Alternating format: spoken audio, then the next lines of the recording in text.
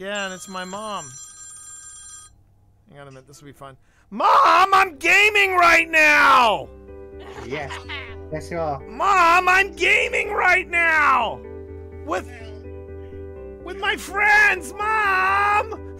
Hey, don't do that, me! Hey, I'm here too! Mom! I'm gaming with my friends! What do you want? Hey, And I'm streaming, Mom! Mom! I'm hanging up. I love you, Mom.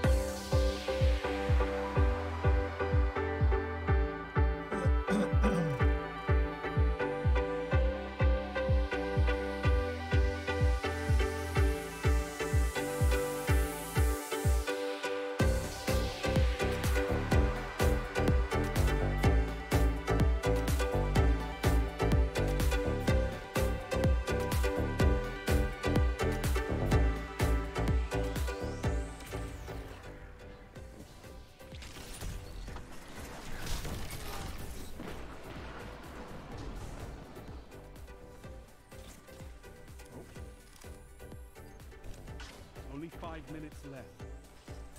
Fire team that fights together stays together. Double down. Tell them to line up faster. Fantastic work.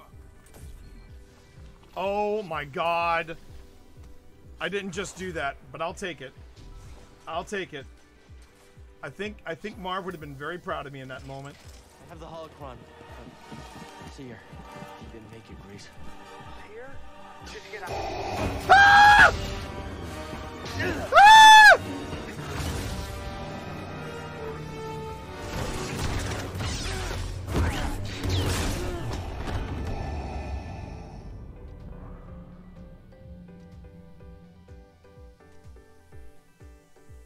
I don't know what happened there. Wikipedia for me, but I have a Wikipedia.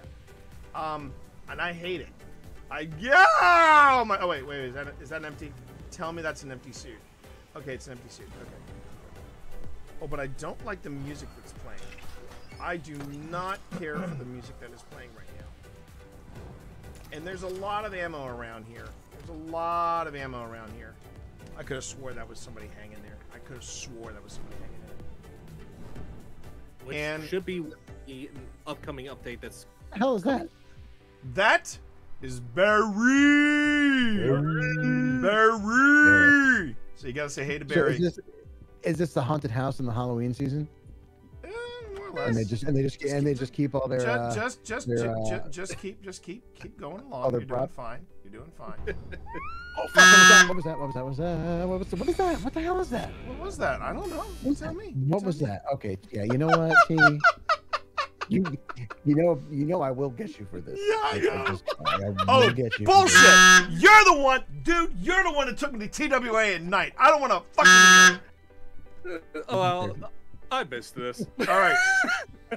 Anything on your EMF? Do you want to play ball with me? Okay. Fuck that. We are off and running, chat. Here we go. All right, Phil, move forward. Now, Phil, I will tell you right now, I will not leave you alone in this game. Open this door, Phil. Open this door to your left. The one that I'm okay. Yeah, the one on the left. Okay, walk in there. And read what is on the portrait, Phil.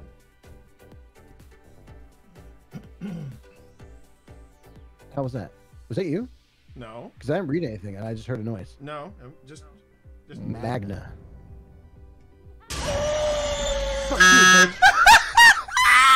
This is awesome. This is awesome. That switch does not seem to do anything. Exactly. It just shuts off the armor. It shuts off the armor. Alright, let me see if there's a switch over here. Be Well, loud. these switches here.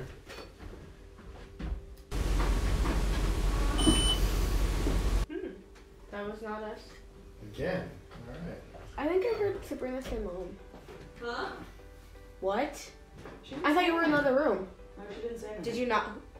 I heard that. I thought that was Serena. I heard Mom. Me too. I heard it too. It wasn't. That was not a real person. I'll tell you what, I know, I'm gonna take a seat over here. Maker. Maker? You're probably told not to speak to strangers. And that's fine. That's fine. My name is T. And over there's my... Was that you squeaking? Ooh, no, that wasn't. I heard that. Yeah, that's now I hear you squeaking. I heard. What was that? It sounded like a voice. I don't. It did. Yeah, it wasn't your. Because No, it wasn't me. It wasn't. Nothing got caught in my throat. There was. I marked it, but it was a mumble. Did you heard that, right? 100%.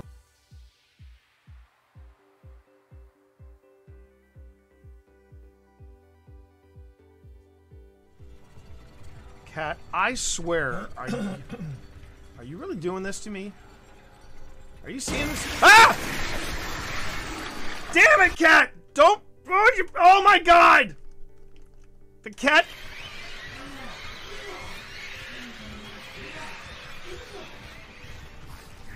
You little jerk!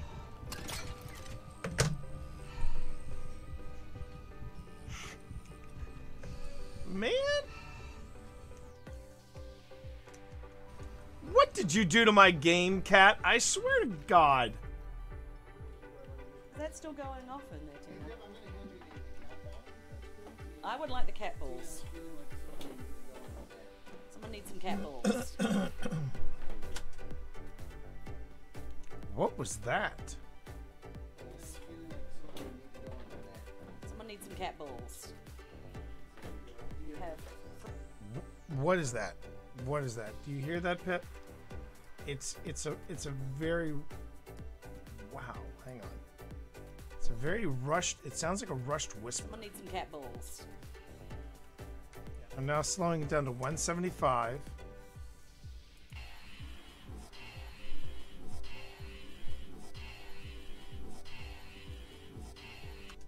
I'm hearing turn around. Does anyone else hear that? Which is ironic when you think about it, because usually people say, "Oh, all theaters are haunted." I don't think all theaters are haunted. Well, this one's definitely definitely. I mean, something's. Yes. Yeah. Oh yeah. But They're just not talking to us right now. they're just not talking to us right now. You want to go into the green room? But I ask you, since when does an actor never want to talk about themselves? Hi everyone, it's me, Twitch Dad, and I'm here.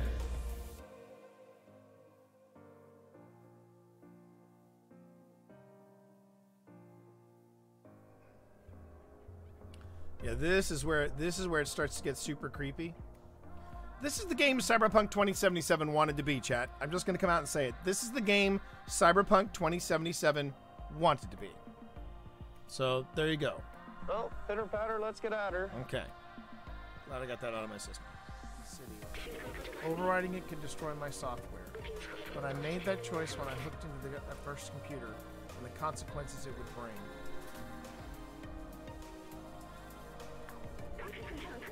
I'm sorry we went to see the outside together.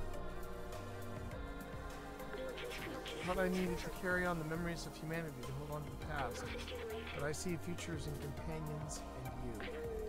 Here, let me take that off of you.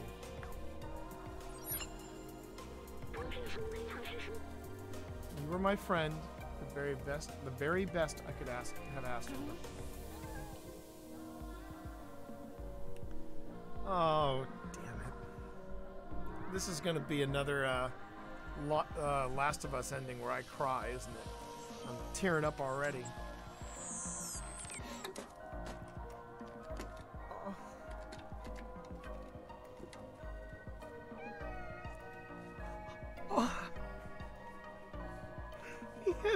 He's headbutting him. Oh. Oh, my heart! Oh, my heart! Oh.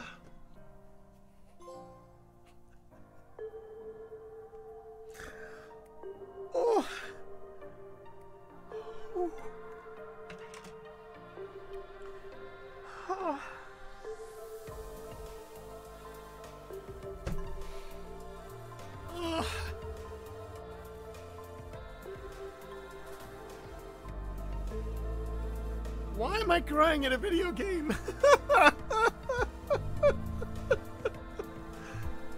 Oh my god.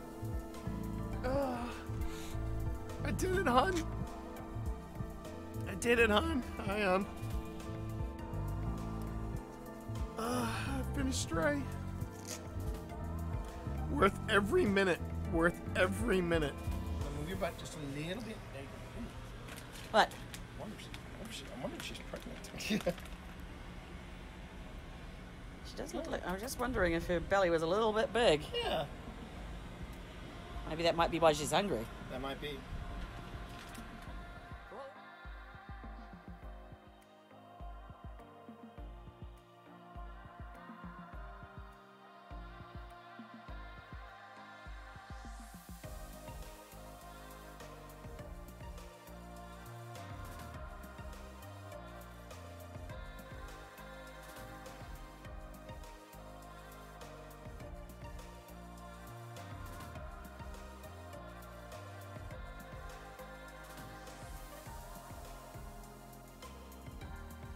So, Jack, you are upset that Wesley fought for Virginia, fought against his own people from Gettysburg. That must have been aggravating. Did someone just? Did you just whisper? Did you just whisper? Keep going. Everything you got. No, I don't know.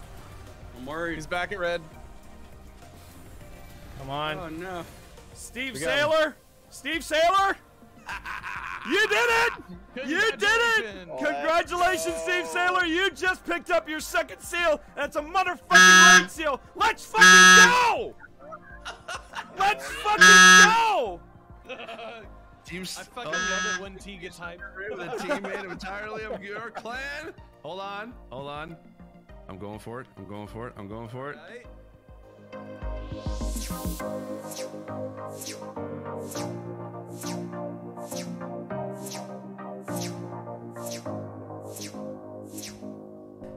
Yeah, you just saw 80 inches of me touching my nipples on your wall. You're never gonna look at your wall the same way again. Okay. You know what's weird, chat? You know what's a little weird? At least on how I stream. I will like hype my stream up. I'll go to all the different socials, do the thing, right? And then I'll get ready to stream and then I'll be like, what button do I press? I literally do that, and I'm not sure why. But I'm good. Don't worry. I'm good. I'm actually the Team Monster. Hi, how are you? You can call me Team Monster or Twitch Dad. And how is everybody? How is everybody today? I hope you're having a good week. Because we're weekend eve right now. We're at weekend eve. I had the ad. Yeah, I'm gonna. So here's my ultimate game plan when it comes to ads and things like that. Yeah, eventually I'm going to try to take control of said ads and start running ads, but not until after I get back from my vacay, which is coming up next month. By the way, welcome to February, everybody. I feel like January took its sweet time. I feel like January took its sweet time. Just, going by. A lot happened in January. A lot of stuff went down in January. I don't mind saying. A lot of stuff went down in January. I mean, if I were to look back on it, hi, buddy. He's doing that circling thing again. You know, the cat's doing the circling thing again. So what happened in January? I mean, we actually took down the enclosure. We took down the enclosure, and the cats were free to roam about the house. Now, Evie had already been able to roam around the house, right? And that was cool, and she was good with that. And that was just the beginning. That literally was just the beginning. And it just feels like. Was there anything else you'd like to do to the stream, Benedict, while you're here? I mean, you're stepping all over all kinds of buttons here, so I'm just assuming you you want to do something with the stream. Was there something that I'm doing that displeases you? I think one of the things is, I think he wants me to change the music. I think I only go to uni 2 days per week, so I already have the weekend. Well, there you go. Then, you know, you got that going for you, which is nice. Well done. Okay, Benedict, stop with the laps. Stop with the laps around me, okay? It's starting to freak me out a little bit. It's starting to freak me out a little bit. I'm not gonna lie. The fact that the cat is running laps around me and like navigating everything, and I'm just like, all he has to do is press one button. All he has to do is press one button, and it's out there. Little Lich, how are you tonight? How are you tonight? Thank you very much for coming on in, and thank you everybody for coming in and just joining in the madness. Now, speaking of madness, this is Edge of Madness that we're listening to right now, but I'm gonna loosen things up just a little bit. I'm just gonna loosen things up just a little bit with some happy EDM. There we go. I think Benedict was, yes, okay. You want your treats, don't you? You want your treats, right? Or maybe some catnip? Is that what this is all about?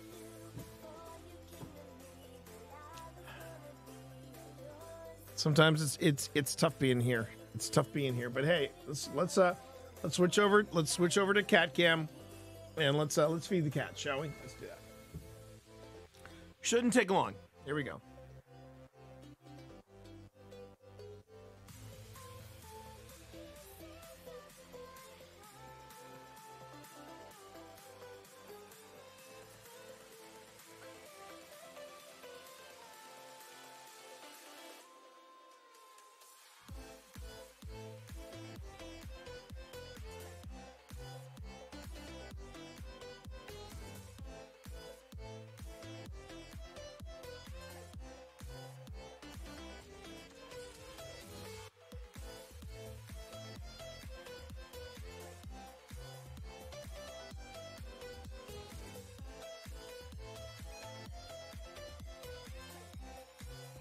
You are getting your braces off in 10 minutes? Well, one, thanks for watching me on mobile. I'm going to make the bold assumption you do not have an orthodontist living in your house. Secondly, good luck. Yo, what's up? What's up, Marv? How are you, sir? Good to see you. As you can see, what are you doing, Benedict? Yeah, you're caught red-handed now. Yeah. Benedict, you need to just chill out there. You really do. You really should just chill, relax, because you're not ready to pick a fight with Sebastian over treats. You really are not. You're not. Ooh. Hudson and Hicks. Hicks is behaving. We're kind of seeing their personalities. You know, the kittens I'm talking about specifically. We're starting to see the kittens' personalities start to emerge. Dorito is, in fact, a menace. He is the great enabler. He is a troublemaker in a classic sense. He is very sweet when he wants to be, but then when he feels that urge to get into your business and mix it up, yeah, he does that. And then there's Hicks. Now, Hicks is the cuddle bug. He's the sweetheart. He likes being charming, but he also likes sleeping. If you remember in Aliens, the line, somebody wake up Hicks, that's pretty much Hicks in a nutshell. That's Hicks in a nutshell. And then there's Hudson. Hudson has become the bigger of everybody. He has become the biggest of the kittens.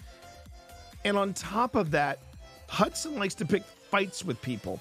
He actually tried to go toe to toe with Sebastian. He felt like he wanted to pick a fight with Sebastian. And Sebastian's looking at him like, bro, you don't want a piece of this. You do not want a piece of this. And yet here we are. Now, meanwhile, Benedict, I don't know what Benedict is up to. He's like I said, he's taking these laps around all the equipment. Yes, I see you. You are seen. Is there anything I can do for you, buddy? You are fine. Have a seat. Have a seat.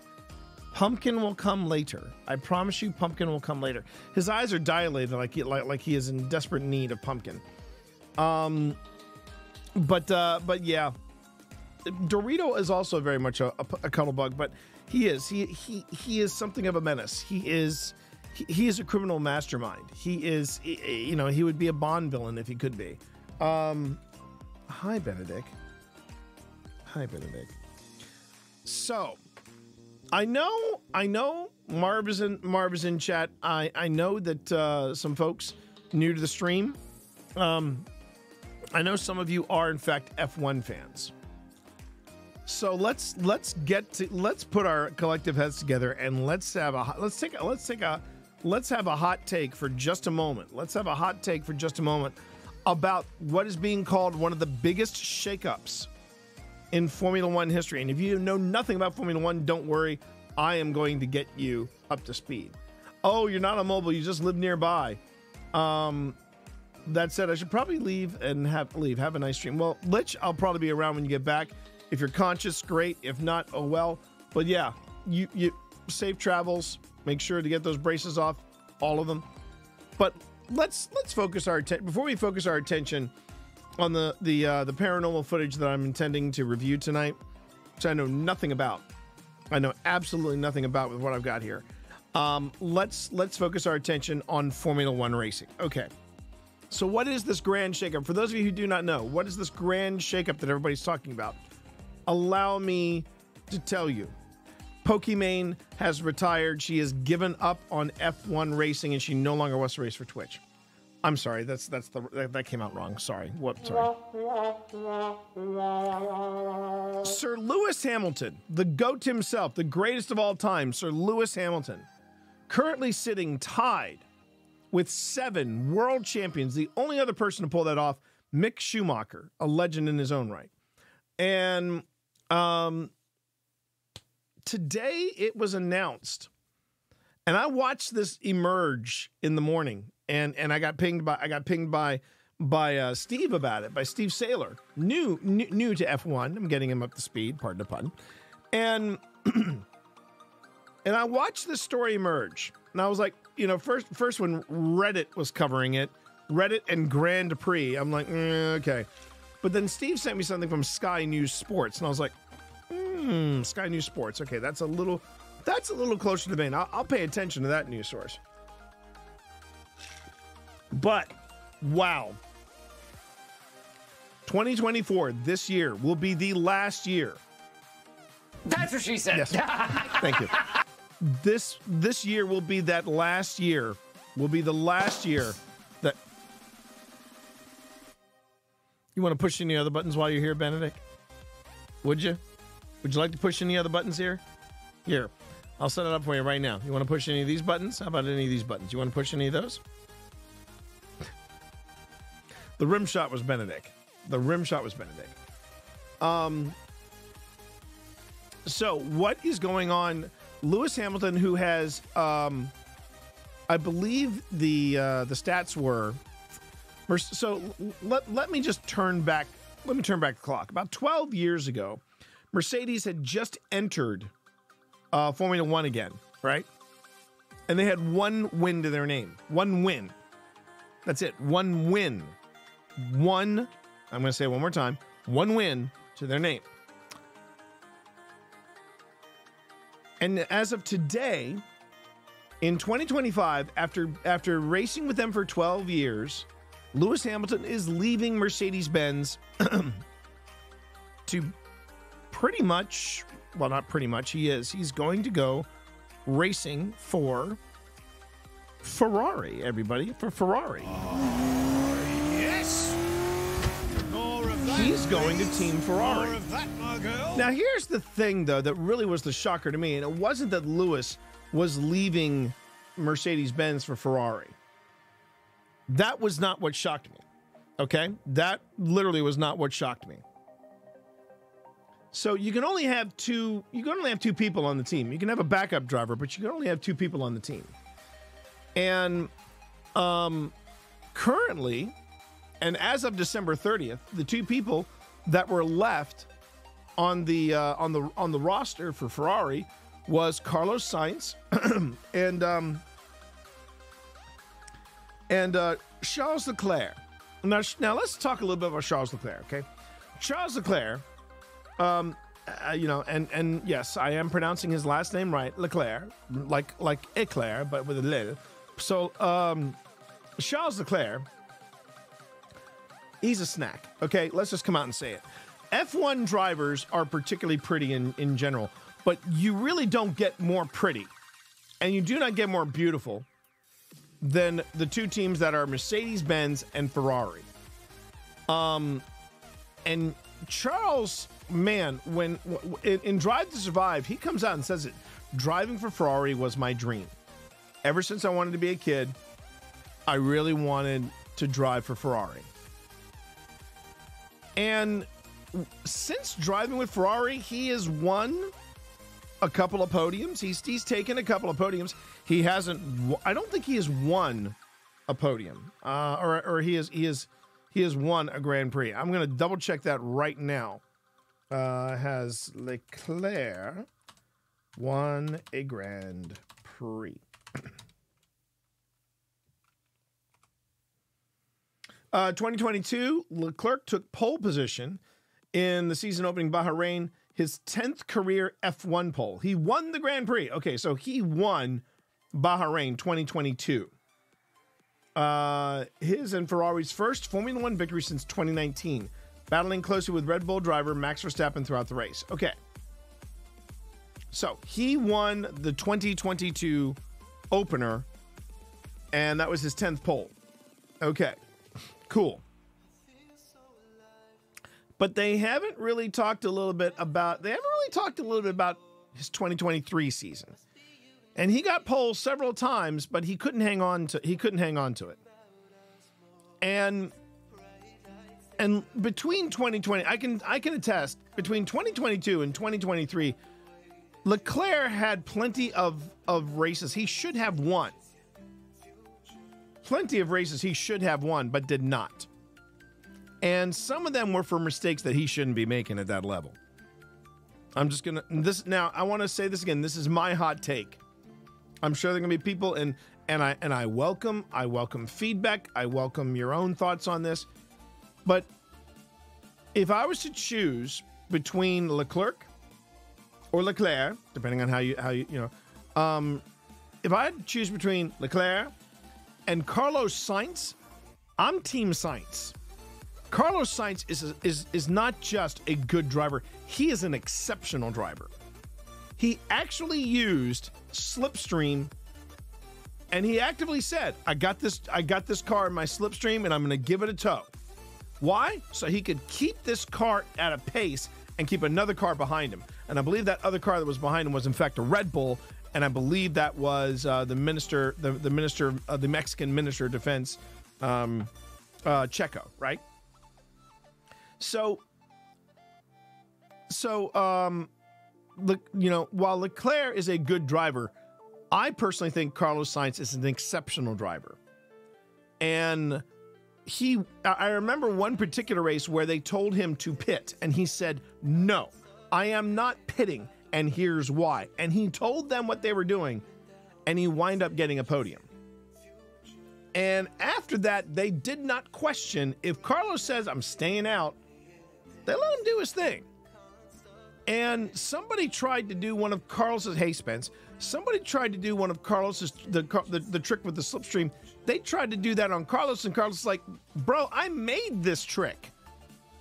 And he basically sidestepped him. He's a great driver. Carlos Sainz is a great driver. So when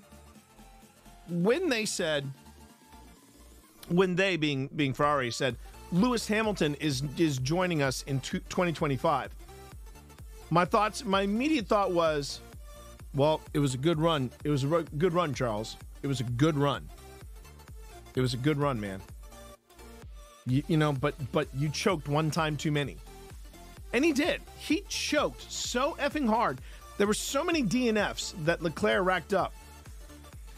And then, right after they confirmed that Hamilton was going to be coming in 2025, they then released the news story. Carlos Sainz will no longer be driving for Ferrari in 2025. No. Pip thinks Charles is a snack. She thinks that Carlos Sainz is too hot for American television. And where did she come up with that? Well, here was what happened. It was particularly warm in Miami, Florida when they did the Miami Grand Prix. Sainz made podium on that. I want to say he was third. What happened? They go to the cool down room and everybody's in their jumpsuits. Not Carlos. He wanted to cool off. So what did he do? Zip, and he strepped. And that homeboy, first off, he was as smooth as a baby's ass. Okay, he not a strand of hair on that body. Second, packed, jacked, and stacked. That was a six-pack an alcoholic could be proud of. I'm telling you what. And you saw the camera fix on Carlos Sainz and his magnificent abs, and then seconds later pan away. And I don't mean slowly. I mean quickly. Some producer was screaming, "We cannot handle that much sexy. Take the camera off it." And okay, so I am not alone. The Hotometer, yes. Look, I am a straight heterosexual male, and I would have gladly given myself to Carlos Sainz, just for his hair alone. But damn, the bod, the bod. I mean, woo! I see you shiver with anticipation. There was a lot of anticipation that day. Woo! I mean, wow. So I just, but even hotness aside, Carlos Sainz, between the two drivers, they are both solid drivers, but I truly believe that Sainz is a better driver. He is a more strategic driver, and he has enough up here where he can tell the paddock, no, we're not doing that. And going back to what X-Ray Dragon said, they had like 2 or 3 strats before Carlos on open comms said to the paddock, "I'm not doing that." They had a whole bunch of races beforehand, and man, I mean, they were giving Carlos and Charles really bad advice, and it cost Ferrari. And then there was this one way, and after weeks of this, Carlos was like, "No, I'm not coming in. No, I'm not doing that. You boys need to sit back and trust me. I'm behind the wheel. I know what I'm doing." And he's guy's a machine. I love me some Carlos Sainz. I do. So I'm a little shocked that this was Ferrari's choice. This now means that Carlos Sainz is an open, he's a free agent. So the question is, where's he going? Well, we know there's going to be a spot open in 2025 over at Mercedes-Benz. I'm just saying, that just seems to be a logical assumption there. Well, pitter patter, let's get at her. And I think Toto should stop and go, Carlos Sainz and George Russell? That would give me the prettiest team in F1. But he would also have, but I do think that Sainz and Russell would make a really good team for Mercedes. I really think that. I really think they would be a good team for Mercedes. Now before we focus a little bit on Sainz and where he lands, Sir Lewis, the GOAT, over at Ferrari. That's a tricky one to call. All the contracts end in 2025, except Max, so all teams could pick him. That's true. That's true, X-Ray. But here's the thing. Sainz is good enough, he could pick and choose where he wanted to go. Now, but I'm going to talk about Carlos in a minute. Focusing on the GOAT and his decision after this year to go to Ferrari. I kind of look at that as a bit of a coin toss on Hamilton's part, but I can only assume Hamilton looked at the progress of the new car over at Mercedes-Benz and he was like, nope. Just, hard no. I can just only assume that was what happened. And I mean, Toto jokes and says, "Oh, you should hear." You know, when they had those open conversations, and Toto was like, "Ah, you should hear when he calls me on my cell phone. It's even worse." I think that was his sort of damage control going on there. But I really do think that Hamilton did not want another season like the previous two. No, and you're right. You're right, Marv. I don't blame him at all. I do not blame Hamilton at all. I mean, and I don't think he's going to phone in the season. He's still going to be hungry when he comes in, and when he comes in this year, you know. But I think it's very disappointing that apparently he and Toto could not see eye to eye on whatever was coming down the pike. Talks of Checo leaving last year could make Red Bull very dangerous if they let Checo stay a year and pick up Carlos instead. Again, hold that thought. And hi, Cammy. Hi, Cammy. Good to see you. I mean, the thing is, I mean, people are saying, oh, you know, Lewis Hamilton is following in the footsteps of Mick Schumacher, right? And he is, but keep in mind too that when Schumacher joined Ferrari, man, did he get a lemon of a car. He had like 6, similar to Lewis. He had 6 back-to-back titles. He was unstoppable. He then graduates up to Ferrari, and he's like, I'm with Ferrari now. I'm rolling with the big dogs now. Let's effing go. And then what happens? He has a crap season. And he has a crap season. Doug might rate. Okay. Look. No, here's the thing. What I need is if people are hopping back and forth between my stream and Doug's stream, here's the deal. I'm cool if Doug wants to raid me. That's fine. On the condition that will be Doug's acceptance letter for me taking him on a ghost hunt. So Steel Salmon, if you're hopping back and forth between the two, make sure that somehow the word gets back to Doug that I really want to take him on a ghost hunt to say thank you for last week. That's it. So back to F1, back to Sir Lewis. I'm hoping history doesn't repeat itself and Lewis has another crap season, because we know Lewis just wants to break the record. He wants to get that one more championship and then say, I'm out. And then if Max wants to try to beat that with nine championships, you can give it a college try. But it's not, as we're finding out with Sir Lewis, it's not that easy. It is not that easy. By the way, Steel Salmon, hey, how are you? It's not that easy, right? And really, the team that I was saying at the end of last year's season, I wasn't saying, well, you know, Ferrari's going to come back hard. I wasn't saying that. I wasn't even saying, yeah, Mercedes is looking like they're gonna come back with a vengeance. The team that I think everybody needs to watch is McLaren. The first half of the McLaren season was forgettable. It was a forgettable season.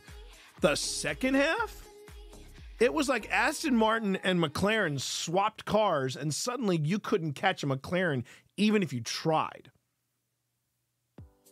So, yeah, that was pretty freaky to watch. And I felt like Ferrari was just chugging along as best as they could. And it wasn't on Carlos. It wasn't on Carlos, man. Carlos was delivering. I felt like Carlos was delivering anyway. He delivered in Miami. I'll go that far. He delivered in Miami. Whew. You're touring with your pals the other day. It's the only way I could get my mind off things. But that's the other thing too. I look at Leclerc and Hamilton and I'm like, I've got vibes of Bottas again. I love me some Valtteri Bottas. I think he's a good guy. I think him not being in the shadow of Hamilton was good for him. Granted, he's now driving for Kick Sauber. Kick has a F1 team, for frig's sake. That's, jeez. I mean, come on. Okay. But I'm just getting those vibes that the Hamilton-Leclerc relationship is going to be like the Hamilton-Bottas relationship. It's like, yeah, Charles, let Lewis do his thing. Let Lewis do his thing. I mean,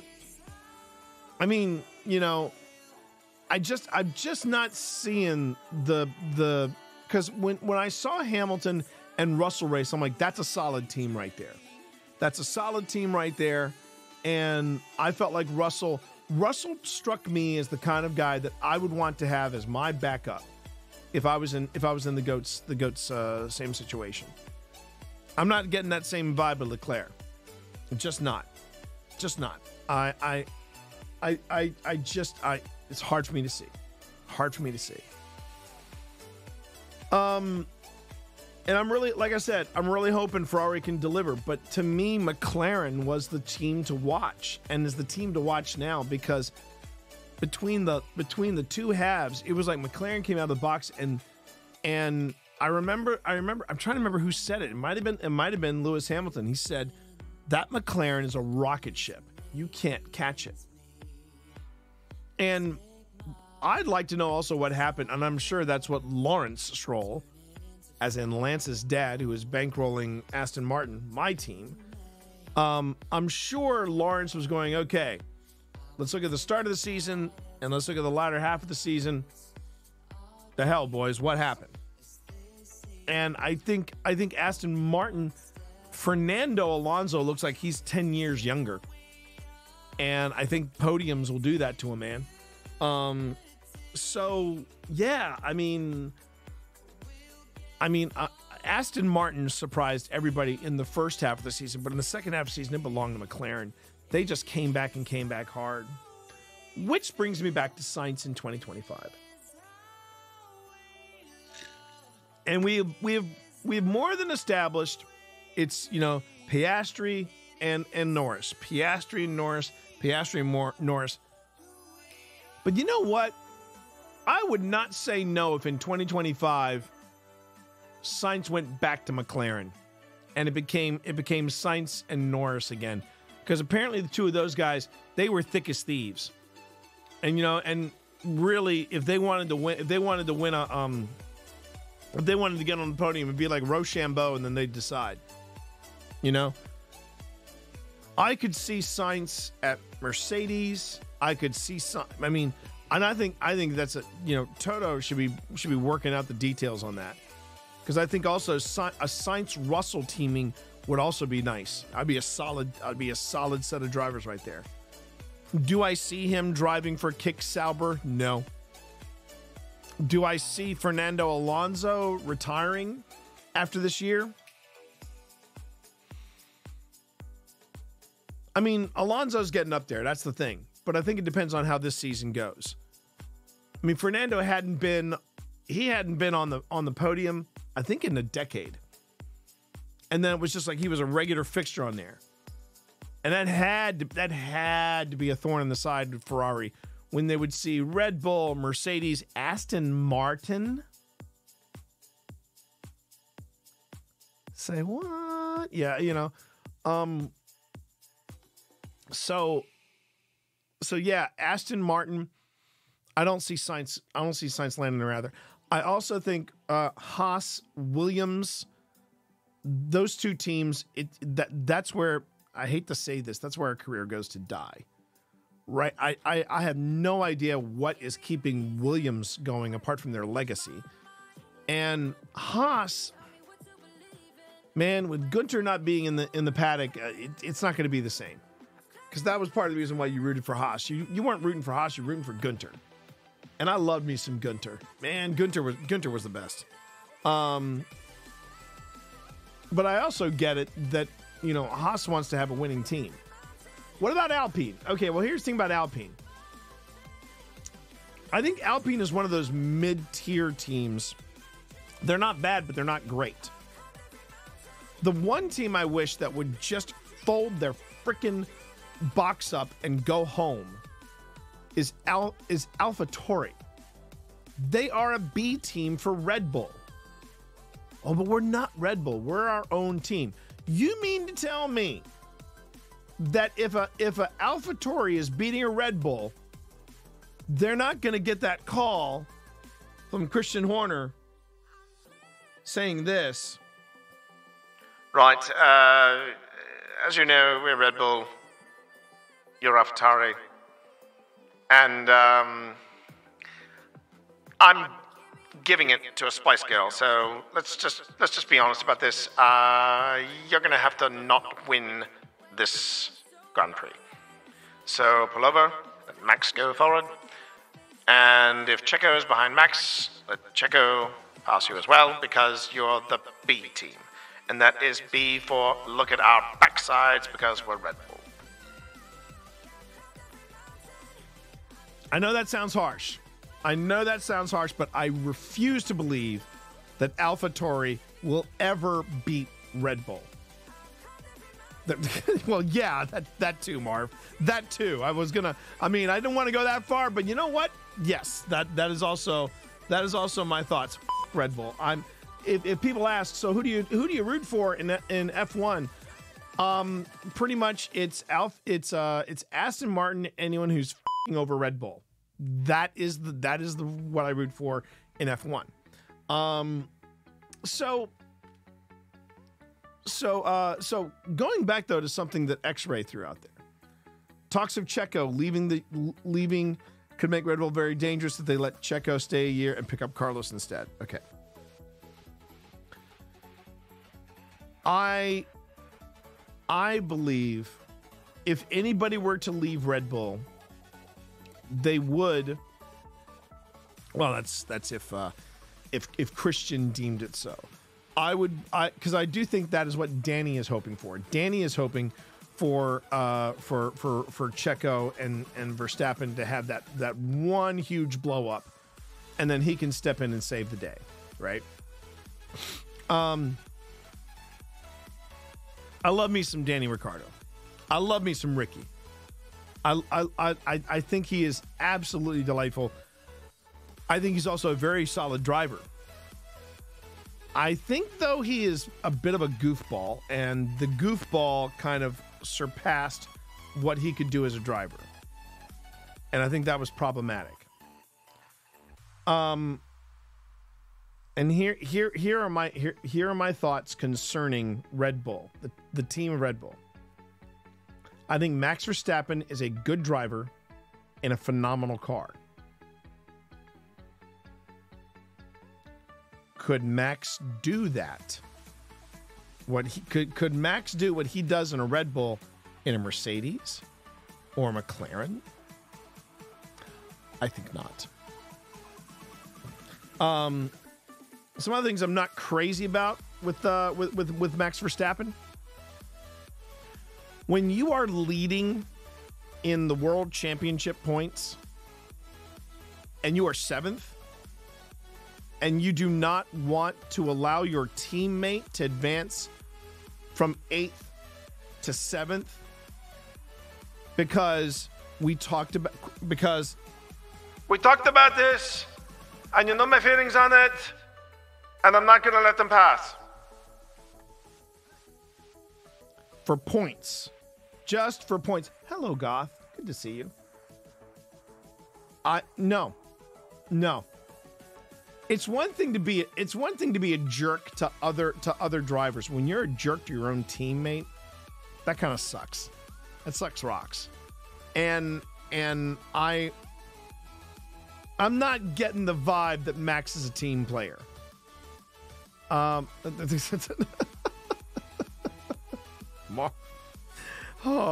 Marv, just so you all know, Marv is the devil on my shoulder who says the stuff that I'm not brave enough to say. I'll be the first one. And then there's Checo. And then there's Checo, there's Perez. Checo Perez. And my thoughts about Checo are this. There must be a lot of cheese in his car for all the wine that comes out of it. You know what I'm saying? I do think that that Perez is an astounding defensive driver. Man, he can yeah. If he wants to keep you off of Max's butt, he will do that. But could he legitimately beat his teammate? I don't think Max wants to find out. And I really did feel like when Red Bull invited Ricky back into the family, that whole BS that Christian Horner was throwing out, oh, it's time to bring Ricky back into the fold, it's time to bring him back to the family. That was a power play. That was Christian Horner basically. I have no idea what we're talking about. You are more than welcome to, Goth. You are more than welcome to. We're talking F1. We're talking about the Zoom Zooms. And honestly, that was a power play on Christian Horner's part to basically go, boys, if you don't work your crap out, there's Danny Ricciardo, and he's hungry again. And I'm sure he might have had some problems with the stakeholders if he were to have told Max, if he had ticked off Max and Max went off and to do his own thing. I really think if you put a good driver behind the wheel of that car, they're going to do the same thing Max Verstappen does. A question. I has a question. Well, actually, hang on. Let me get a better look at this. I got old man's eyes. I'm not even going to try that name, so I'll just call you Jag. Okay, Jag. Now, this is your first time in chat, Jag, so if you're working on your comedy routine, please think this through. Please think this through. Oh, okay. That's a good question. Yeah, that's happening in a few. That's happening in a few. So, Amanda goes to, have I watched Supernatural? I watched it once and said, this is not for me. I am not the target demographic. I am not the target demographic for this particular show. I wanted to like it. But I mean, also, I came in like 7 seasons in. I mean, I was coming off of other shows at the time when Supernatural started. I was coming off of Buffy. I was coming off Angel. There was Farscape. I mean, I admire the fact that they went that they had the run that they had. That was a good run for Supernatural. But when it comes to the entertainment that I enjoy, there's a show on CBS called Ghosts, and it is freaking hysterical. And they do have a paranormal investigator episode, and it is. Would I give it a rerun?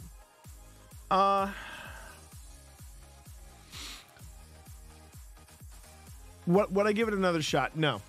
And I'll tell you why. The monster of the week kind of thing, the only time I felt like that worked, the American Ghosts. The American Ghost secondhand. That show has grown on me. I absolutely love it. I have not seen the UK one though, Goth, and I do want to see it. I definitely want to see the UK one as well as the other one. But would I give Supernatural another chance? My problem is that shows like that can sometimes latch on to one thing, and then really just the entire season is just this one storyline, this one story arc, and I'm just like, all right. That was big in 90s television. What I want. If you want it, to me, when the X-Files was at its best, and Jag, if you haven't seen the X-Files, I recommend you go back and watch X-Files. Okay. I'm a heartless guy, but this is the only show that made me feel something. So, if you want to feel something, I would say watch Farscape. If you want to feel something in your sci-fi fantasy horror, whatever you want to call the genre, I would say watch Eureka. Eureka was my jam back in the day. But you see, when the X-Files first launched, the last time anybody had ever seen a show like the X-Files, It was back in the 70s, and it was a show called The Night Stalker. And it was a culty kind of show. It was cheesy, but there was a charm to it, kind of like early Doctor Who. But the difference was X-Files had a pretty decent budget. And holy crap, the first season of the X-Files is amazing.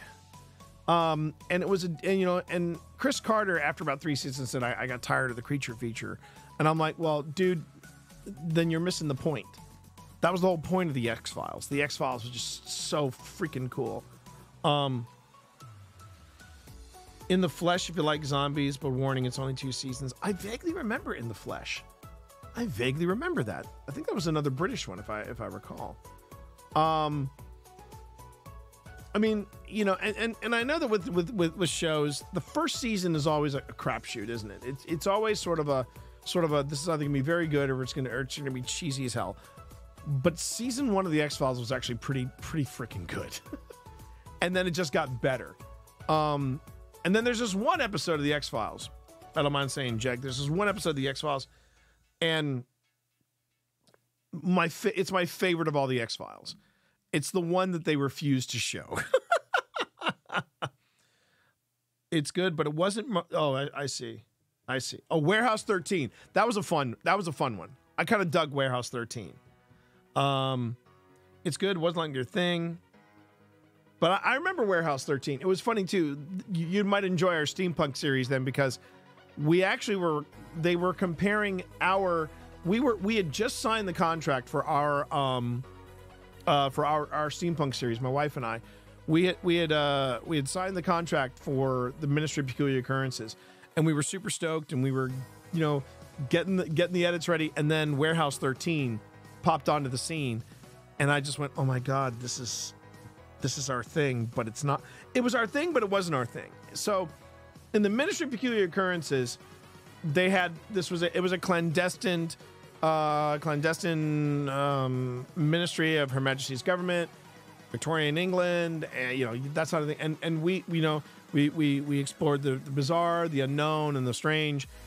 And it was about the archivist. It was about the archivist, and it was about this agent that got demoted to being an archivist.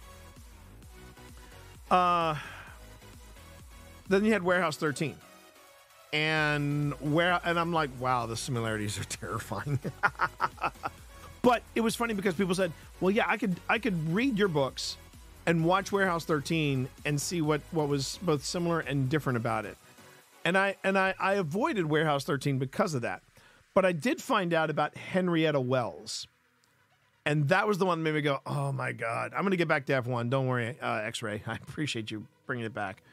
But yeah, I mean, I'm very picky about my episodic. Now I'll give you something to watch. If you want to feel something, Jag. If you want to feel something, I mean, all the feels.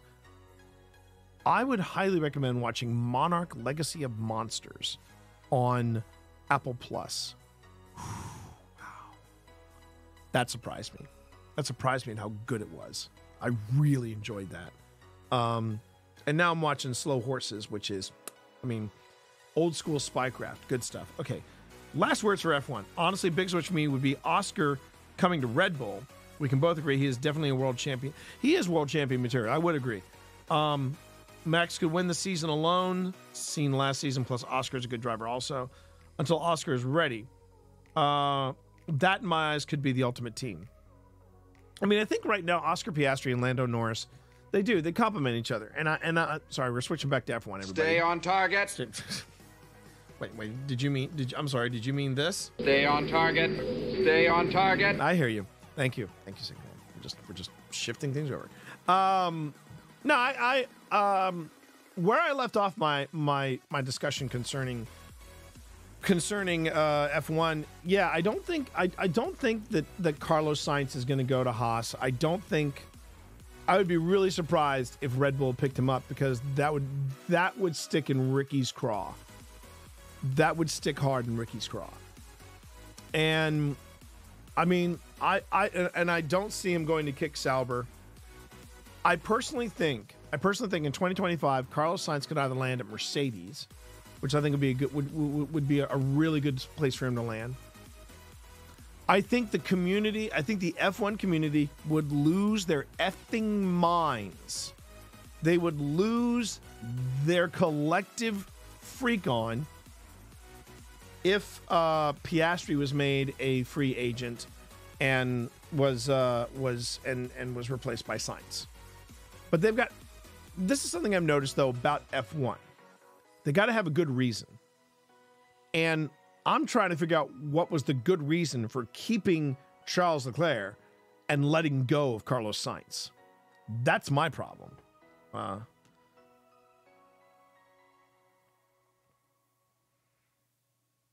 I seen the movie In the Name of the King? Name of the King, in the Name of the King, in the Name of the King. It's a vague, it sounds familiar, but I don't think I have. I guess I haven't. I probably have not. But hi, Cammy. Hi again, Cammy. So yeah, I do think that it's going to be, first off, it's going to be kind of an awkward season. I think it's going to be an awkward as hell season. I mean, you know, I personally think Carlos Sainz is going to drive his ass off to show Ferrari, yeah, this is what you're leaving behind. So you know what? Enjoy it while you can, mother effers, because you know I'm going to be driving like a pro. I suggest you let that one marinate. And as far as Hammy is concerned, I think Toto is going to do everything he can to give him a good car. I really do believe that. I'm not sure what the vibe is going to be between Russell and Hamilton. And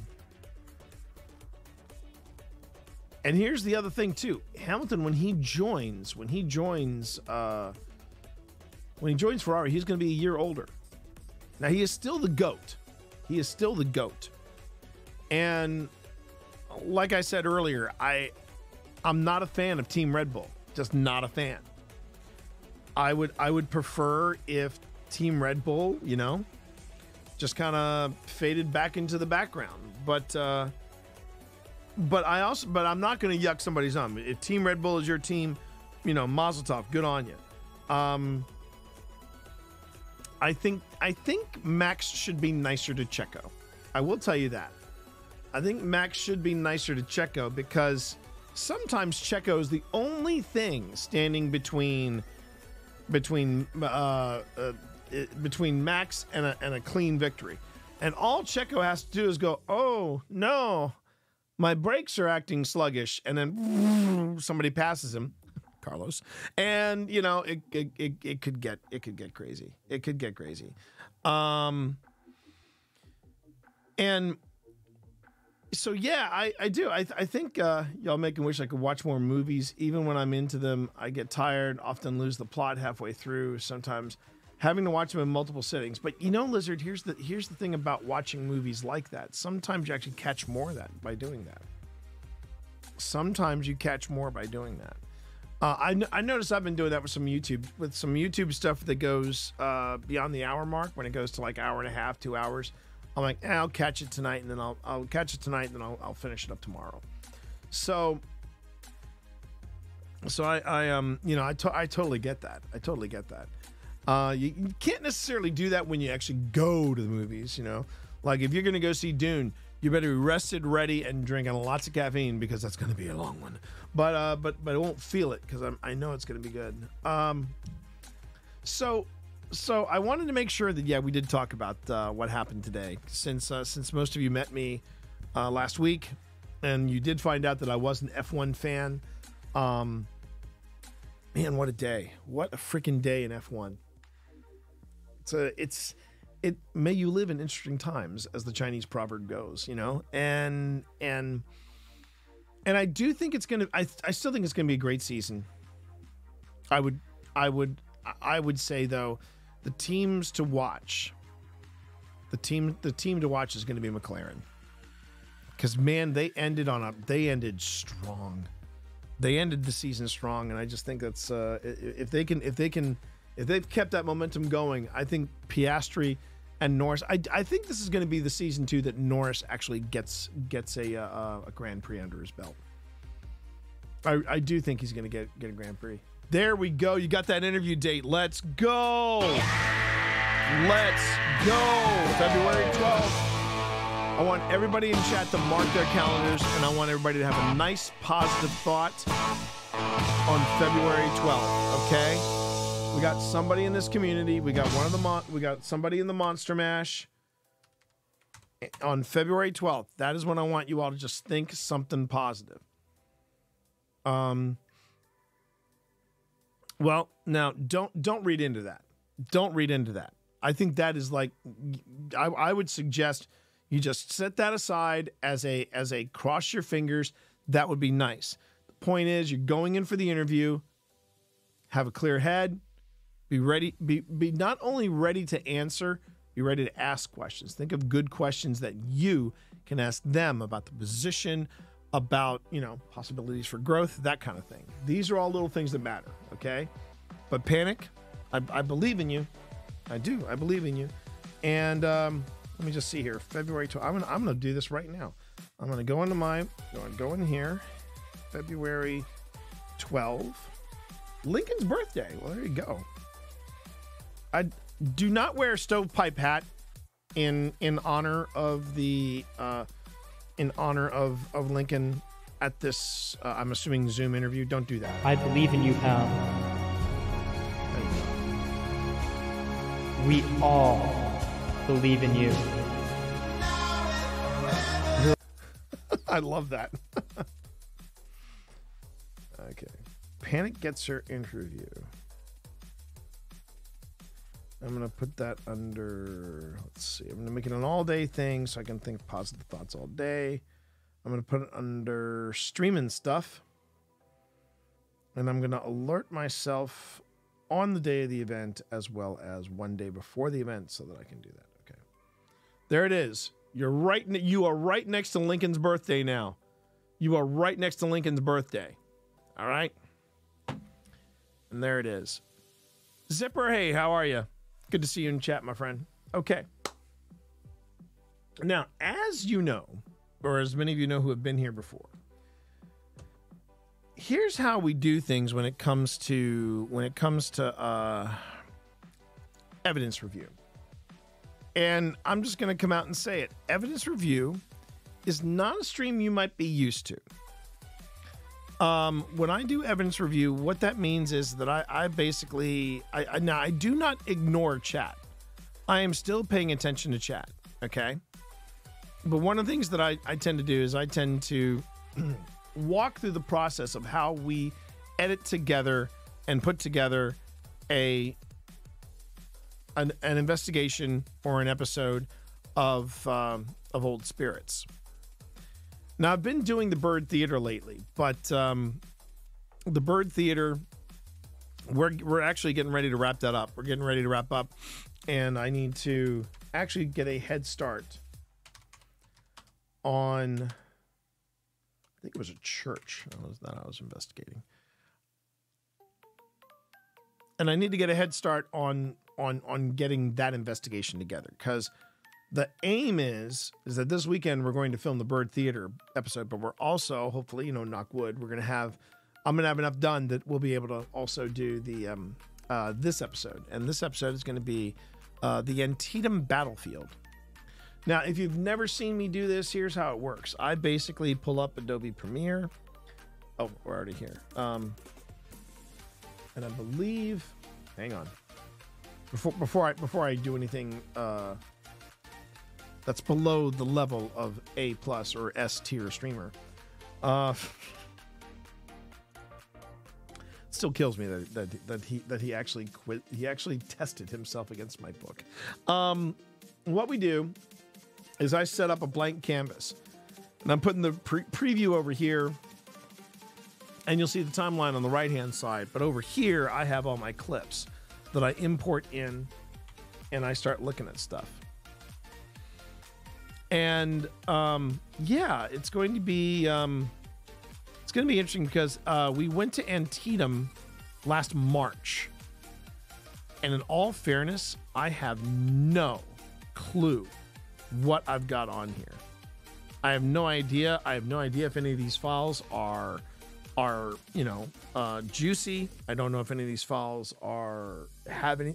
There could be nothing on these files, which means it would be a very short episode about Antietam. These are my GhostTube files. Now, the thing is, I do like reviewing GhostTube on stream because that gives me a chance to look over for any like immediate stuff, immediate hits, immediate responses. But the other thing to know about what's happening here, is I also turn to you all. If you hear something or if you see something, go on ahead and ask, or go on ahead and say, "Hey T, could you back it up?" I know there's going to be a delay, and that's fine. That is more than okay. But it's but we're basically doing what is known as this is the other side of paranormal investigation. Whenever you see paranormal investigation shows, you all see a lot of cool stuff, but you know what you never see? You never see us sitting down and actually reviewing all the freaking evidence. And sometimes that can be pretty intensive. Now, while I'm doing all this, while I am you know, going over the evidence, going over the clips, or trying to sync up two separate clips so that they all mesh into one continuous investigation, the other thing I'm doing is I'm taking your questions in real time. The back office work, yeah. That's exactly what this is. But I'm still taking your questions in real time, because what I want to do is I want Old Spirits to have not just the YouTube show, but also the group Old Spirits Investigations. I want us to have a reputation as being that group that is completely open and transparent about what we're doing here. It's part of the reason why I started up the Grim Gazette, and it's another reason why I do this. And it's funny because there are a good amount of paranormal investigators that said to me, "You actually do a review of your evidence on live stream?" I'm like, "Yeah." And some of them think I'm a little goofy for doing that. Because it's not the most interesting stuff. And I said, no, it's not. But you know what? It is just as essential to paranormal investigation, because when you have all these redundancies, you know, you heard me talk about redundancies before, but when you have the extra cameras, you have the extra recorders, and they're all out, you really do want to make sure that you're capturing everything and that you're reviewing everything.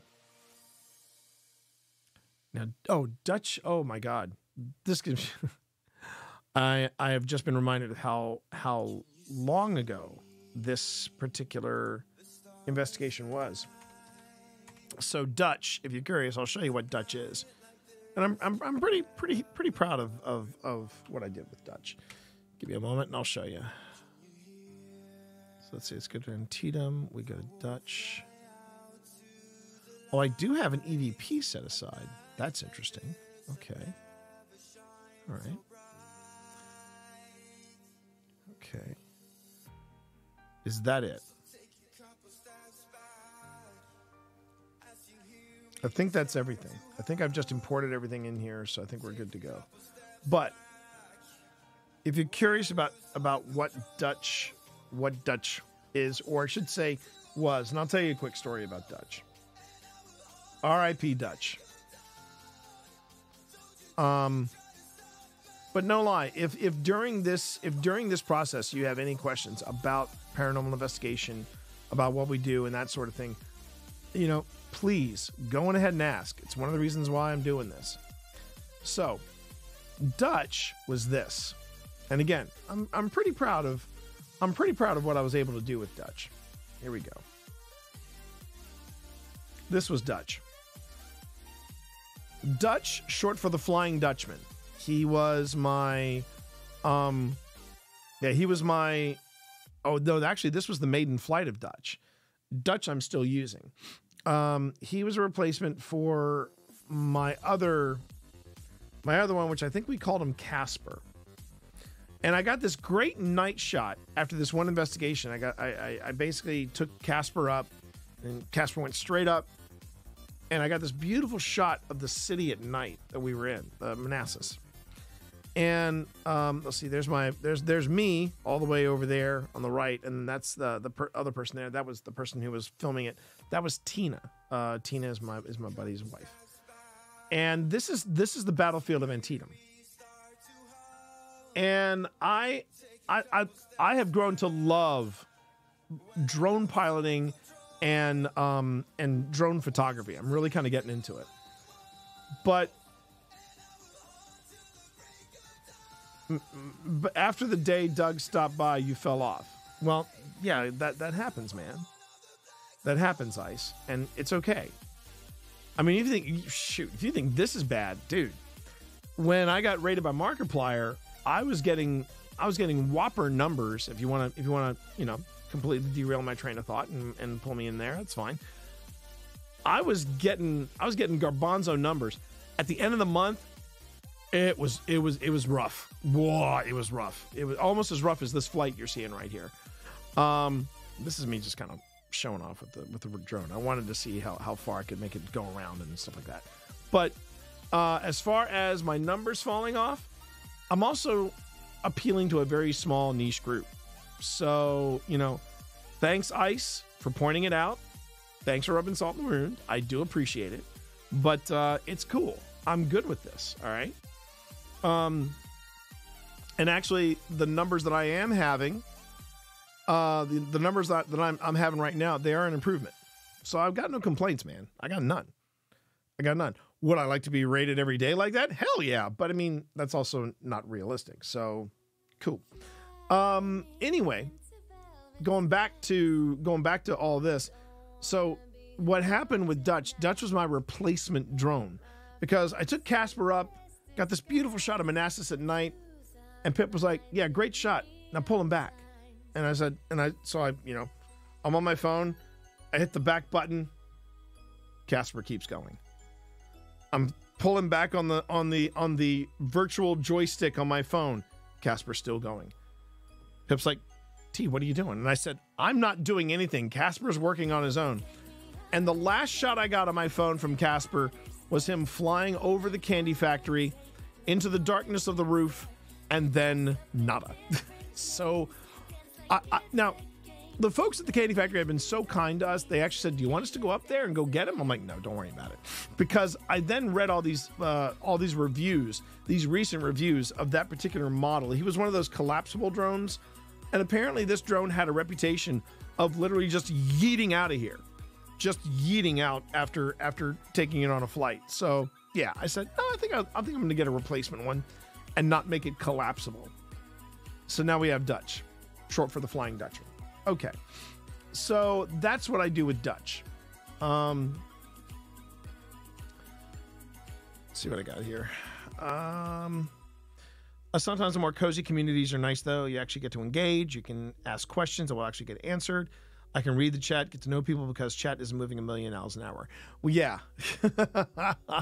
man. When because I mean that was the thing. I mean, if you want to talk very briefly about numbers, I didn't necessarily want to do that, but we can address it. We can address the 1,000-pound gorilla in the room.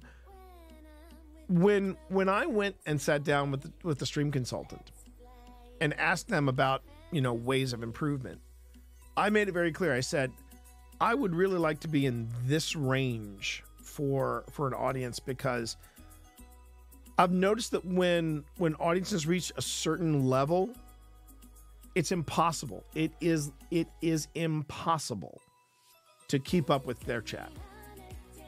And that's not the kind of community I want. I would like to be able to connect with people. I would like to be able to answer questions. I would like to be able to have the back and forth. And there's a very fine line for that. And especially I want that in this. I want this in the paranormal, because the paranormal is new, and the paranormal is something different. So yeah, it can get a little overwhelming. So anyway, so really right now, it's not the garbanzo numbers I'm looking for. It's the improvement. And you all have made me want to be a better streamer. And this is coming from the guy that wrote the book Twitch for Dummies. So what does that say? Back to evidence review. Yes. Okay. So Let's start with GhostTube. Let's see what I have on GhostTube. All right. So first thing I got to do is create a sequence. Boop, and I will splice together said sequence. All right. So the sequence is we're going to call this.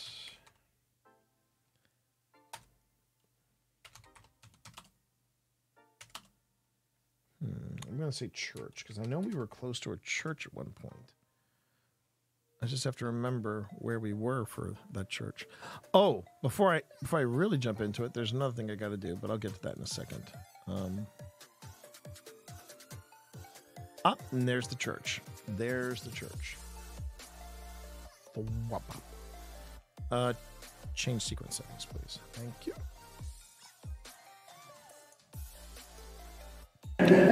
There we go. All right. So here's the other thing that makes this this particular kind of stream very chill. No music, because I can't play music because if I'm listening to audio and video, that's not happening. So now first things first, I've got to go on ahead and check something that I have on this drive that I had forgotten that I have on this drive. I apparently have already found an EVP. So let me just go on ahead and let me just listen to this. Here's what we got.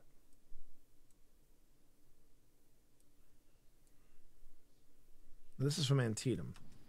So I am Philippa, and this is my friend Tina, and we've come to learn about this place. Apparently, I had a previous Antietam.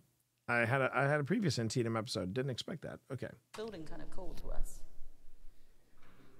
We've come to learn what we can about what happened here. If you would like to talk to us, the green light is not going off. Should I recalibrate it? You just figured that out, did you? Did you, Gothy? Well done. Well done. Well done. We're proud of you, Gothy. We're proud of you. Can I get some hype in chat for Gothy, please? Can I please get Ghost? That's what I appreciate about you. Can I please get Ghost Cats? Because I do have a Ghost Cat emote. Can I please get Ghost Cats in chat for Gothy? Please. And you're welcome. And your brain is just a wee bit bigger now. And we're proud of you. There we go. There we go. Ghost Cats for Gothy. All right, let's get back to this. Because I'm trying to remember the EVP. I'm trying to remember this. I have no recollection of the EVP. But here we go. Let's find out.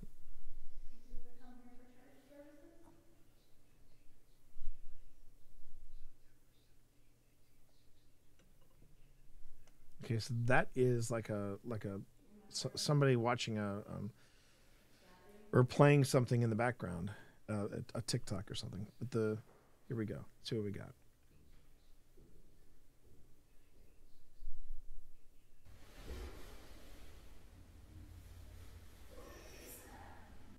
Ooh, nailed it. Ooh, wow. Wow. I don't remember catching that. Wow. Okay.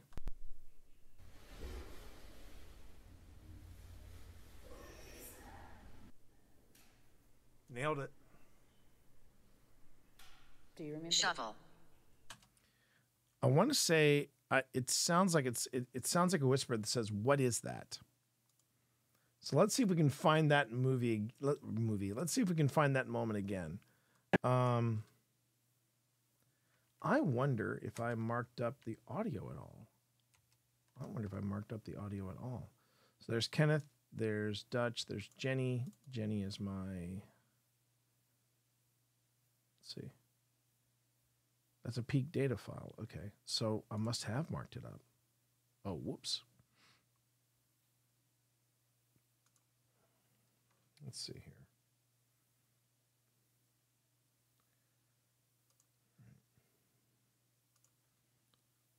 I vaguely remember finding that, but it's been a while. It's been a while since I've done that. Okay.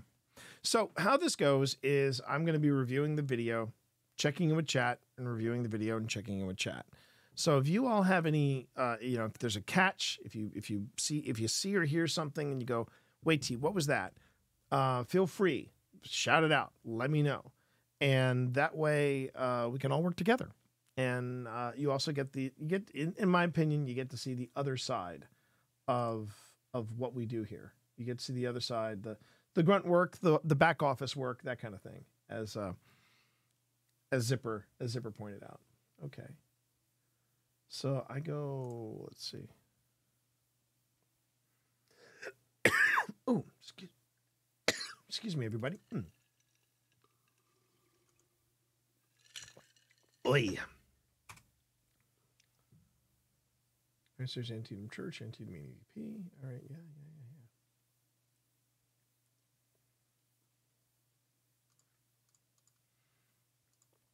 Okay. So we're looking at, all right, so this first file is roughly an hour and a half long. Okay, good to know, hour and a half long. I didn't mark it up or anything. I keep all the raw files. It's because that way if someone goes, you faked that, I'd be like, do you want the raw audio? Yeah, sure, send me the raw audio. I can go ahead and give them the raw audio. 12-hour stream. No, Zipper. No. Oh my God. I will say, I think one time I did lose track of I was reviewing and editing video, and I did lose track, and I think I had like a 9-hour stream one time. So that can happen. It's possible. It's possible. But let me first see where we are here.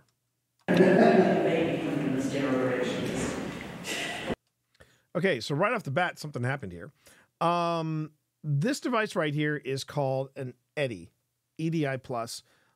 We name all of our devices just so we can keep track of them. And this one we called Fast EDI. We call this one Fast EDI. So what it is that it basically records and tracks and monitors different things in the it needs it basically it reads like different things in the room. Of course, right here is the temperature, but there's also humidity and pressure.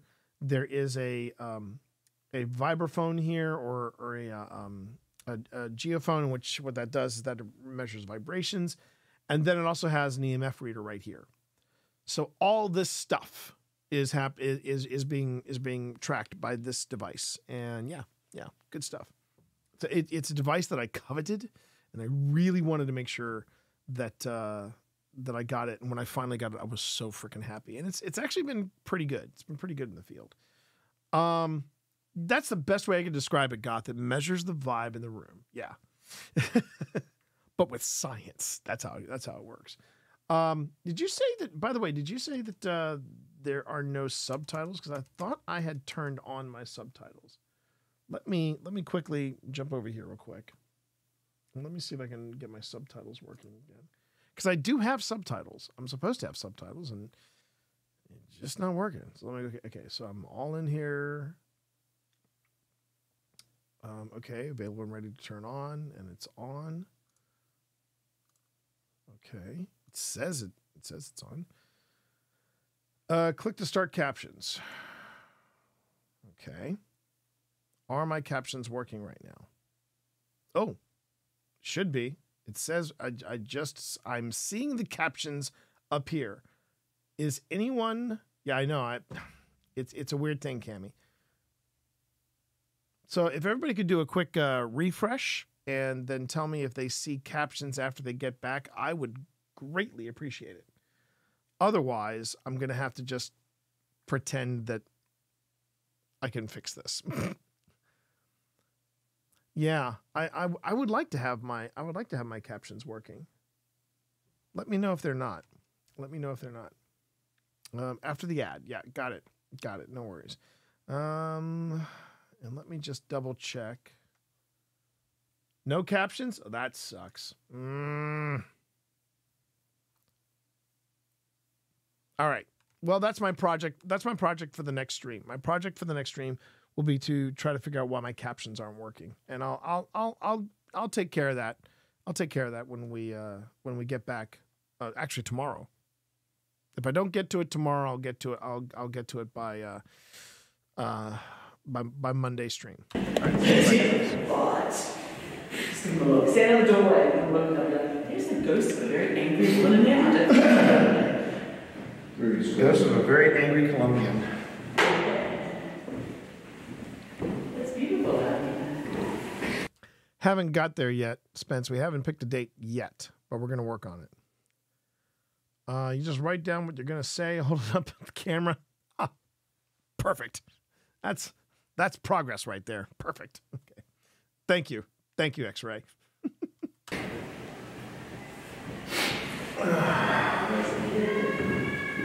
There you go. That's a kid on a tricycle push. Nice. Now that's the way you want. That's the way you want to be. Now, as you can hear, the scream was just kids outside. It was a pretty nice day. As you can tell, it was a little chilly, but it was still a nice day. And in here, it's a little boomy. It's a little boomy. I do have some audio, like I said, the hour and a half clip from earlier. I do have the audio that is going to be a little better, but it will still be kind of echoey. So we're just going to get through this here and just see how far we can get.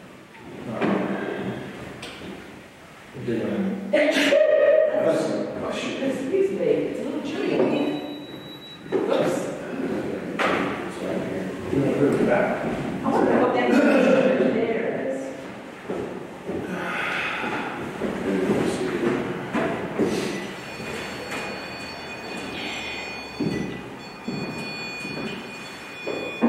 So yeah, so Phil had the REM pod out. He's just setting up. He's just setting up a REM pod. Wait, that's the REM. I just put down. The thing is going upside down. Nothing fast. Not expecting to catch any EVPs in here right now. Whoa.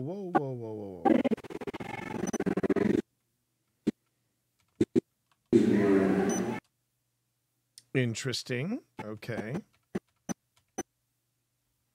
So that right there is the equivalent of getting a yellow light on an EMF reader. The single light, and this was something I learned when I was doing ghost hunting down in Charleston, South Carolina. That's normal. It's pretty normal. The Earth has an electromagnetic field. So it's going to flicker here and there. It's going to flicker, and no big deal. It's one or less. That's what happens when you see that. And hey, Scott, how are you, man? When it spikes up to like 2, or in this case, 2.5, that is worth noting. So then I'm going to go over here. And I'm just gonna put that in there. I'm just gonna put that in the video. It's like, okay. Okay.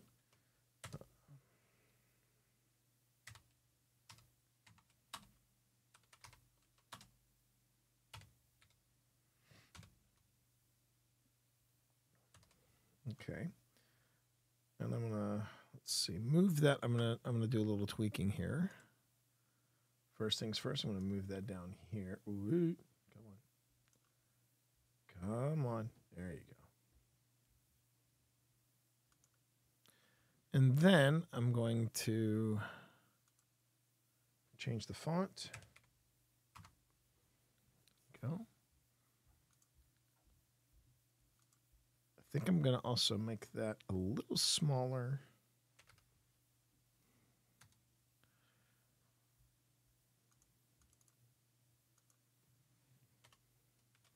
And the prevailing theory, the reason why you see a lot of paranormal investigators make a fuss about electromagnetic fields, the prevailing theory is that if there is something supernatural, if there is something different, if there is some kind of some kind of being or entity or energy from a previous life, and these folks were unalived, if you will,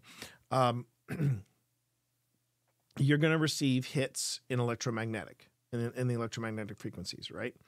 So what you're looking for, what you really want to, does EMF go from 0 to 5 like in Phasmo? Yeah, it does.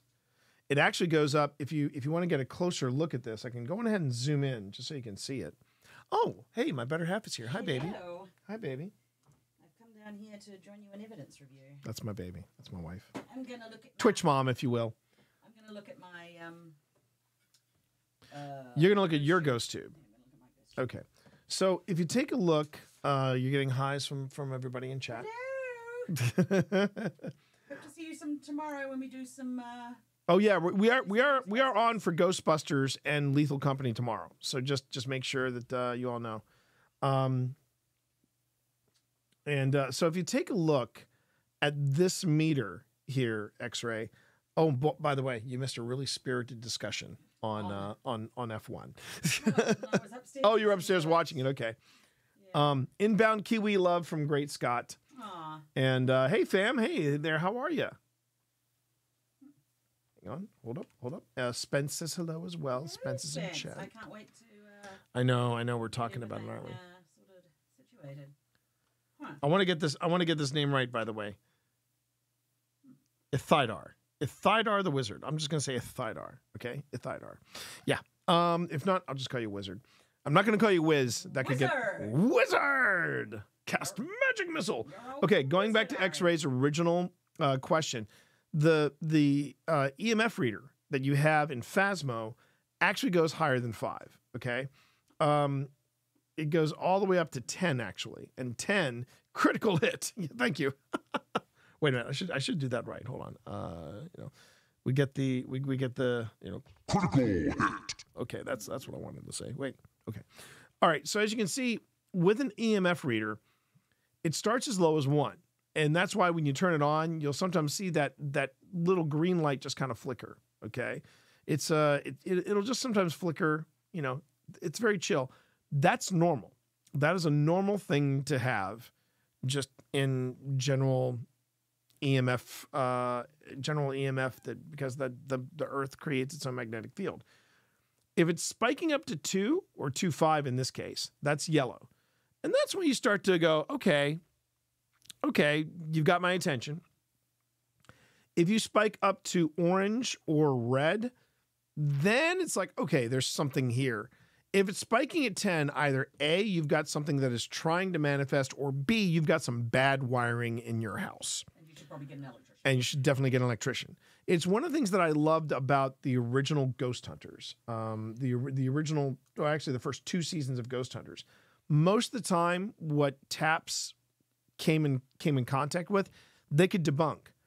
And yeah, the joke was, oh, they're plumbers. What are they doing? Well, yeah, they're plumbers, but they also know a little bit about faulty wiring and things like that. You want to avoid that, especially around plumbing. And and the idea is that if you are going to go to an investigation, if you're going to go somewhere, it's a good idea to just do what is called a preliminary sweep, where you walk around with some type of EMF detection device, be it the small EMF reader or a Mel meter, and you look for anywhere that you might get a spike. Like, for example, when we were at the candy factory, I was doing this and I was, sweeping around, and there was this one spot where the EMF was going bonkers. I mean, it was spiking into the 20s, and I was like, okay, that's weird. That's weird. Come to find out, that was where they were feeding. It was a metal tube that ran the length of the building, and that was where they were feeding all of the electrical cables, and it's putting out an EMF. So you got to be careful about that sort of thing. You just got to be careful about that sort of thing. Now, in this place, I didn't necessarily have to do a preliminary sweep because it's an old historic church. There is no electricity in this place, but we got an EMF hit. That's a little sus. So yeah, you'll hear me make comparisons. And hey, Lizard, how you doing? How you doing there, Lizard? You'll hear me, X-Ray, often make comparisons between Phasmo and the actual Paranormal Investigation, because Phasmo actually got a lot of things right. Got a lot of things right. And I'm kind of surprised they don't have a REM pod in there. But this is a pretty cool device, and I totally forgot that it had gone off. Let's see here. One other thing I wanted to do is zoom in just a little bit. Let's see. All right, I'm going to make this duration. Yeah, it was funny. We were actually we've been watching lately, my wife and I. Have you ever wondered why would a ghost hunter watch paranormal stuff on YouTube or otherwise? It's mainly because we may want to improve our tactics. We may want to try something different. I know it was watching Selena Spooky Boo and Call Me Chris that gave me the idea that I wanted to try automatic writing.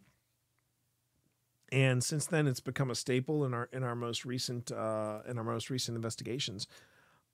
But I will say, sometimes it's just because I get to see really good paranormal investigators do their work. If you want to see a really good paranormal show on YouTube, I highly recommend Ghosts and Grit with Jack Osborne. And part of what they do on Ghosts and Grit is Jack sits down with Katrina Weidman and they do a breakdown, almost like a paranormal investigator's track of what was happening behind the scenes of certain episodes of Portals to Hell. And to add to that, that's my favorite. If anybody was ever curious, that is my favorite ghost show, Portals to Hell. I freaking love Portals to Hell. It's the best show with the worst name. And I told that to Jack Osborne when I met him. And he was very cool about it. He was like, I originally wanted to call it Hellholes. And there's a whole story behind that too. But yeah, he was a neat guy. He was very cool. He was a very cool dude to meet. And I have not investigated with Jack, but it's on my wish list.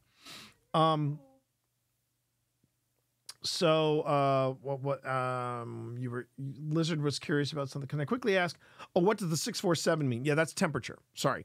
So let me go ahead and for anybody who just came in, let me break this down. So the eddy hit right here, it measures, and I'll zoom in a bit so you can see it a little better. Oh, wait, hon? Hey, baby? Pip. My wife's a little deaf. Pip! Yes. Hi there. Would you mind bringing in my, do you see my Eddie anywhere? Do you see Fast Eddie out there? Would you mind bringing Eddie over here? Thank you, my love. Eddie. Thank you. And yes. Here's a nice gift. Give me Kitty first. Give me Kitty first. Oh. He came up to me. Oh. I'm I has fixing Kitty, the- everyone. I'm changing the ink cartridge. I decided to has a kitten, transfer everyone. space in there. Which kitten do I have? Oh, do I have? Yeah, I have. Oh, I have a Hudson. I have a Hudson. I'm Hudson. I like to mess with things. I like to get rough with everybody. I'm a big boy. I'm a big boy. I'm not as big as Kaiju, but I'm a big boy. No. I'm a ruffian.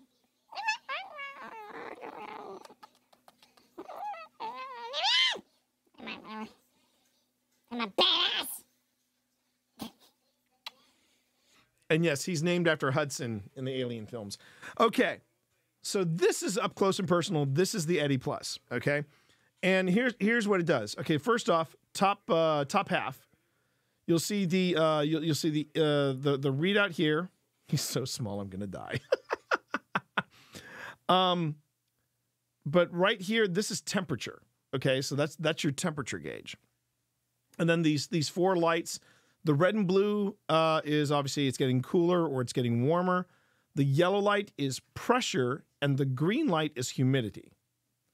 Then here is the EMF reader right there where my finger is. This is the vibraphone, which measures vibrations, and then these are a bunch of different features that I can unlock on it, like being able to record onto a disc, and if I record onto this SSD card. What I can do is I can run this through some software, and then it will give me a graphic representation of the different things that were caught during my session here or what have you. So that's what's going on here. This is pretty much a Swiss Army knife of devices. And when people are starting off, I always say try to find devices that can do more than one thing, because that's gonna behoove you to be able to do more and get more information when you're at a spot, you know? And again, you can have all the cool gadgets. You can do all the cool things with stuff. And it may not amount to much. But you know what? You're outside. You're getting some fresh air. It's kind of nice. All right.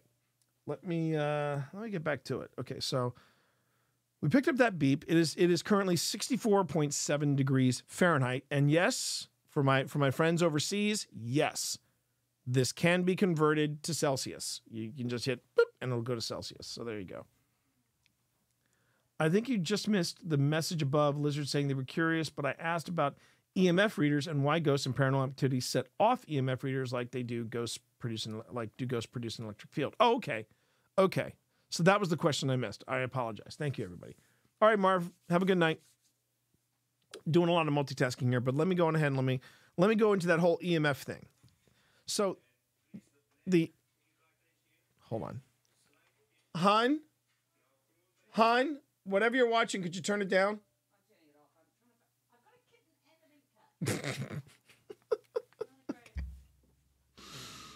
Welcome to a look into my life. Okay, so here's the thing about okay.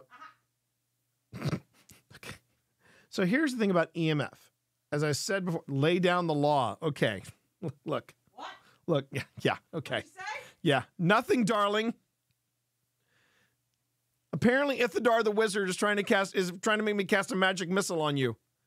And I know how that's going to end. I know you, no. I know, honey, you do not have to remind me. I know how it's going to end. Okay? I know how that's going to end. Okay? All right. So, you'll notice as I'm playing, I love you, darling. I want to sleep at night. Okay? So I love you. With one eye open. No, wait. Now I lay me down to sleep. That's what she said. Now I lay me down to sleep. I pray the Lord my soul to keep. I pray the Lord my soul to keep. If I should die before I wake. My wife should murder me before I wake. Oh, James Hetfield, Father of the Year, man. You'll be a great granddad, too. Oh my God, could you imagine? Come up and sit on Granddad's knee, kids. Why is Granddad so scary? I don't know. And then we played Trivia Murder Party. Oh my God. Yeah, you know, I should find some time to learn that and then host it here, because that would be fun. That would be a lot of fun. I love Trivia Murder Party. Okay, so going back to this. Right. So when I press play on this, you're going to see that the one light blinks. It's because, as I said earlier, EMF, you know, it's a normal thing because the Earth has an electromagnetic field.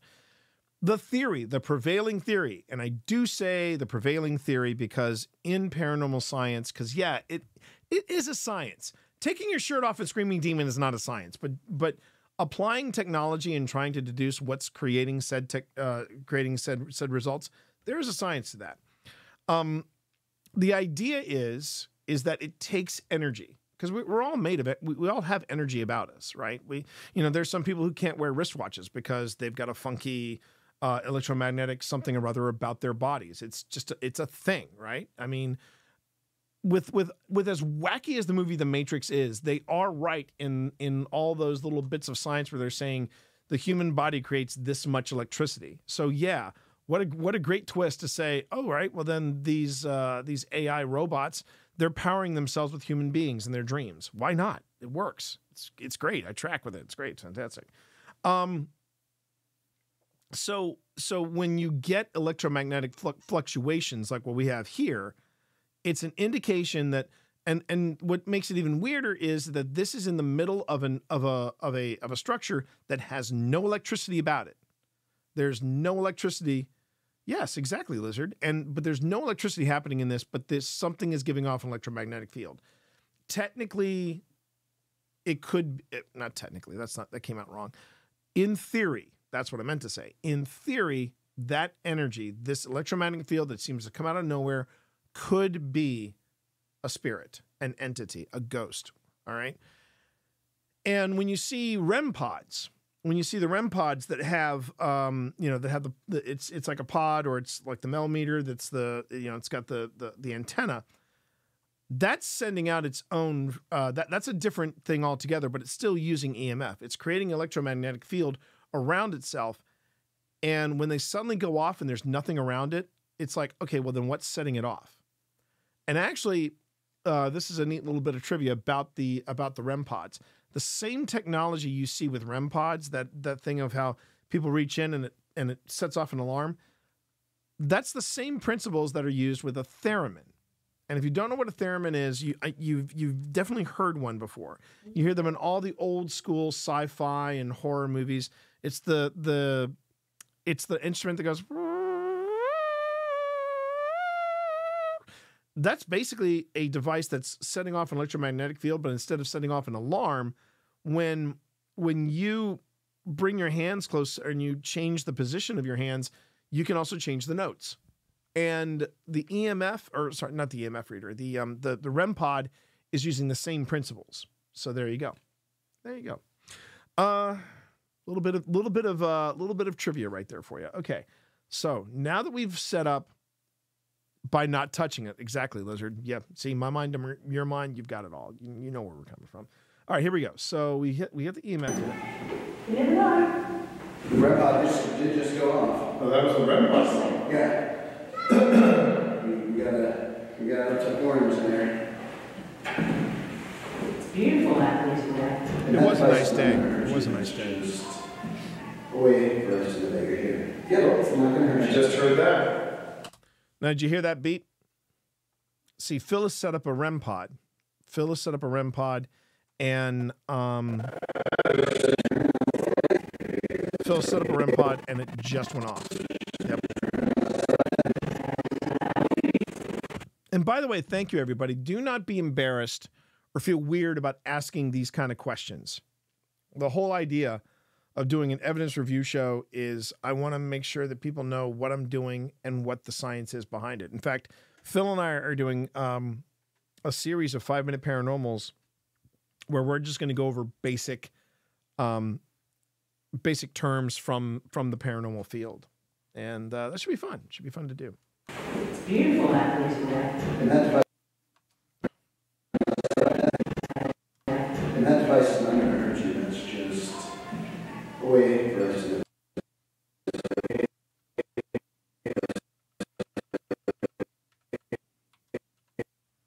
Oh yeah, that's the other thing too.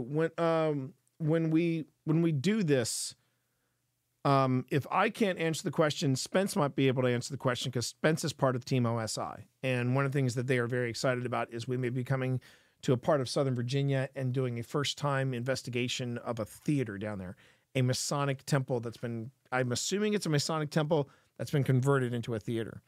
I should also tell you too, Han, oh my goth in chat. Yeah.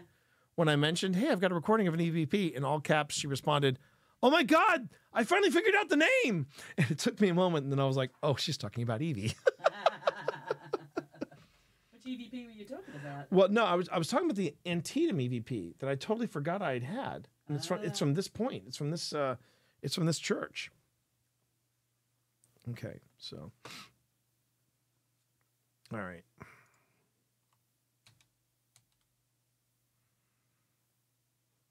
Now I'm going to go back here. Ooh, whoa. No, I don't want to do that. Let's see.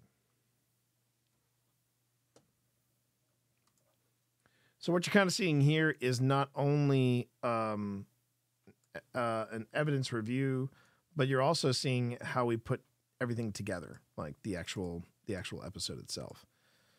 Because it's a good idea to say things like, okay, REM pod or something like that. Now, I'm trying to remember if I have on here, do I have...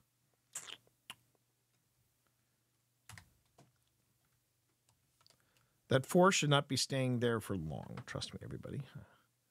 Stand back. I'm about to play with... Finch. Yay. Yay. Could have been worse. I could have said, I'm about to play with... Fonts! There you go. Yes. Don't forget get when you've finished doing the episode, the complete episode, and we've finished recording, could you export a version without? That's what she said. Better in social media. You don't. So that you can do. So then you can do things. I can do things to it. She can do things, Chad. She can do. I can do all sorts of things. Yeah. She got skills. Mad skills. Sorry. Hearing my wife's voice. It's great. It's great. There it is. Boom. Look at that. Look at that. Now I know I've been working with a Zaf Dingbat font for way too long when I can do it from memory. Okay. So I go REMPod. And okay.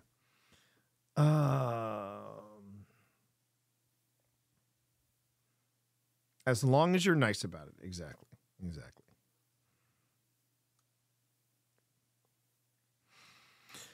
All right. Here we go. I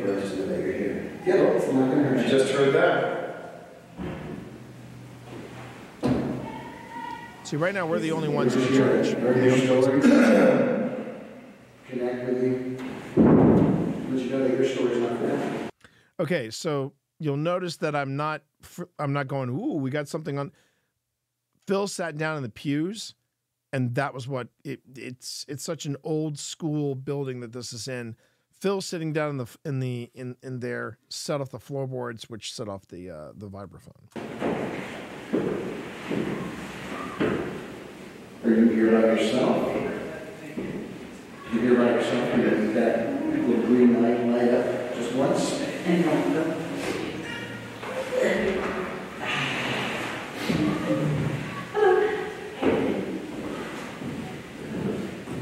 And these are just tourists. It was a nice day. People wanted to get out and touch grass. I should also point out too, we did this in was it? Yeah, it was last year. So it was 23. Late winter, wasn't it? Well, more like early spring. But I mean, It was still cold. but people were coming out of their hovels because it was early 2023. I don't think there were that many people. No, there wasn't. But it was a gorgeous day. Although I do realize something now looking at this video. It started, the temperature in this place was like 64 point, I think it started at 64.4. It's slowly dropping. Yeah. Slowly dropping. Oh no. Oh, did you want me to move my bag? Yeah, okay. That was in here when All right, so this is 2 minutes 47 seconds. Let me just look. No, it was 65.4. And in 2 minutes, it went from 65.4 degrees. Holy Hannah in a handbasket. That's pretty dramatic. Wow. Okay. Which begs the question, would it actually get cooler in a building if there are people sitting inside of it? No. It would not. So that's another interesting thing. And again, prevailing theory, the reason why you hear about, it's getting colder, the idea is that apparently spirits, when they want to manifest or if they're taking up the energy of a space, it's going to make things cooler. So. Oh no. Oh, did you want me to move my bag? Yeah, okay. That was in here when Oh, I'm trying.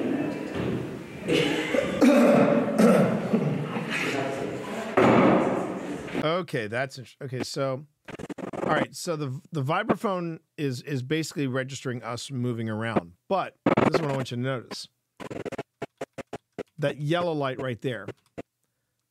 It's detecting a pressure change, and again, all these different things, changes in pressure, changes in humidity, if they happen dramatically, that's what sets off the. Whoops. Oh dear. Remember the rule. Don't run these in the house. Don't run these in the house. You don't want to be ghost hunting. Ghost hunting your own house. It's basically don't shit where you eat. You know what I'm saying?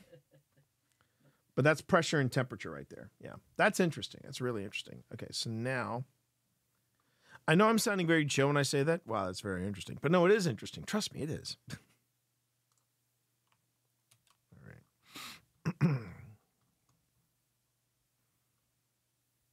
Don't tell me how to throw a dinner party. What? Okay.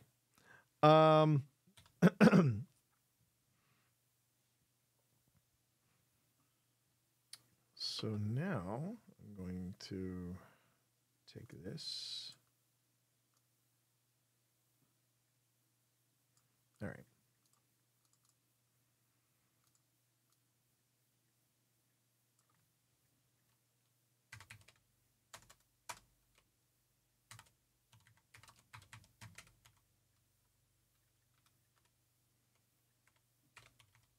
That was a pressure change, yeah.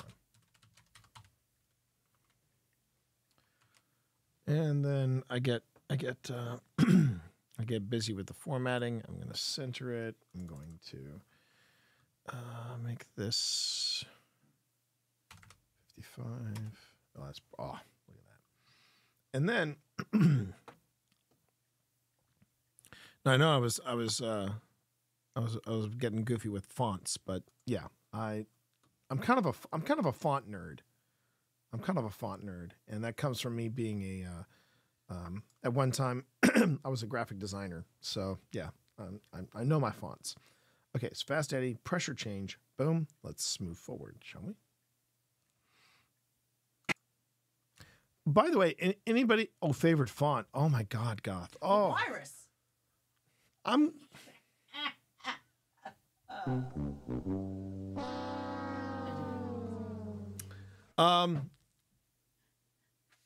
I gotta say the one I'm using right now for Old Spirits, I'm kind of partial to. It's called 1942 Report, and when I saw it, I was like, yeah, that's the Old Spirits font. The other one was actually the font of my very first novel, Frizz, F-R-I-Z or Z, Frizz Quadrata. What? Yeah, that's the font I used for Moravia. Yeah.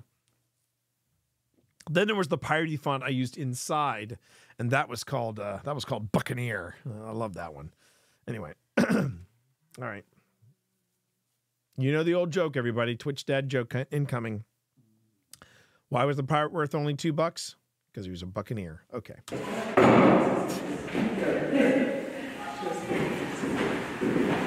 Agreed, X-Ray. Agreed. Comic Sans, the best for business meetings and CVs.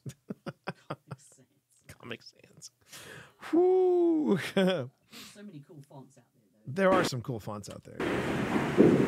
What's that monument over there?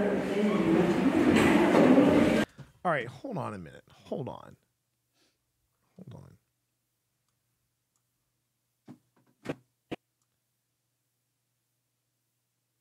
Okay, 65.4. All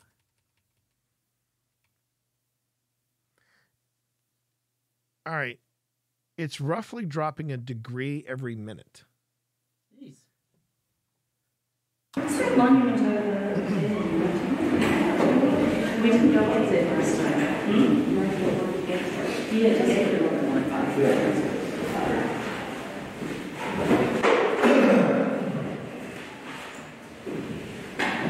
Wow, another pressure change.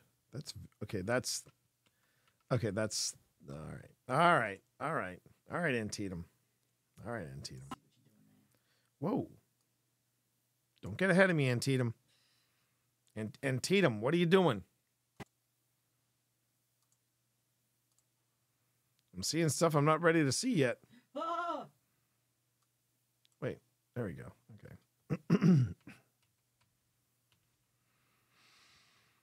Okay.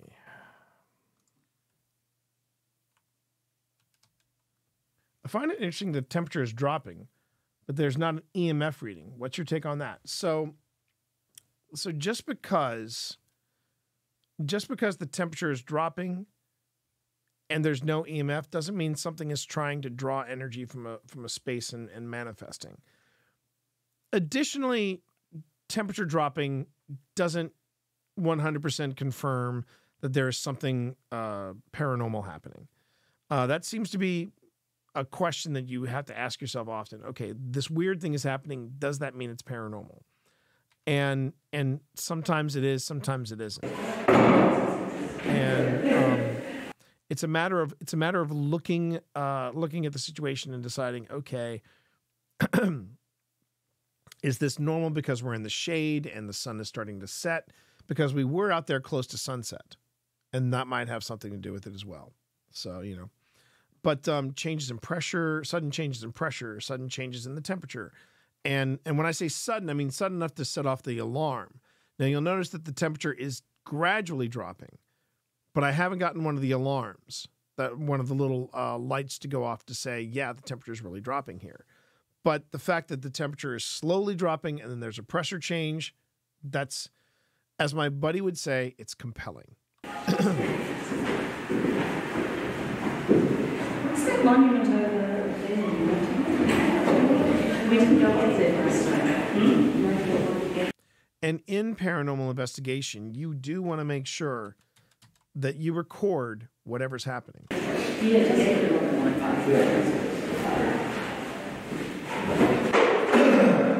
Well, that is also part of doing what we call the preliminary investigation, and we do that, Cammie. We do preliminary investigations to find if there is any weird wiring somewhere, if there is anything out of place that we were like, okay, we need to know that in this room the wiring is exposed and there's something here. Or, oh, there's air conditioning unit here. If there's an air conditioning unit in here, that means that we're going to probably get that, and that could affect our pressure, our temperature gauges. So little things like that, yes. That's why if you can, you're not always. The only time I think people are given a chance to do a preliminary investigation. Yeah, hun. Oh, hi, buddy. The only time you get a chance to do a preliminary investigation is if you've got a special event coming up.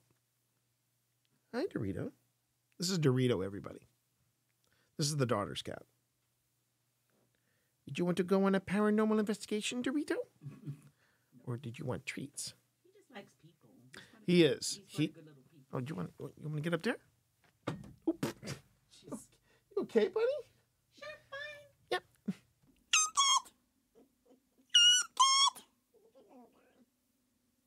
I would like a treat, though. Can I have a treat? Can I have a treat? I'm gonna go get a treat. First, I'm gonna establish dominance, and then I'm gonna get a treat. Is there anybody else over there? Maybe.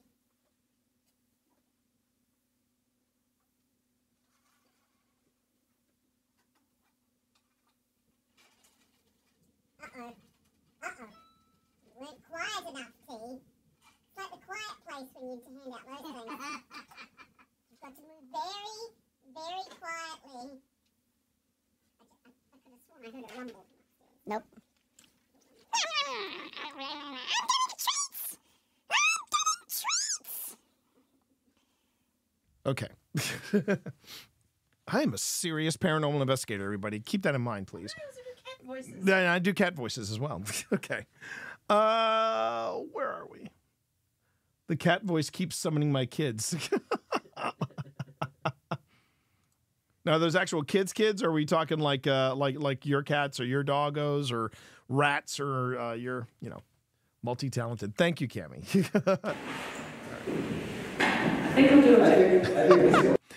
Lizard says, if you don't like cats, you ain't serious. Oh, kids. Oh, cool, buddy. Hi, kids. Kids, stay in school, or you wind up being a paranormal investigator.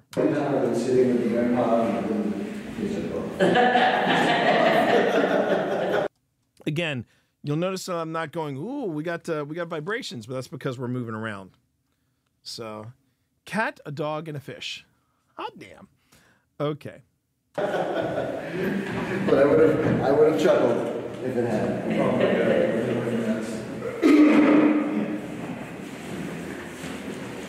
You are absolutely right. Everything's good? 30 minutes ago. Start well out.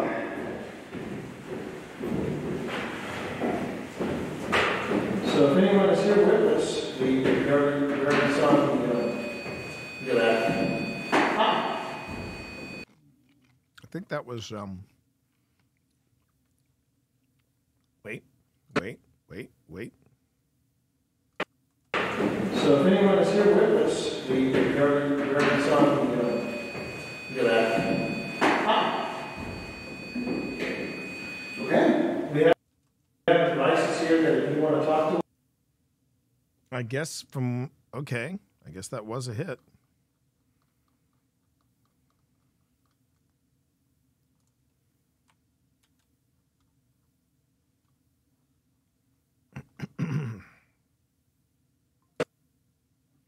There's also, I got to listen for the reactions from everybody else. And it sounds like, yeah, okay. Because as Spence can attest, you're going to see there's this this thing that we do when we're live with investigations, and it's a game everybody can play along with. Help Spence keep track. It's called TWM. That was me, and it's just a TWM count that we keep, and that's because if I'm setting something off, if Phil is something, if Pip is, yeah.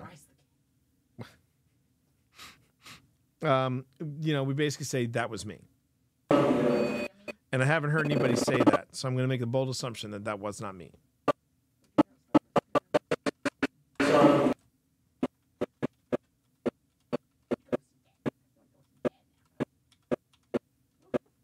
Ginger nuts. Right at me.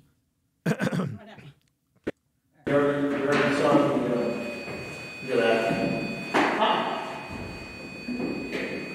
Okay. We have devices here that if you want to talk to us, you want to leave us a message, there's a fuzzy black box here you can talk to. There's a device in Phil's hand. And you can also let us know you're here by touching that orange box that's on the table. Well, we appreciate you saying hi to us. We really do. And I hope that means you're okay with me sitting here in this room with you. Like I said, I just felt there was something special about this corner. Is it wrong for me to want to swipe the speed limit sign? To do what? I want to swipe the speed limit sign. Do you have something to go with the Darnaway Court sign? No, you're not taking nothing. That's for sure. Is there someone sitting here with me right now?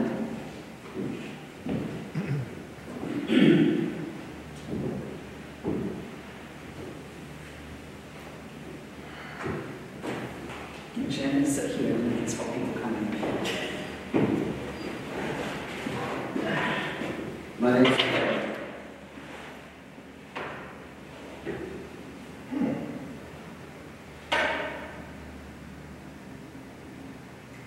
Is this your church?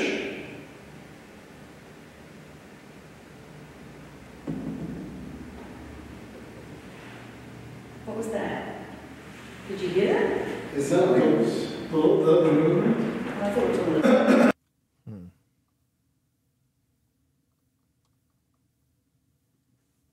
I don't think, I think the beeping was another device that we pulled out, but I don't know if, because again, I didn't recognize the device that when it was beeping. So I'm like, it sounds like what happens when we prime another device. So. Well, we appreciate you saying hi to us. We really do. And I hope that means you're okay with me sitting here in this room with you. Like I said, I just felt there was something special about this corner. Is it wrong for me to want to swipe the speed limit sign? To do what? I want to swipe the speed limit sign. Do you have something to go with the Darnaway Court sign? No, you're not taking nothing. That's for sure. That's us walking around. Okay, so the vibraphone is us walking around. Is there someone sitting here with me right now?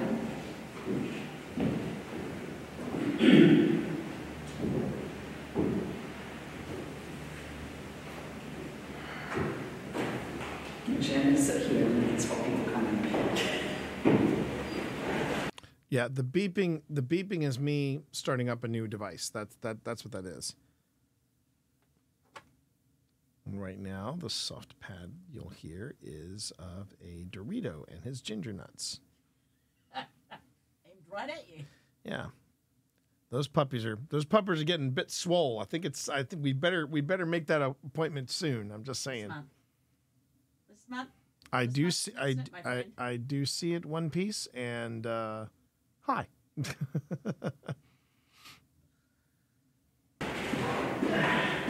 My name's Ted.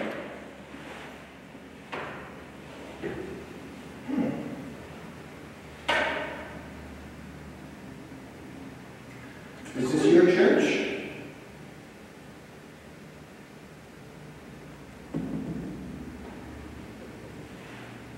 What was that? Did you hear that? Is that like the movement? I thought it was all the... It sounded like one of the pews went. It did. Here's the thing. According to this, It did. according to this, the temperature is steadily dropping. According to this, I mean, it's been sitting here, the temperature's already dropped by 3 degrees.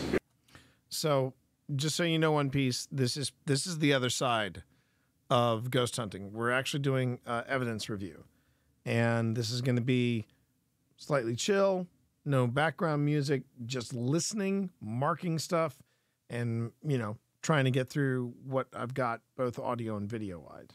So, but that's what you're seeing right now, just so you know. Can I ask an editing question quickly? Go right ahead, baby. So when I find something interesting, do I get 30 seconds on each side so it's a minute clip, or how big? I mean, I don't want you to go for 15 minutes looking for something that. No, just mark it. Just mark it. Like what you did with the other footage where it was just all continuous and you just dropped in markers. Oh, okay. All right, that was fine. That was fine. That was fine. That was Premiere, right? Does it drop faster when you ask something to interact with equipment? Not necessarily. Oh yes, and cats. We also have cats on this stream. A lot. No, it really does depend on the situation. I've never seen it. I've never seen the temperature like really dip down. I've only seen it gradually go down, and then when you get sort of a vibe in the air that says, "I think we're done here." And when the activity seems to calm down, I've seen temperatures slowly come back up. But in this particular instance, I find it fascinating that we started at nearly 64 degrees and now we're at 61. Should I put all of because my ghost tube clips are quite short, should I put them in one file and just mark them? I mean, that would if they're continuous, yes. Well, no, they're not going to be continuous. Then don't worry about it. Just but do mark them. Yeah, make different projects for them. Okay. Yeah, and just give me a. We started at 65. I'm sorry. Yeah, we started at 65, and just mark them and let me know in the project name where they are. As in like we were in the church, we were here, that kind of thing. Okay. Do we ever feel the difference in temperature? Sometimes. Yeah. Sometimes it's so cold it's hard to tell. Like I remember one time we were investigating the St. Albans Sanatorium, and it was so cold there. It was the coldest day of the year when Phil and I went there. And yeah, even though it was saying the temperature is dropping, I couldn't tell. Now, where have you felt though, where it's been cooler, where you felt it? Crescent, yeah. Yeah. That's because it's Crescent. in the hospice area. Yeah. The windows and doors are not open, no. The only thing that is open, Scott, is there's a door over here that's open and a door across from us that's open. And that's it. And there's a cross breeze. So having that cross breeze, it could affect the temperature. Could it affected this much? That's hard to say. That's hard to say. The temperature sound like this. Yeah. The temperature on the Eddie? On Eddie, yeah. 61.7. It says 49.6. Did you just take a seat in your favourite pew? It did sound like Whoa. Oh, wow.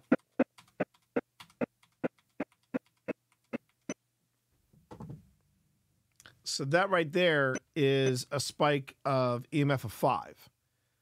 Yeah, that's an EMF spike. So we've gone from an EMF spike from 2.5 to an EMF spike of 5. So that is very interesting considering there's nothing electronic around us. And again, this is just like the EMF reader you would have in Phasmophobia. So when they say EMF of 5 on Phasma, they're talking about the lights. Hello there. Hello there. But we're not talking about the lights. And yeah, that's compelling. It is. It's very compelling. All right. I'm in the bloody lane. Oh, that's where you are right now, the bloody lane? You're in the bloody lane. Okay. Of course you can have a Chucky. Hold on. I am dealing with an EMF hit. Do you mind, my blushing bride, my darling dove? I am dealing with an EMF hit. Yes, this is how we talk to one another. Okay. Nope. Wrong one. 5.0. There we go. That's interesting. I'm just going to randomly reach in here. I think it's a milk chocolate. Good catch. We have been called adorkable before. Yeah, we have been called adorkable. So that's impressive, though. That's really cool. I didn't realize we hit an EMF of 5. It did sound like it just be. Now, I'm still waiting for the day the ghost hunt begins and lock you in and lock you. The ghost hunt begins and locks you in somewhere. So the closest we've come to something like that was we did a lockdown. It was the first time I'd actually successfully. So we had attempted to do 2 ghost hunt streams, and the first 2 were both learning experiences. First one, we didn't have the greatest Wi-Fi. Second one, we didn't have enough light. We didn't have any, we didn't have anything attached to our camera to give us light. The third one, I ran out of battery, but it was a successful one because we were streaming that bad bear and it was great. Now, since then, Phil and I have both reached a happy medium. Phil wants to go lights out. We have moments of darkness. But when Phil doesn't specifically call for a lights out situation, I'm allowed to have some kind of light so the stream can see something. I think what you should have is mostly some kind of light, and then just have moments where you go, okay, let's get lights out. Exactly. But the place that we were doing it was actually a lock-in. It was a lock-in X-ray. The place was called the Crescent Sanatorium in Crescent, PA. This place started off as a tuberculosis ward, and it was beautiful. Oh my God, the property was beautiful. It was terrifying at night, but it started off as a tuberculosis ward, and then when they found a cure for TB, it was then turned into a mental institution. And then the Pennsylvania government thought it'd be a good idea to build around the mental institution a medium security penitentiary and have the prisoners and the mental patients mingle together. Anyway, this place is popping. And they had just opened it up to the public. And yeah, we we experienced some stuff there, but it was a 12-hour lock-in. It was a 12-hour lock-in. If you left, you didn't come back in. So yeah, that was an amazing experience. You can actually see some highlights from it on Old Spirits on my YouTube channel for OSI, and just follow this. It'll take you to Old Spirits on YouTube, and it's in season 1. It was a 2-part episode. So yeah. Hey Astra, how are you tonight? Good to see you in stream. Hope you're doing well. Hey Astra, I don't know if you're going to be around Friday night when we're streaming, but I may be modding my copy of Lethal Company. If you would like to join us, you're more than welcome to. Okay, Astra, I just want to throw that out there. Okay, that's the EMF. EMF And just we went know off. that means When you hear high the- tone means No. You're getting fast getting mixed up with Simon. When you hear the beep off there, okay, she's messing with me. That She doesn't feel Spurt says. Do you like when people come visit you here?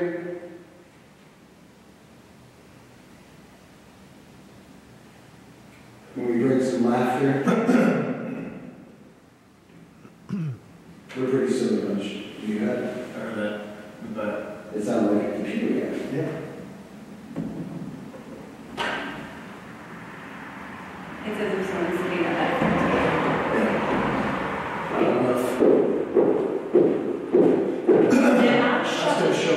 There are shutters outside. I just want, when we walk around, we can check and see. Shutters? Yeah, there are shutters on that side. See? 3 checks. Yeah, but I heard it behind me. And I heard it coming from that far corner over there. Well, I said, Astra, that if you're around Friday night, like around this time, maybe a little later, I'm doing Lethal Company for the first time. So if you want to join us, you're always welcome to join us, Astra. It'll be me and a group of friends that we are known as the Phil Rossi Scream Team, and that's the thing. I just have to I have to make sure I make the mod so that my copy, it allows for more than just 4 people, which I have to do tomorrow. I have to make sure I make a mental note that I do that tomorrow. So the congregation that owned and built this church were German Baptists. Sprechen Sie? Sprechen Sie Deutsch? Next time. Sprechen Sie English? English?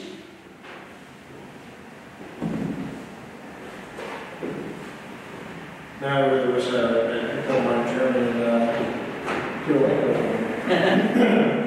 You sit that down here, that's okay. Now, see, what would have been cool, it didn't happen, but what would have been cool is if I had said Sprechen Sie English, because Pip's research said that this particular church was German Baptists, it would have been really cool if the EMF reader had gone off, because that can be interpreted as a possible response. This is one of them. This is one of them, Astra. This is our this is one of our investigations. We're at the Antietam battlefield, and this is Antietam is not necessarily the bloodiest of battles from the American Civil War, but it's up there. I think it's only topped by Gettysburg. So yeah. The temperature dipped real quick at the question, though. That's interesting. Okay, good to know. Good to know. I mean, we're already like we're not even 10 minutes into this, and we've already seen we've seen a 5-degree drop. So that's interesting. That's really interesting. Do you remember the day of the battle?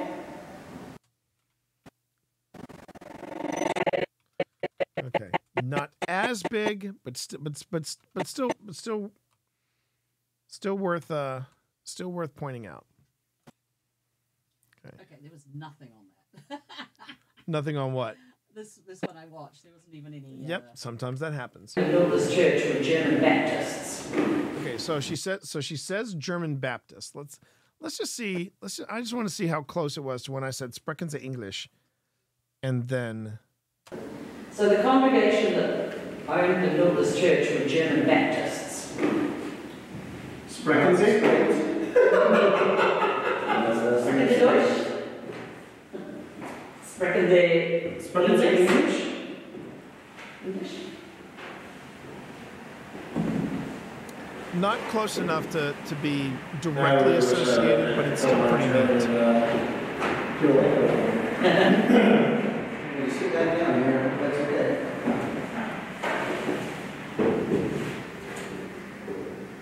Do you remember the day of the battle? EMF. Yeah, there are kids outside. There are kids outside. Yeah, I'm not getting anything over here, EMF wise on the K2. So what you heard me and Phil mention was we both have different kind of EMF readers, and they're flatlined. So I'm on one side of the church, Phil's on the other side of the church, and where we're standing it's 0.0. And then mere feet away from us, this picks up a spike. So that's intriguing. That's intriguing. Yeah. There are different ways that people use EMF as almost like a response device. And this is where you have to figure out, okay, am I dealing with an intelligent entity or am I dealing with a residual? A residual haunting is like you're watching a recording. You're watching something play itself over and over and over again. So like if you hear ghost stories about the Lady of Widow's Walk or the White Widow or whatever, usually that's a residual haunting. It's something really traumatic that's happened here, and this one particular memory is playing over and over and over again.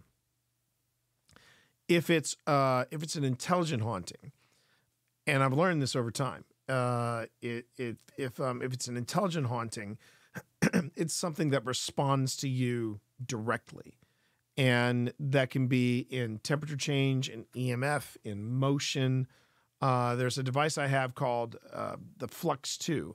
I've nicknamed it Simon and Charlie Brown. Those are the two versions I have. But I nicknamed it Simon because it reminds me of that old Simon Says game, the electronic game with the different colors. But it has a red and a green light on it. And if you can establish with whatever energy is there, the red means no, green means yes, you can sometimes have a conversation. I've had full conversations with things that haven't been there several times. And that's been interesting. That's been interesting. What did you just send here? Oh my God. That's kind of cool. My wife is playing around with AI images for old spirits. Kind of cool. All right. It's not to say the word. Something just creeps in. Kind of like Bop It. But a bit different. Let me go ahead and pull up a Simon real quick so you can see it. Simon predates the Bop It. Let's see. Simon the game. There it is. That's what a Simon looks like. Oh geez. There we go. And memory unlocked. Yeah, I know, right? And the reason I call it the reason why it reminds me of Simon is that the beeps are the same tone. They remind me of the same tone. So yeah. If you want to know, the device I'm talking about is this. Give me a second. Yeah, it was my grandpa's. Thanks, Astra. Thanks. I appreciate you so freaking hard right now. Let me see if I can find it. Channel dashboard. Ooh. We're at 2091 right now, subwise. Nice. Yeah. Did I get something on the shelf today? I don't know. Let me just double check. No. So if you all have just subbed, thank you very much. I appreciate that. But let me just go over. Whether you're subbing here or you're subbing on YouTube, I'm just glad you're here. So thank you. All right, give me a second here.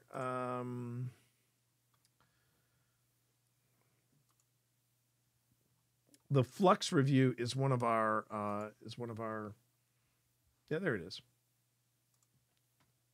It's one of our and you see when this thing beeps, it just reminded me of the game Simon, so that's why we called it Simon.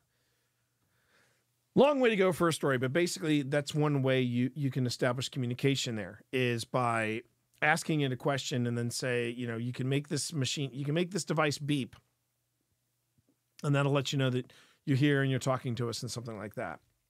So anyway, one way of communication. Yeah. Well, that could have been a show.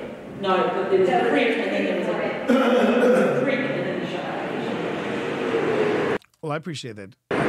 I appreciate that, Ithadar. I really do. I do appreciate that. Thank you. Are you one of the soldiers? Okay, that was traffic. That was traffic. I think that is the shutter. Oh, she's doing the shutters. Yeah. So there's an example of debunking. So my wife had heard some noise from the back of the church, right? And she heard it a second time, and then when she heard it the third time, she then realized that what it was, the wind was going by, and it was making the shutters. They have these shutters that are secured against the church walls outside, but they rattle. And because they rattle, they resonate on the inside. So there you go.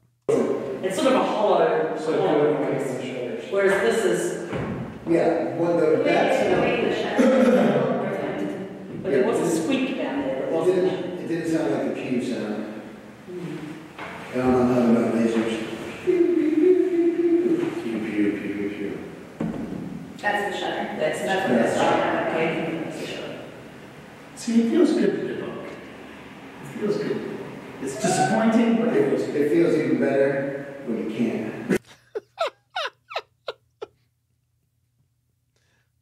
Just Rossi. Just Rossi. I said, because you had just debunked the rattling. And I said, see, it feels good to debunk. And then Phil goes, yeah, but it feels better when you can't. I mean, he's right. He's right. This is in Fahrenheit.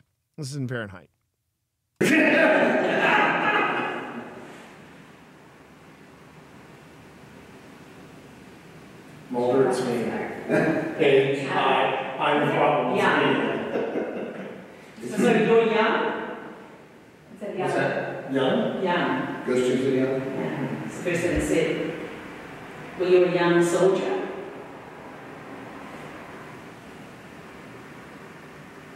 Or were you one of the young kids that was on the farm that Jim was telling us about? No, that creek was in here. That was me. That was me shifting in here.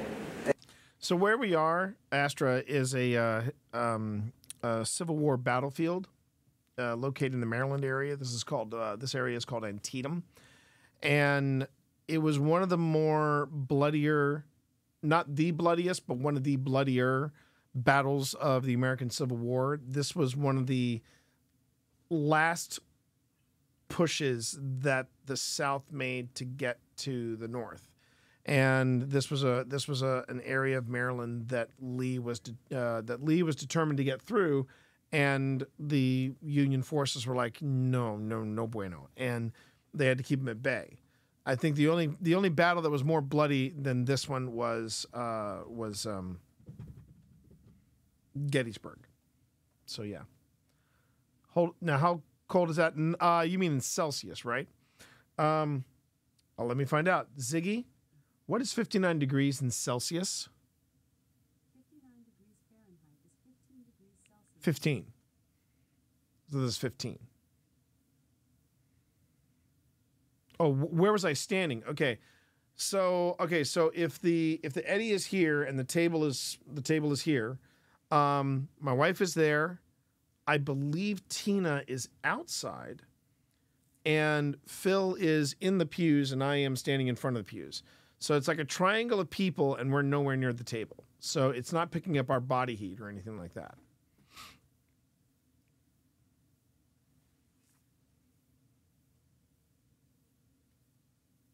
So what is what meters are we talking about here? I'm a little lost here, but sorry. And that's just me showing you what a creep meter is.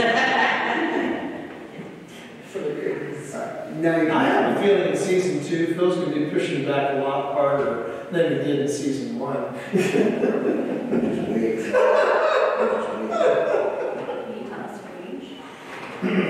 Yes, How old are you? You know, Pip and Tina do not like watching mom and dad fight. You know that, right? Please ignore. What did you think of the fighting around here?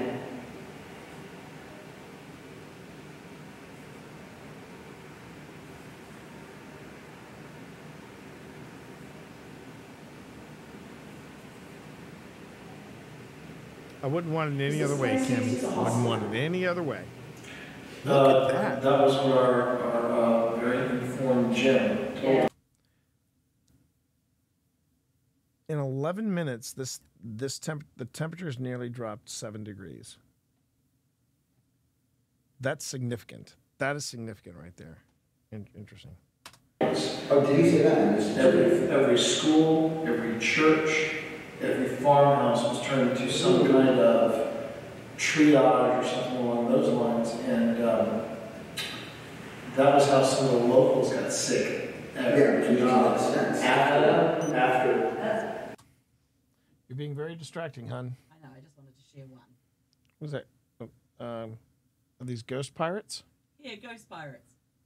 Walking the streets of Charleston. Oh, I thought it was walking the streets of Savannah. Wow. But I guess they would be in Charleston too, wouldn't they? Don't they? They would have been in Charleston, yeah. Oh yeah, because Ann Bonny was was down there. Okay, another 2-5.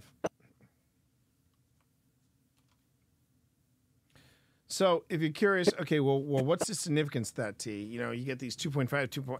It's not necessarily the number. It's just the fact that we're getting these random EMF hits.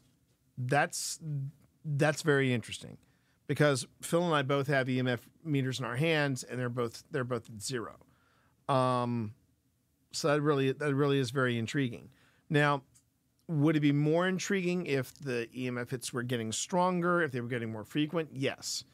But just the fact that we're getting it, that's still significant. It's significant. After, look at that. After. And again, the random EMF hit of 1, that is normal. That is just natural. And there was a guy that I worked with in Charleston, since we were talking about Charleston, guy by the name of Nick McGear. He runs a wonderful channel on YouTube called Stories in the Cemetery. And he was the one that told me anything 1 or lower, and you know, that's just normal. That's just science. That's just our planet. It's when it gets to 2.5 or higher, then you get his attention. So yeah. Yep, pretty much. Okay. After the battle was done. Well, and think of this too. If 23,000 people were killed in a single day here, how many were wounded? Yeah. Did you say that it was 23,000 in one day killed in Antietam? Yeah, it was the bloodiest battle. Oh, it was the bloodiest battle. I thought Gettysburg outbloodied it. Wow, Gettysburg was 3 days. Oh, okay. Antietam was shorter, but it had, you know. Oh, it was 1 day. And it had more people. Yeah. So I stand corrected. That's why she's our historian. I'm the investigator. She was the historian. Yeah, and that's me. I'm freaking out. Shut your mouth. But feel free to submit. And another thought too. Did you hear that? That's 1,000 people that died on that day. Account for guys that were injured and maybe died 3 days a week later. Right. It does account for that, or does it not? It does not. When they say, and please use any of these devices to tell me if I'm mistaken, when you are killed in action, you're considered.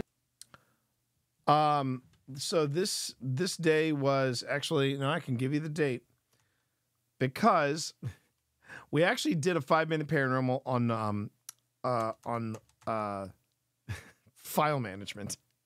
And the joke was, demons caught on tape. No, we're kidding. This is about file management. And it actually is a pretty, I've gotten some compliments on it because we lost some footage from an outing because we didn't have it properly documented. So this was March 26th. No, I'm sorry. February 26th. February 26th, 2023. So that's it. That's what's that was what was going on there. And that was when and it was an abnormally warm day for February 26th. But it was but shy of a month, but yeah. Okay. No, don't want to do that. Okay. You know that day. If you're wounded, you're wounded. But if you die 4 or 5 days later from your wounds. Oh, come on. Wait, what? What did that say?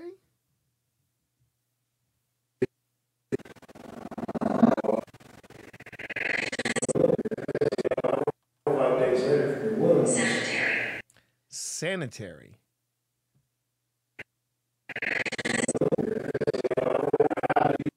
You die 4 or 5 days later from your wounds. Yeah. Okay, so I tell you what. First off, Rose, hi. Thank you for coming in the stream. Appreciate it. Second, okay. Now, that's something I was going to tell you. One of the things you want to try to, no, not cemetery and not sedentary, but very close, both of you, sanitary. But what's really interesting about this, is Phil and I are talking about wounds, and we're talking about the wounds that were inflicted, and about the different how the places like this church and a schoolhouse and all this stuff. All of these places were turned into hospitals, and if you take a look at our holiday special from 2023 over at Old Spirits, you'll see that we actually stayed at and investigated a bed and breakfast that still has a bloody footprint. And that bloody footprint, I actually put my foot next to it, and it was creepy as hell. I don't mind saying creepy AF. It was, seriously, creepy as fuck. So but this is where paranormal investigation and technology kind of make things go, okay, is that, how did that happen? Because Phil and I are talking about, the wounds, and we're talking about the trauma from the wounds. Could that feed into the energy of this place? And then the device in Pip's hand says sanitary. That's kind of neat. I'm going to go into more detail on that as soon as I come back from the little investigator's room and I get a hydrate, because Cammy wanted me to hydrate. I have nothing to hydrate with, but I got something upstairs. So give me a quick few minutes, and we will be right back. Thanks for sticking around, everybody. You are watching Old Spirits Investigations Live. We are doing the other side of paranormal investigation, which is evidence review, and we are at the Antietam battlefield of Maryland. So be right back, everybody. Take a break if you need to. Take your meds. Get something to eat. Stretch your hammies. Stay hydrated. Be right back. I'm gonna go look for the invader. I'm willing to bet probably Steps. He is Steps, because I am at drill and he is not here. Heading over there. I don't see him.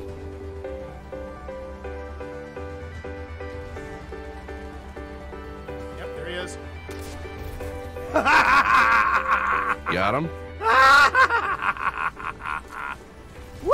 Let's go, baby. This is what the incoming at the gulch. Portal's ready. Grab your gun.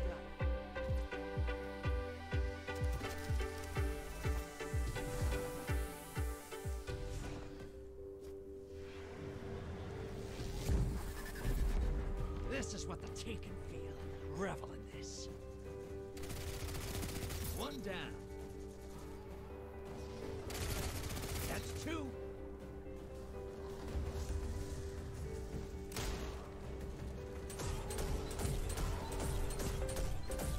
Seconds left. Bury another. Oh, they could have run. Look at them now. They're dead. take it. I'll take it. I'll take it. I'll take that. That felt really good. That felt really good. Come on, give me some hype in chat. Give me all your hype emotes in chat. Let's go, Do baby. It. Do it. Do it, baby.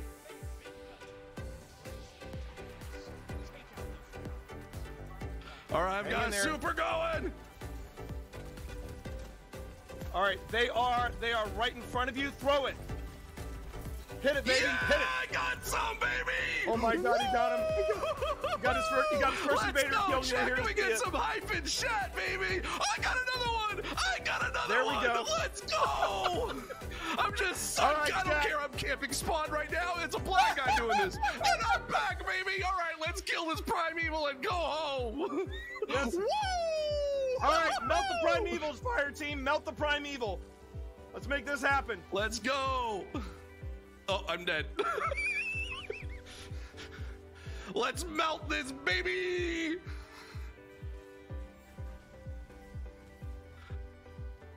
Let's hit this. Let's hit it. All right, Hit it, let's baby. go out on a Hit it win, with everything folks. you got. No, he's not. No, he's not. Yeah, Let's we did go! it, baby. Let's go! How many did you take out? How many did you take out? I don't know. I don't know. I think I Well, took no, out no, like it'll maybe say in 2 your or stats. 3. It'll say in your stats. It'll say my stats. Okay, let's see. Let's see, chat. Come on. Let's do this. Oh my God! He was one away from Army of One. Let's go! Yeah! Oh. Is that Mighty I see in there? Mighty Lion. Hey, how you doing, man? How you doing? How is everybody doing tonight? Did everybody get a stretch? Everybody get a little hydrate? If you need to take your meds, make sure to take them.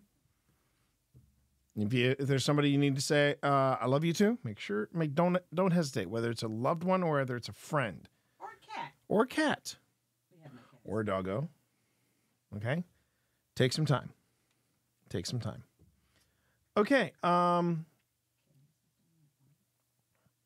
Back is ache. Yeah. Oh my God. Do not encourage. No, I'm not going to encourage you to text an ex. No. I would no. No, that's a no-fly zone right there. I gotta drop in for you right here. Hold on a minute. Hard no. Yeah. Okay. Okay. So that's good. Let's see. All right. So, we're back here. Okay, good.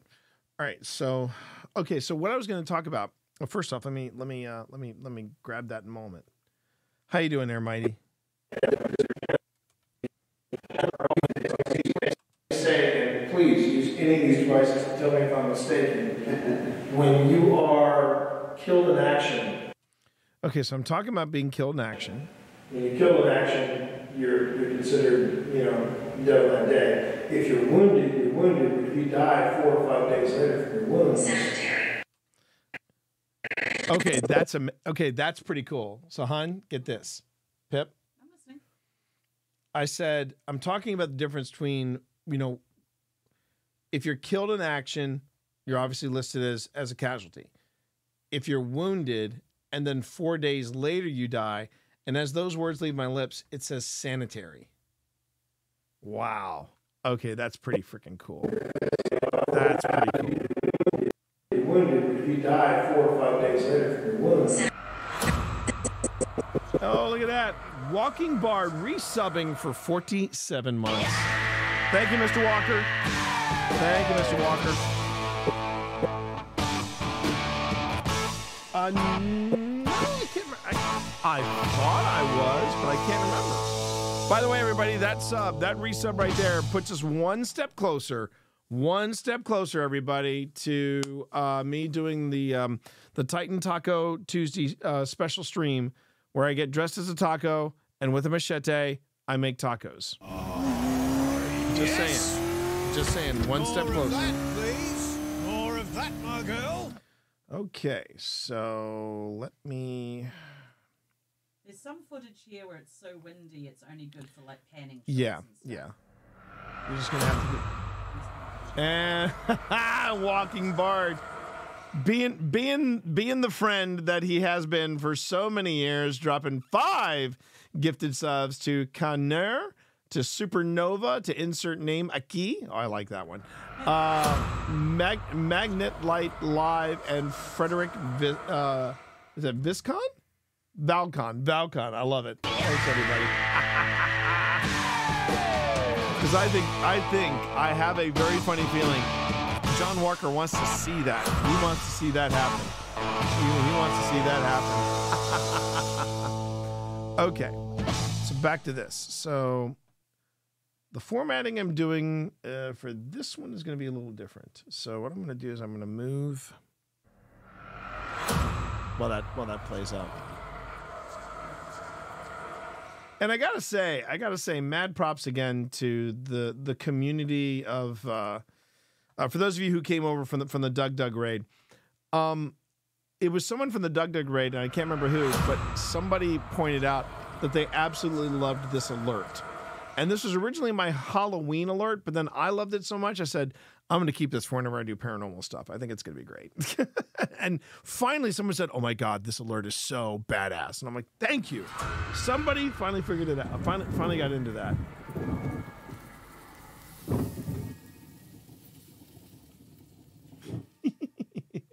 I love it. Absolutely love it. Thanks for that, man. I appreciate it. Okay, so let me look here. We've got...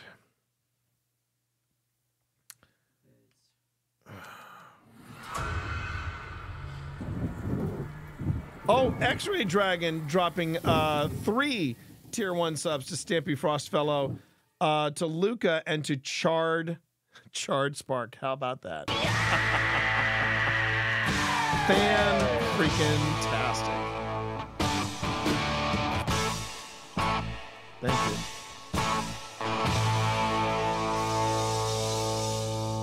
I'm going to have to look at that later, Mighty, but thanks a lot. Thanks a lot. Thank you for those subs, by the way. Really do appreciate it. First off, okay, so this was GhostTube. Whoops. Where did I type that? It always scares me when I type something in and it doesn't register anywhere. Okay. GhostTube. And it says sanitary. So, for those of you who are not familiar with it, GhostTube is an app developed by the folks over at Amy's Crypt. And if Amy's Crypt sounds familiar, yes, these were the people that I did the deep dive into their clip from their show when we were doing the Gazette. We were doing the Grim Gazette. And they developed this app, and it's, again, another one of those all-in-one apps. I think you pay something like maybe $12 or $15 a year. Chat. And you get a lot of use out of it. It's a very, very good app. And I point this out because what GhostTube is GhostTube uses a technology known as ITC technology. And that is the stuff you see like with spirit boxes, with the Ovulus, with GhostTube. X-Ray dropping a gifted Tier 1 sub to Cammy. How about that? Let's go. Let's go, everybody. Here we go. Here we go. I'm just checking on something here. I'm going to check on something here. Have we started a hype train? Have we even come close? We haven't even come close to starting a hype train? My God. Twitch, what do you want from me? What do you want from me to start up a hype train? For God's sake. But thank you anyway. Thank you for those subs. I really do appreciate it. All right. Okay, so let me just fine-tune this. Hold on one moment. I'm going to leave that at 75, but I'm going to make this 100. So let's make this 100. Now that's 1000T. We do not want something at a font type of 1000. That's a lot. Oh my God. What? Walking Bard dropping a gift of sub to Ithadar the Wizard. Let's go. And that puts us at 163 out of 200. Remember, it's this week and next week. Before the end of next week, If we can hit 200 subs before the end of next week, the Titan Taco will happen. Okay, the Titan Taco will happen, but it's got to be 200. It's got to be a total of not 200 subs, but we have to reach 200 subs between now and next week. All right, now and next week. But thank you very much. Appreciate that. Okay, and then I'm wearing a taco outfit With a taco hat. and a machete, and then I'm making tacos. So, and the daughter has already requested to be here for that. They want to see it live. I don't know. You can work that out with her. Okay, back to it. Okay, so, but real quick before I forget, I did want to do a quick check because I'm blanking. I should know this off the top of my head, but I'm going to have to re-educate myself. Let's see what.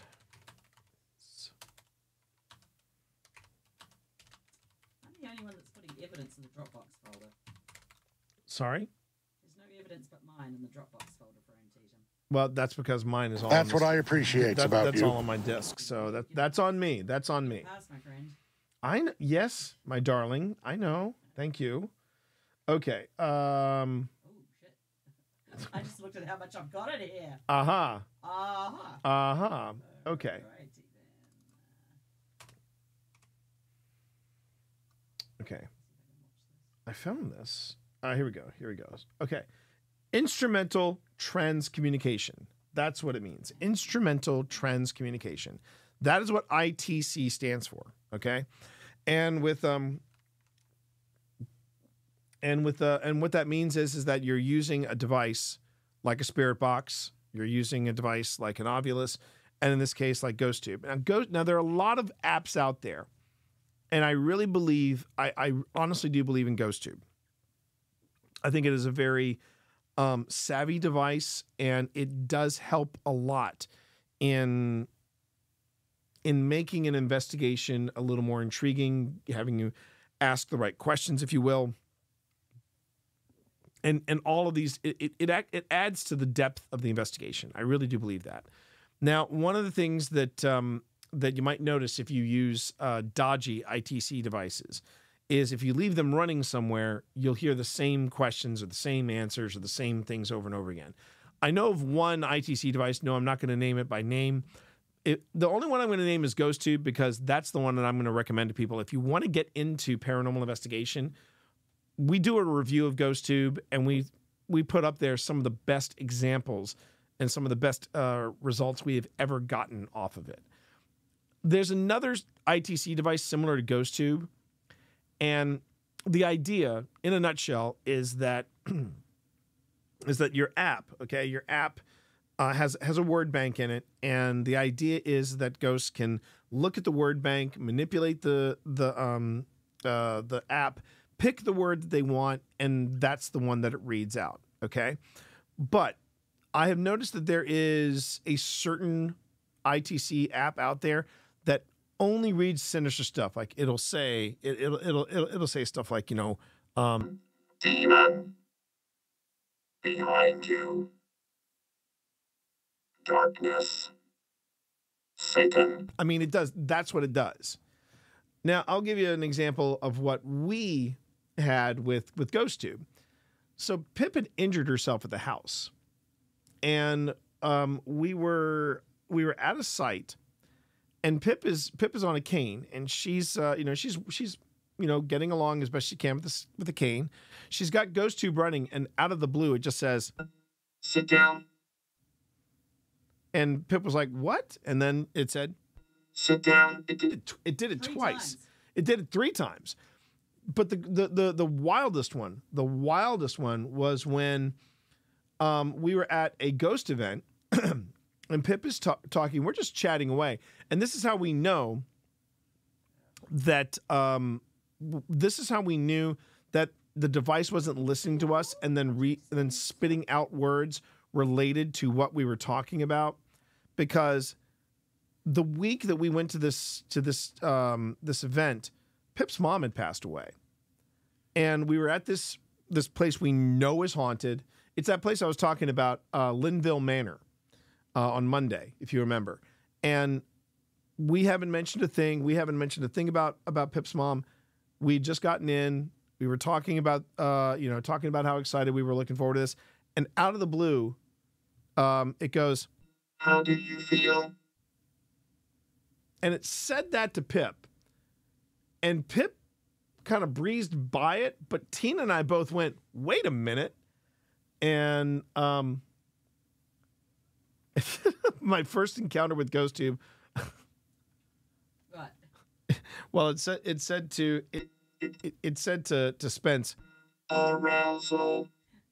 Wow. I mean, it could have been worse. It could have said it could have said Arousal. Hey, by the or way, it could have gone, Damn, you're a sexy bitch. Hey, girl, damn, you're a sexy bitch. But instead, it was just arousal. but it didn't. I am deleting ghost tubes that where there's nothing said and the wind is blowing over it because there's no point keeping those. Right. Right. So I'm deleting that. Well, okay, that's fine. That's fine. And for the ghosts that do get rude, we do have a. There you go. Right there. Someone else devices was saying things about your hair. That's right. I do remember that. But that's the thing is that. Someone was saying stuff about your hair. Yeah. Rude. Hey, look who's here. Hi, Benedict. Hallelujah! Holy shit! Where's the Tylenol? Well, that works too. I wanted this one. Hi, Dad. Okay, Dad. You gave me treats earlier. That's nice. I'm just gonna watch you and give you a dirty look. Dad! Okay. Right. So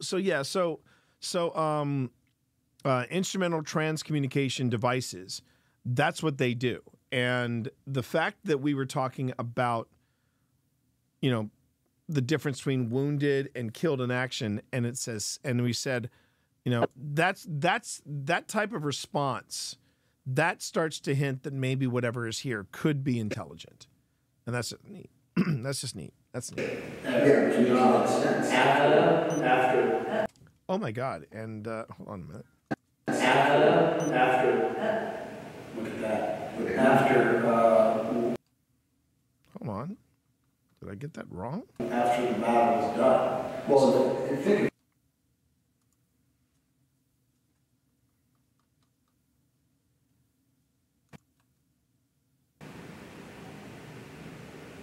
Was this place used as a hospital? That was what our very informed Jim told us. Oh, did he say that? Every school, every church, every farmhouse was turned into some kind of triage or something along those lines, and that was how some of the locals got sick.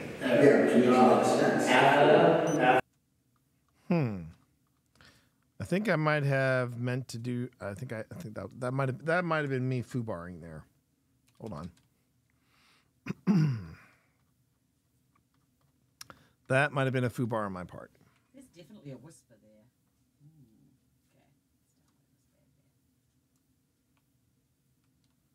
Good news is I can just do. Yeah, we're fine there. Hello, Benedict. Why are you staring at me? He does that. Feel free to submit. And another function, there's Yeah. 1,000 people that died on that day. Account for guys that were injured and maybe died 3 days a week later. Right. It does account for that or does not? It does not. When they say, please use any of these devices to tell me if I'm mistaken. When you are killed in action, you're considered, dead on that day. If you're wounded, you're wounded. But if you die 4 or 5 days.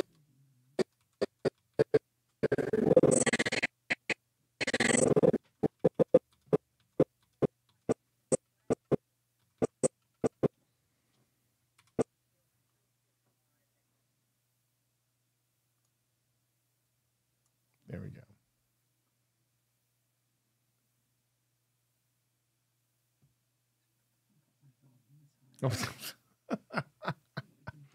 You're wounded, but if you you die 4 or 5 days later from your wounds.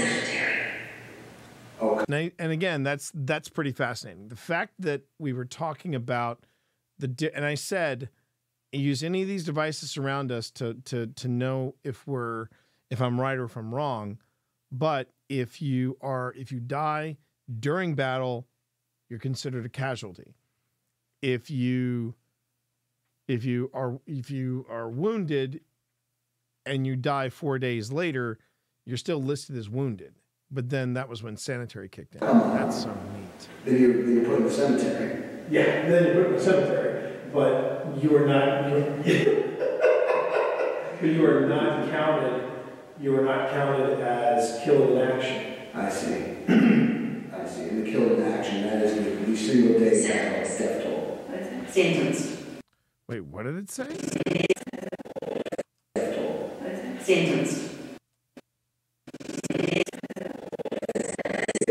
Honey, I might need you to come over here and interpret something for me. Sorry? I might need you to come over here and interpret something for me. It says something, then you repeat it, and I can't understand your accent. Well, while I'm doing that, you can come over here and listen to this that I've marked out. All right. And tell me what you can hear. Because I do actually say I can hear something. Okay. I'm standing behind the monument because the wind was so loud. Yeah, because the wind was so loud. I stood behind the monument, and it does baffle. It takes away the wind off the... All right. All right, so Ghost Tube is about to go off. And I say, Ben. Dick. Ready? Yes. I see. In the killed in action, death toll. Sentenced. Sentenced. Sentenced. Is that what you said? Sentenced, yes. Please confirm. No, please confirm that. I didn't understand it, so okay. I see. In the killed in action, that is the single day death toll. Sentenced. Sentenced. Jeez. Come over to my side. She has such an accent. I do not. Compared to what I used to have. Well, when you get around other Kiwis. Yeah, well, that's a different kettle of fish. Different kettle of fish. Different kettle of fish. So there's only one mark there. So as soon as you hear me say, I heard something, you've gone too far. You said what? If you hear me say, I heard something, okay, then you've gone too far. What am I listening for? It's just there's something in the background. I haven't pulled it out yet, but. Oh, right.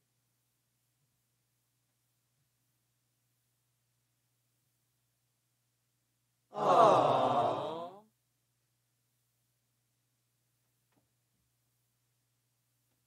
Well, I went too far.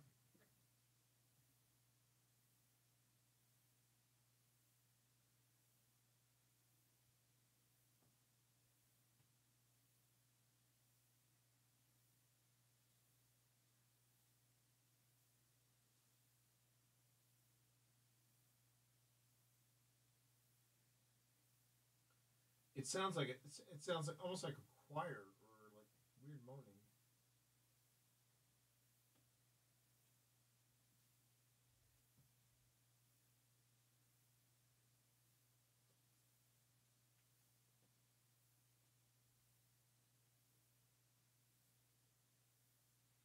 Oh.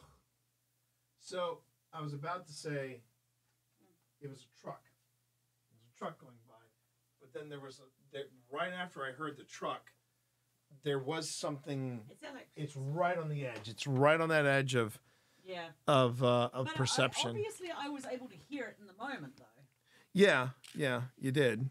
It might have been quite affected by the wind and stuff around it, maybe. But it's something, so I'm marking it. Mark it 0. No, don't mark it 0. Mark it 0. BTC, that is between you and your proctologist. So that is your call. What you do there, okay? So there you go. I see. I see. In the killed in action, that is the single day death toll. Okay, so.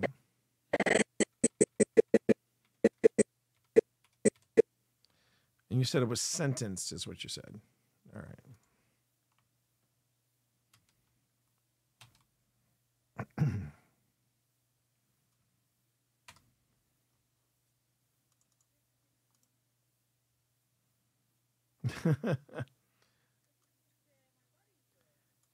If I don't get it, you know what to do.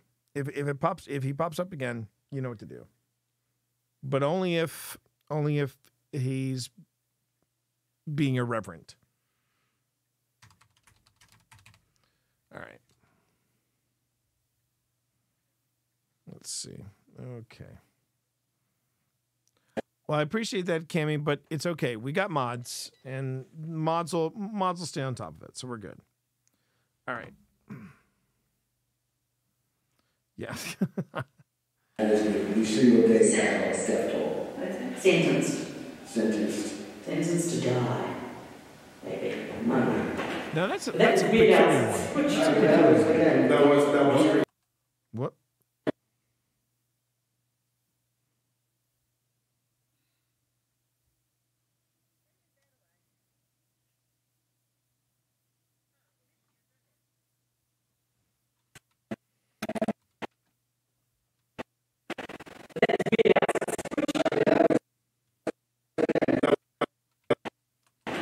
That was weird out. Switch.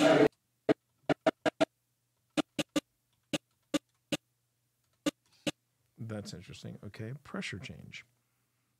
Nice. All right.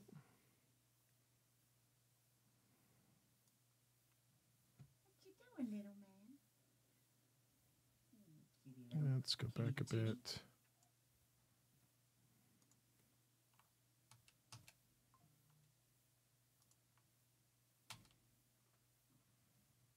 Okay.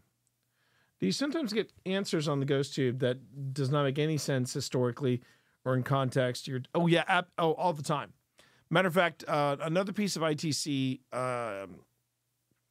technology that you run that we've been playing around with, it's called the Paratech, and it is closer to an Obulus than Ghost Tube, and sometimes Ghost Tube will spit out random stuff, but Paratech is literally a random word generator.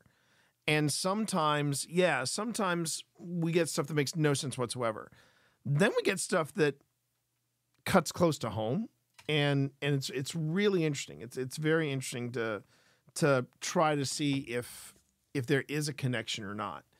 And that's why when you have multiple devices at play, it's good not to have everything running, but it's a good idea to have certain things that will help motivate or drive a narrative forward.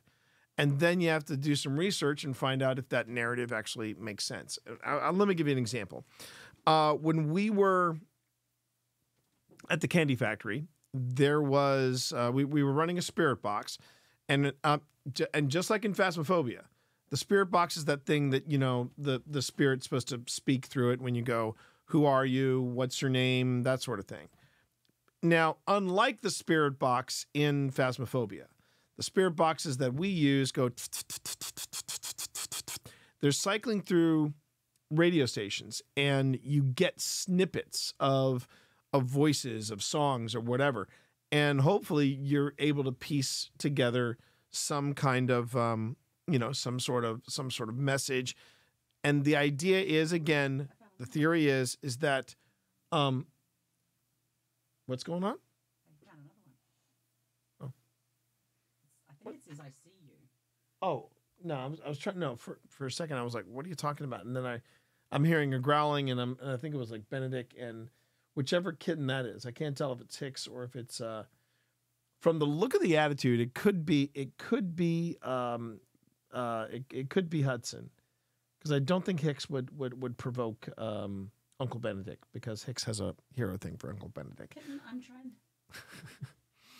All right, so no, not necessarily, Cammy. You can't turn off the. You can try to filter it out. I know, family drama, isn't it great? You can try to filter it out, but it's not quite. It's not the same, and.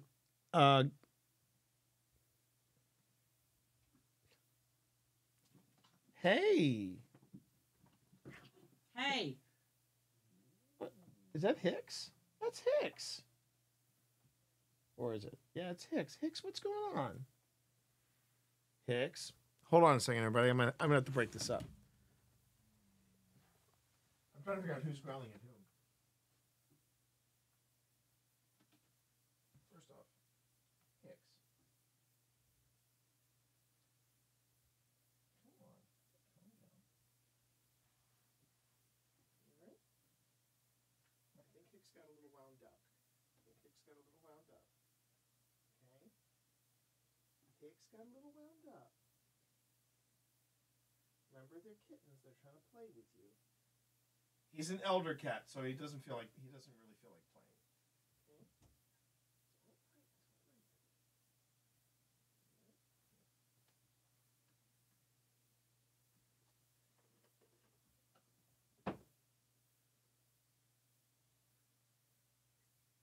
Ah, there it is. That's weird. I swear I hear an EVP that says, I see you. And then, like, 4 minutes later on GhostTube, I see you. Really? Yeah. Let me give you a second opinion on that on that EVP. All right. It needs to be broken out and boosted to here. If you can see, if you can make it out on it. But once again, it was because I asked about the Army of the Potomac. That's your trigger right there. That's my trigger word right there. All right. Okay, I think I took care of the family drama. My apologies, everybody. So what had happened was that we were running spirit boxes. Okay, we were running spirit boxes in this one area of the candy factory, and we kept getting the name Edwin over and over again, and it felt very random. Okay, going back to the original question, about whether or not we just get random stuff. How do we deal with it? But we were getting the name Edwin at random. Edwin. So Pip did some deep diving. Whoa, cake. So Pip was doing some deep diving into this, into the history around the candy factory. And what she found out was that it was 1928. Sorry? 1928 was when the car accident happened? 22. So it was in 1922. This. Hey, would you stop? Would you stop? Now you're all wound up. What's going on? They catch it from each other. Yeah. We just stop.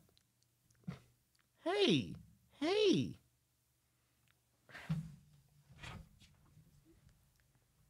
Cat, come on.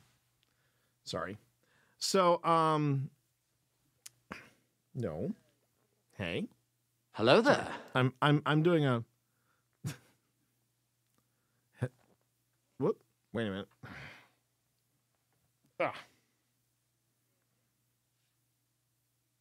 Just want to make sure everybody can still hear me and that everything's good. Okay. Not sure what happened there with the blurb. Okay. Let's try this again. So we kept getting the name Edwin. Pip deep dives found out in 1922. In 1922, there was a group of kids, a group of boys that were joyriding, and they were joyriding around Manassas, and it was near the train. It was near the train station in the candy factory that their car got hit by a train. All 4 boys died, and one of the kids' names was Edwin. Now, again, ITC technology, it's pretty much, it's random words, right? But through the spirit box, we kept getting the name Edwin. You can see that. You can actually see that in part 2 of our Candy Factory investigation, which was the kickoff episode for season 2 of Old Spirits. So you can see that up close and personal. Sometimes the words just seem random, but you try not to just completely dismiss them because you never know when they are going to matter, whether it's a random name, whether it's a random word. And particularly when we get names, we try to see if there's any kind of matchup. I would say it's sometimes, it could be 60-40 It could be 70-30, and sometimes it could be 30-70. You know, about how we can make that match. So, like I said, sometimes it works, sometimes it doesn't. All right.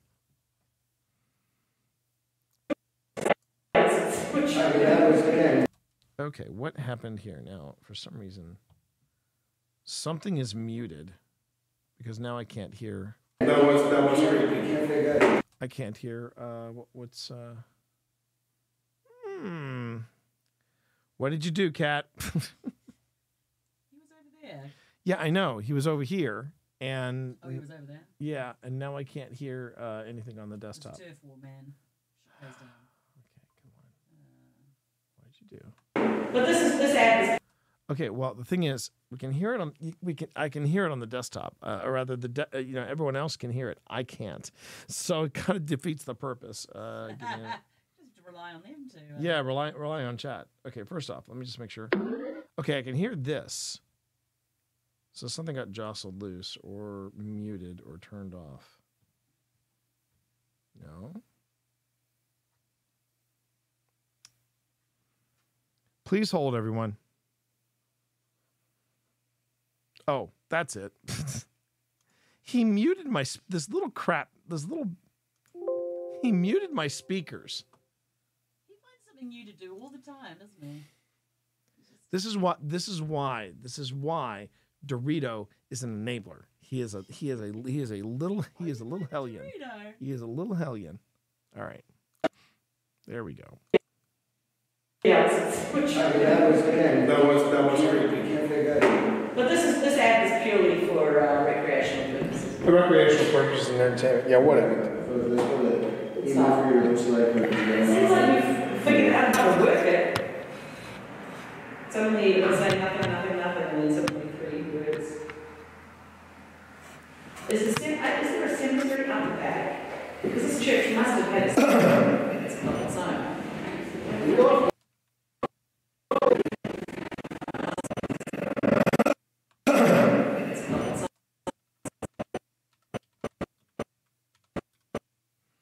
Well, I will give the EMF credit where credit's due. It's being consistent.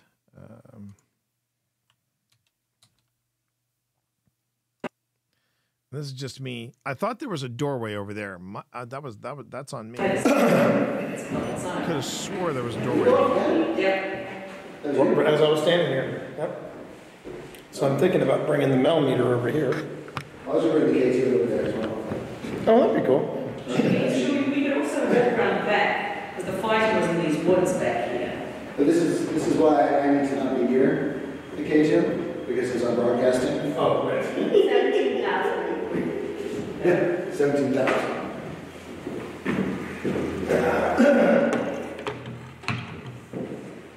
Actually, I set it up. If you wanted to put that on the other side. Yeah, let's do that. Are you curious about that orange box over there? It's quite pleasing to look at. It is. Wouldn't you say? It gives you a touch. Oh, Pip, did you bring your crops? I'm trying to remember. I think I did. I'm trying to remember if his Mel meter, if his K2 meter ever goes off. I guess we're going to find out. But you can see the colors correspond a little bit between the eddy and here. Again, if you go all the way over into the red, that's 10, and then you okay over there? He's just playing with something. Oh, okay. He's also a little high because I gave them all catnip. Oh, great. Well. But you'll notice that because it's on, we're getting we're getting a standard little bit of 1. And it's roughly the same colors. 1, 2, 3, 4, 5. We got 1, 2, 3, 4, 5. The only difference is that the 1 or neutral color is that off green, whereas here it's green. But it still goes red, slightly red, yellow, green. This goes red, light red, orange, yellow, and then green. Not necessarily confusing. It's just this is supposedly this is a little more accurate. The Fast Eddie doesn't mean that we're gonna find out. We're gonna find out what happens. She got a collapsible stand so that she could prop different things on it, like the KT meter. Oh, I wrote it too. I wrote it. They blend, yeah. Welcome to the world parallel station.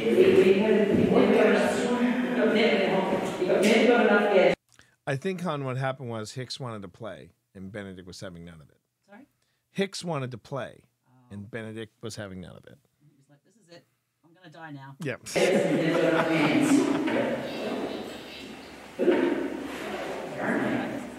Oh, make sure to shoot some action footage. Yeah, that's So right now we're just in word mode, which emits a pulse of low frequency sound. Well, there's my beautiful wife who does all kinds of beautiful sounds. Secretary. Sorry, I did not mean to mock you in any way. I just have too many pockets and I can't find them. Didn't say anything about the pockets. No, so here. I don't think there is. Okay. All right. Now we got a full battle mode. Pick this up. Do you mind us being here? Is it okay with you in here?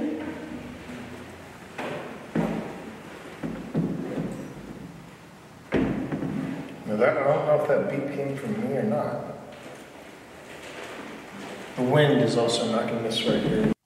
Now, what's different, though, Cammy, between the EMF that this is picking up, that Eddie's picking up, and the EMF that the REM pod picks up, this is detecting if anything is close by and is creating an EMF field around it, or it's charging the EMF around it.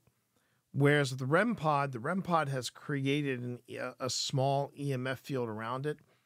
If anything breaks that EMF field or interrupts it or comes near the antenna, that's when the lights go off and the alarm sound. So they both deal with EMF, but one is different. They treat it in a slightly different manner, if that makes sense.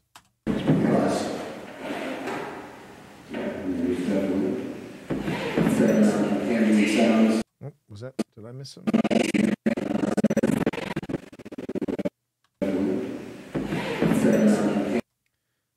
Yeah, something's beeping, and I have no idea what it is. It's not me, and Phil's talking. Yeah, Phil's talking over, but it's not Fast Eddie. Fast Eddie is not beeping.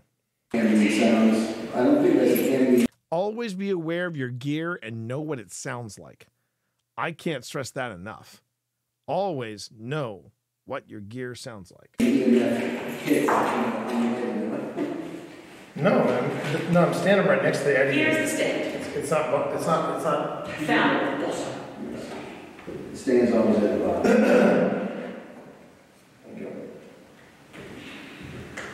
See, I originally bought one of these for this very purpose, but then mine wasn't collapsible like Pip's. Well, I thought about it. It's also adjustable. So if you're doing those two. Well, look at that.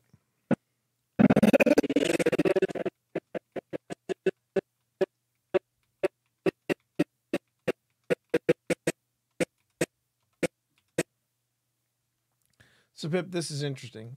Scott in chat. Yeah. Scott just said he checked out the local weather that day. It maxed out at 60 degrees Fahrenheit, right? It has been slowly dropping in here inside the church. It's now 56. Now that might be normal. That might be normal because we're indoors. Yeah. But it's interesting. It's interesting. All right. Oh, that's okay. Okay.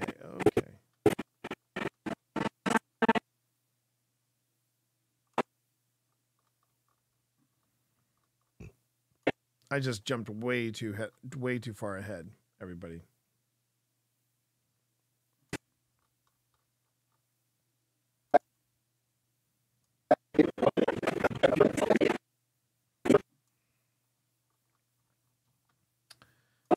fallen way too far behind.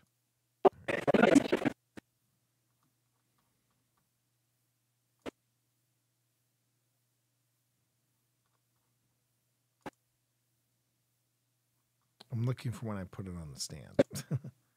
There we go.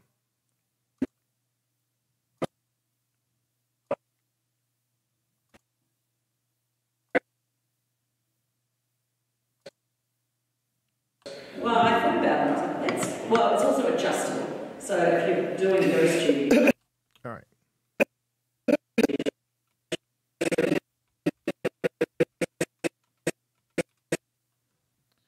Okay.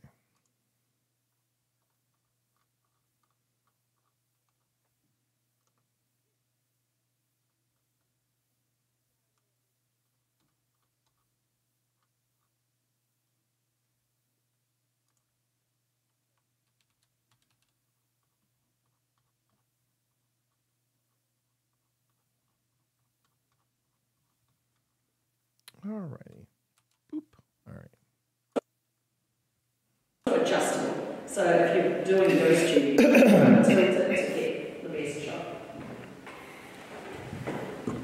I'm going out to see if we can find a cemetery. Okay, gotcha. We're just going to wander around back. Let us know what you find. It shouldn't matter if it's on its It's side. coming towards you, so you're Okay.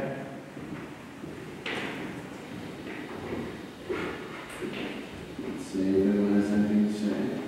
So there's about a 6 degree, according to this, according to my millimeter, there's a 6 degree difference between the Eddy and here.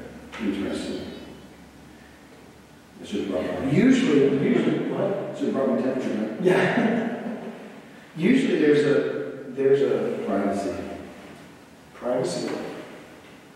Yeah, we have a little privacy now. Okay, so I think Phil has also, you'll hear a little, sounds like a,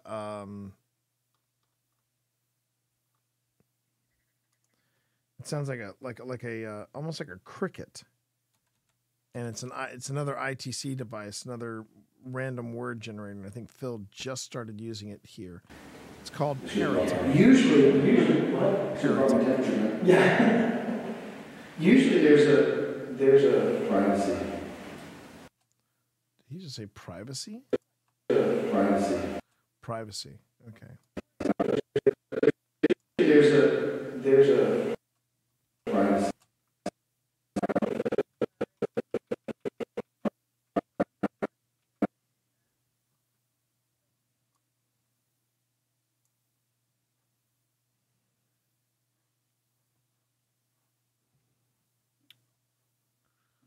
That's over here.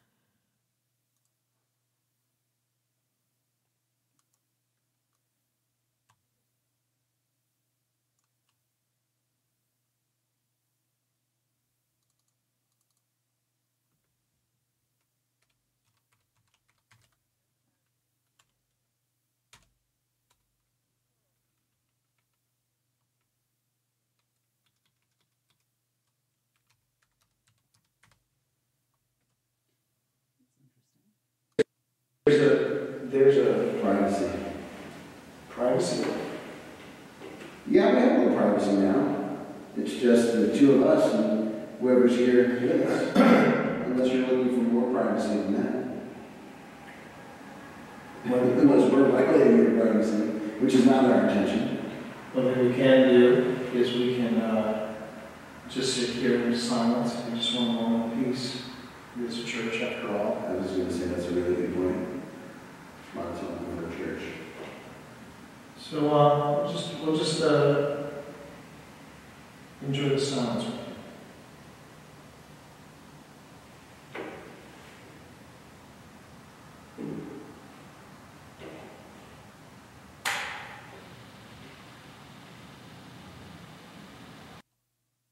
Now you hear that? If you hear that low, brrr, that is Phil's Paratech.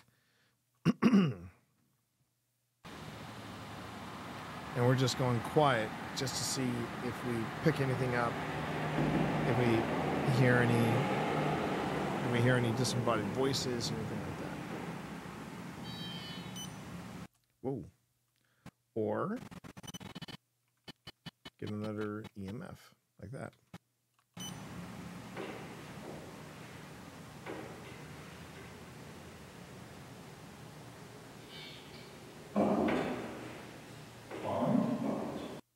What? Sometimes echo can be the worst.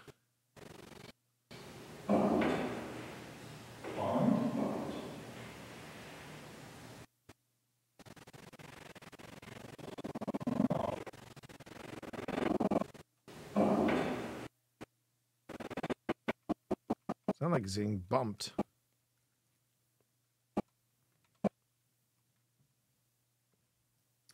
Like I said, some devices there can be a pattern that just emerges, and then there's some where it just feels like it's random words. Like in this case, what? I'm standing in the cornfield by myself talking, and I say, "Were you from the South Carolina, such and such?" And she goes, "Go away." And sometimes it gets like that. Sometimes it can get like that. There's some other stuff. I vaguely remember there's some more stuff coming up as well. I'm just gonna say it's bumped. That's what it sounds like to me. All right, and then there was an EMF of 2.5.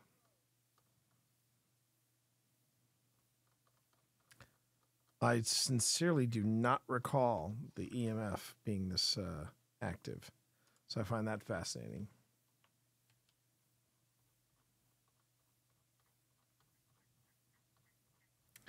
I don't know if they used the term bond back then.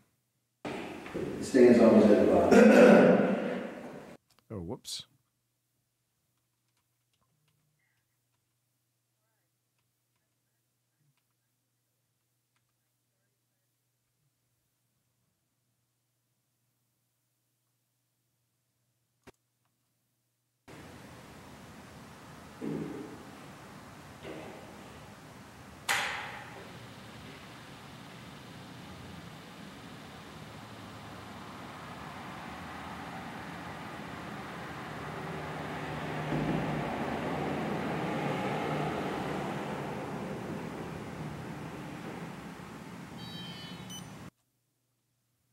Right there.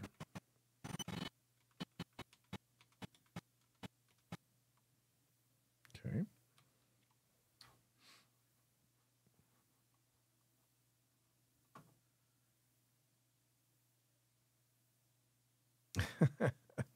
Now, the important thing is to not look too hard. If you're trying to force a narrative, that's not good.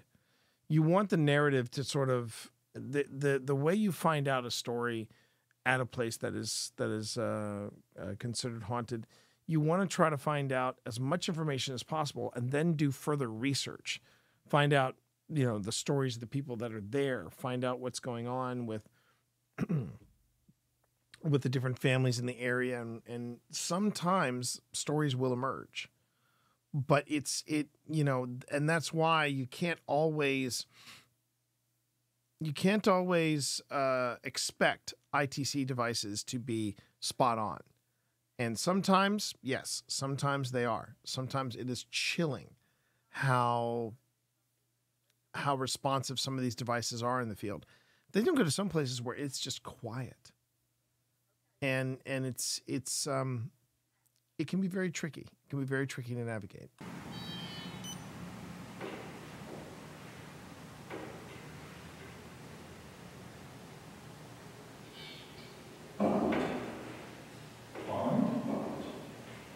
No, it was bumped. I say bond, and then Phil says bumped.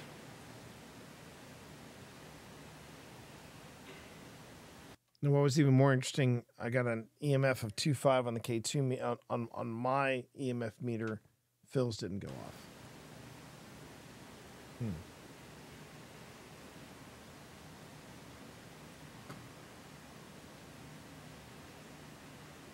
That's definitely the Ginsburg silence right there. The Ginsburg silence, yeah. There's a bit where I'm standing by the cornfield. Yeah. And as I walk towards the cornfield, I say, "Wow, I suddenly feel really nauseous."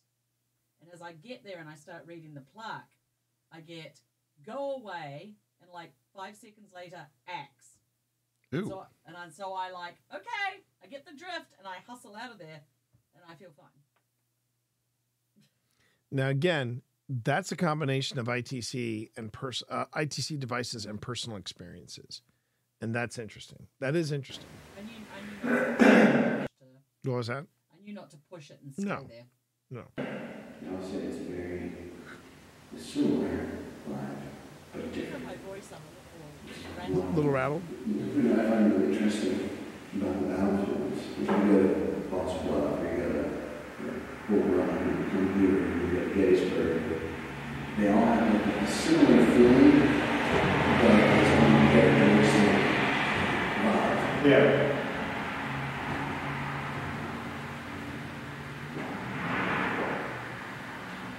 It's a little there.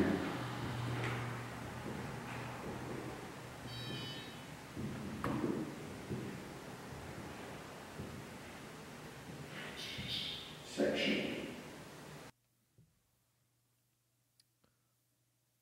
The word bunt has roots in German and Dutch. It can mean colorful, speckled, spotted, and stained.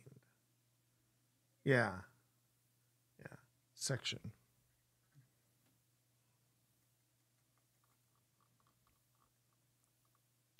But yeah, it's that kind of, and that's another thing that people kind of forget about with ghost hunting. And I think that's the difference between ghost hunting and paranormal investigation. When some people go ghost hunting, it's like, I want to go see a ghost. I want to see a ghost. Boom, nothing else. I want to see a ghost. Whereas the whole idea of doing paranormal investigation is you are investigating. You are trying to find out if you do see a ghost, if you do see something that cannot be explained by normal circumstances or normal science, it's good to find out the context. It's good to find out the story behind it, that kind of thing, you know?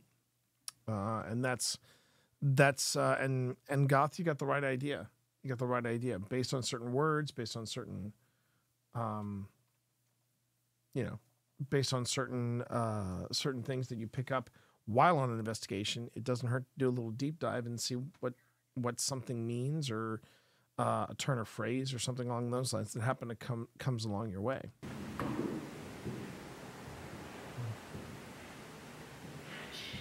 Section. Okay.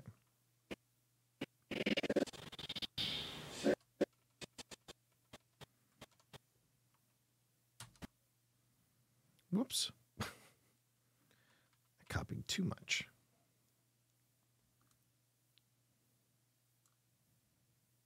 All right.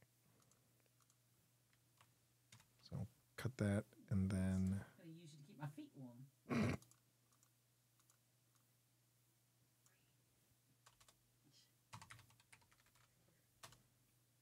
It's always interesting when nothing happens and then suddenly. And then, well, I mean, that's why I always talk about paranormal investigations a lot like fishing. You know, it's just calm, it's quiet, nothing's going on, and then suddenly you just get all this, like you get an EVP, you get something on the Paratech, you know, that kind of thing. It's rapid fire. It can be rapid fire. By the way, everybody, before I forget, thank you all for hanging out. Thank you for the questions. Thanks for the discussion. I really do appreciate it. It helps the investigation go by a little smoother. Does not get me through the evidence any faster, but it also makes me pay attention a little more, and I appreciate that. From what Goth said, do they ever speak? Oh, this is a good one. From what Goth said, do they ever speak in a foreign language, or do ghosts just speak English by default? And yeah. Here's a funny thing about that. I recommend you take a look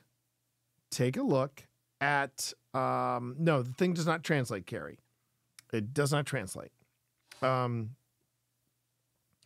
However, you can have GhostTube. You can actually have GhostTube translate if you're overseas somewhere.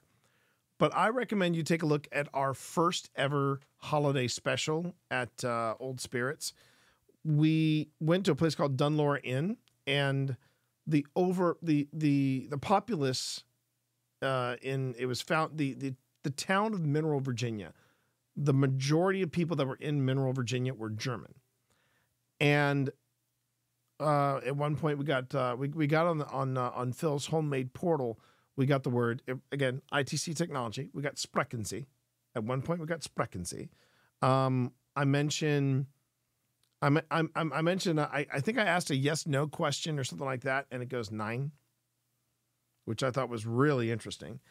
And not all. I mean, granted, because it's a melting pot. You're not always going to get German or something like that. But if there is something there that was maybe German in descent, and we're trying to speak to them in German, they may.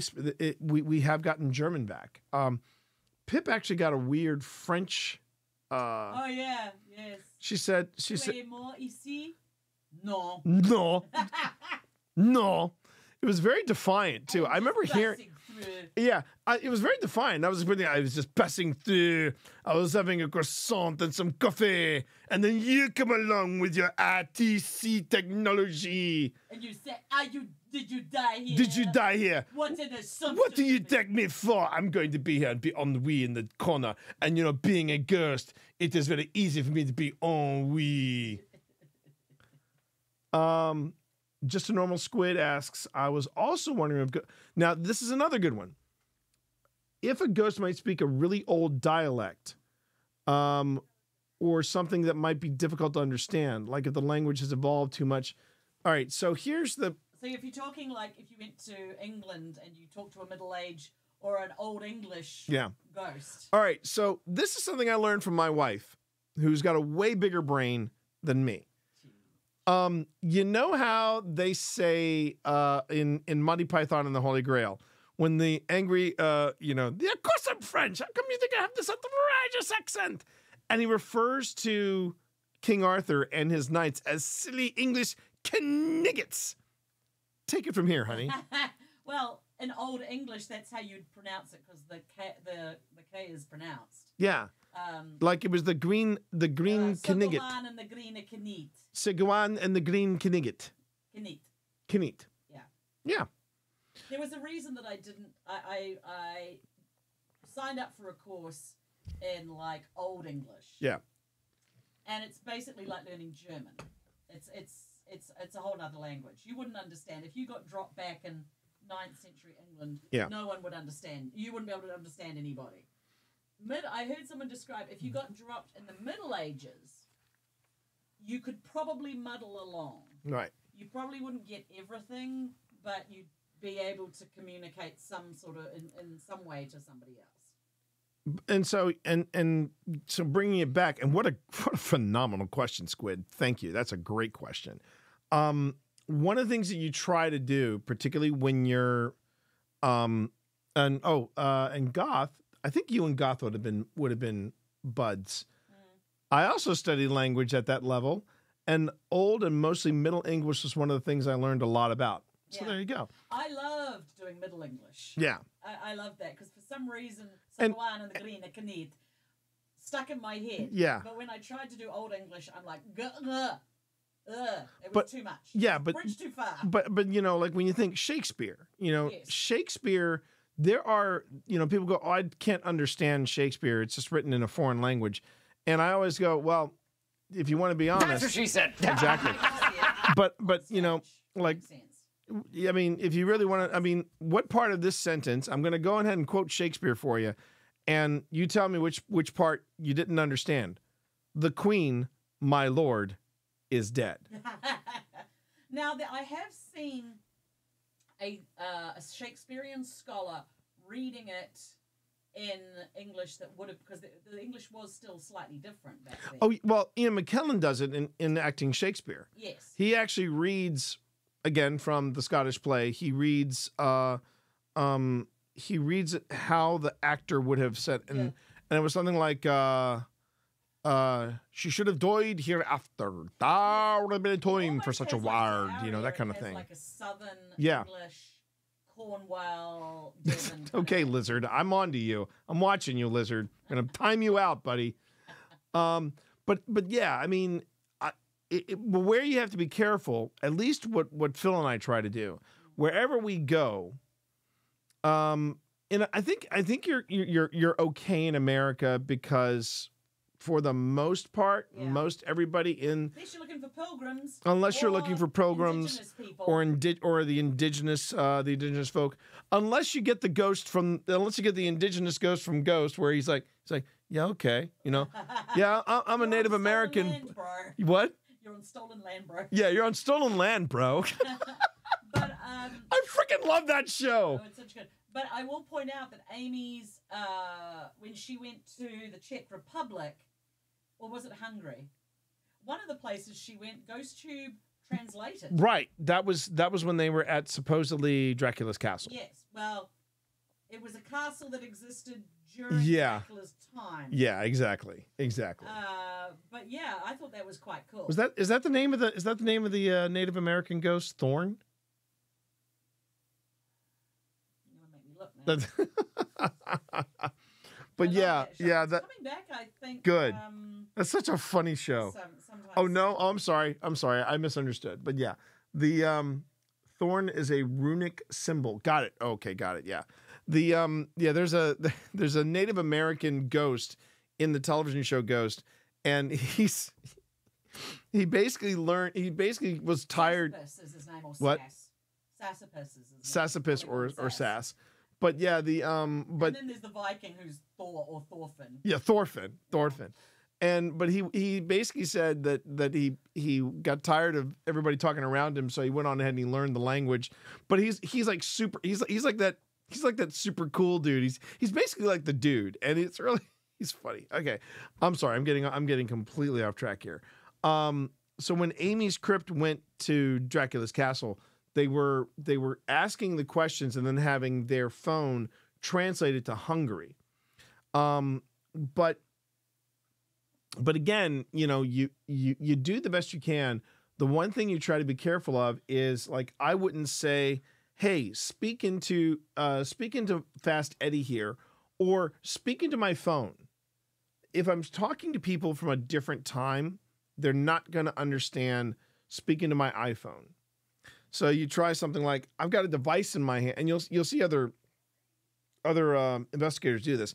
I have a device in my hand that will record your voice, or that will hear you if I can't hear you now. So feel free to speak into this device, and it'll help us communicate. So that's what you're trying to do there, you know. And you try to keep it as neutral as possible, if that makes sense. Although it's funny because one of the things that I noticed that I've seen other people on their shows do, and we do this as well. Yeah, it was in Romania. Then that's where Amy's crypt was. They were in Romania. But one of the things that we love to do when we've got devices is we say, we've got these devices here. You might have seen them before because there are other people who have been here before us. And it sometimes, that, at least for us, we've noticed that sometimes helps, you know, kind of create a connection, if you will, or just a way of building that bridge. You know what I mean? Fundamental English fact: Thorn was a runic symbol used a lot in Middle English, which replicated the sound of th, which is why you get shops that will say, you old sweet shop back. The Y was actually a thorn. When the printing press was invented, they started using Y instead of the symbol because it looks so similar. Yeah. So ye is actually the, like the old Cheshire Cheese in London. One of the coolest pubs I've ever been to, by the way. But it's commonly known as ye old Cheshire Cheese, which it's not. Yeah. Moral of the story: anything that applies to people historically, linguistically, psychology applies to ghost hunting. Kind of, yeah. Yeah. You know, you just, yeah. And, you know, what you're trying to do is keep it as simple as possible. I mean, I guess that's the best way to describe it. Section. That's weird. What the hell's that? You'll hear that a lot too in paranormal investigation. You know, you'll just suddenly get this random. you know, and yeah, you just kind of roll with it. Someone calling the dog. Oh, okay. It was sort of like, wee, wee. See, now look at them. See, they're bros. Look at the kitties. Hang on, I'll adjust the camera. Because we've got two here. Yes, I see you, Benedict. We got two. See? Like bros. Right there. Right there. Like a pair of bros. All right. Here we go. Yeah, 55.6 degrees on Eddie, 50.5 on Mel.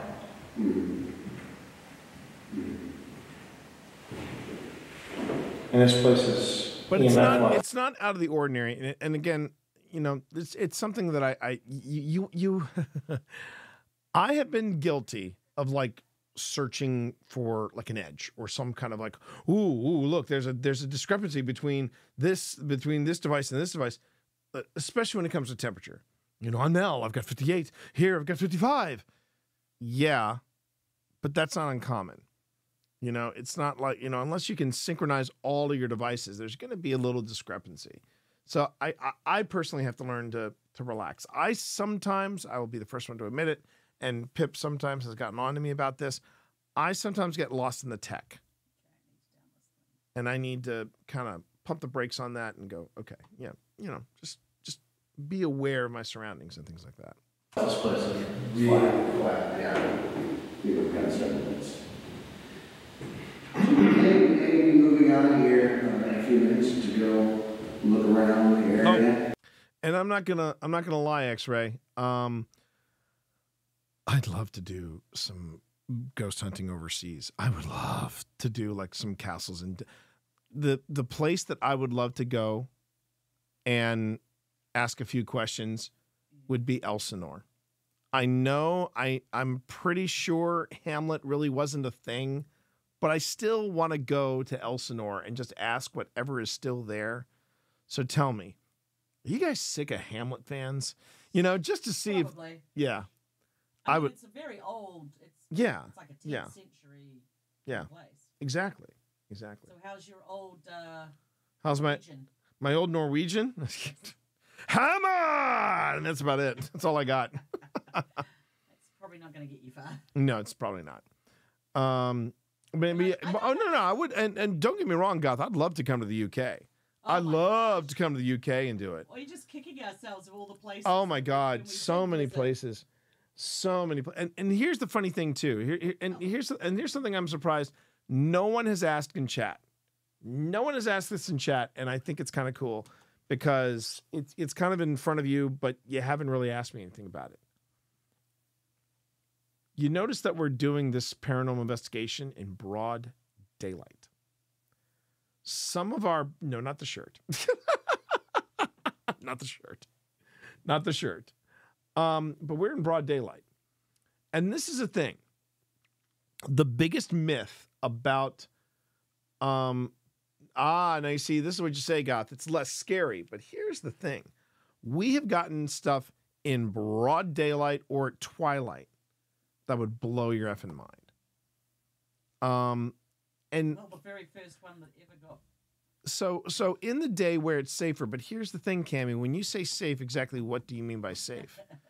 Because here's the thing about safety, okay? First off, if you ever do paranormal investigation by yourself, that's dangerous. It's probably some of the most dangerous stuff you can do because you don't have anyone, one, to corroborate what you're doing, and two, you're alone. So if something happens to you, you better make sure you got some cell service, right? Now, as far as the dark, well, your mind is going to work a little harder to fill in blanks for stuff during the evening. During the day, however, that's a different thing altogether. That's a different thing. You have weird stuff happen and you can't explain it. Right, exactly, Lizard. During the night, we're more afraid, nefarious entities, like mess with folks. Yeah, of course. So let me go on ahead and let me find you one of our gems. I'm going to just quickly find you one of our gems here. Let's see. So we're going back here to Let's see. So this was a trip that what I'm about to show you all is from a trip that Pip and I took by ourselves. It was just the two of us, and we went to Gettysburg for the day. Okay, so we went to Gettysburg, had a great time in Gettysburg. It's near the end of the day, and we are walking across Cemetery Ridge, and we are going to. We're walking by a monument. The vibe was super heavy before. We're walking by a monument, okay, and it's a monument to Our old friends. our friends, the Army of the Potomac, okay. We're walking by the monument, and so I'm just going to paint the scene for you. My wife is in front of me. I'm behind her with a digital recorder in my hand. And I'm talking, so we only have audio for this. We do not have a camera running, but we do have audio running. And the only thing I did to the thing you're about to hear, all I did was boost the volume. I did not touch anything in the ways of audio engineering. I did not remove any sounds. I didn't normalize anything. All I did was select it and boost it. That's all I did. All right, and here we go. This is what I captured on our way back from Cemetery Ridge. And I was just like, am I wasting my time? And then I hear this on the audio. So we're about to leave. If you want to say anything, now would be a good time. If you are here, give us a sign.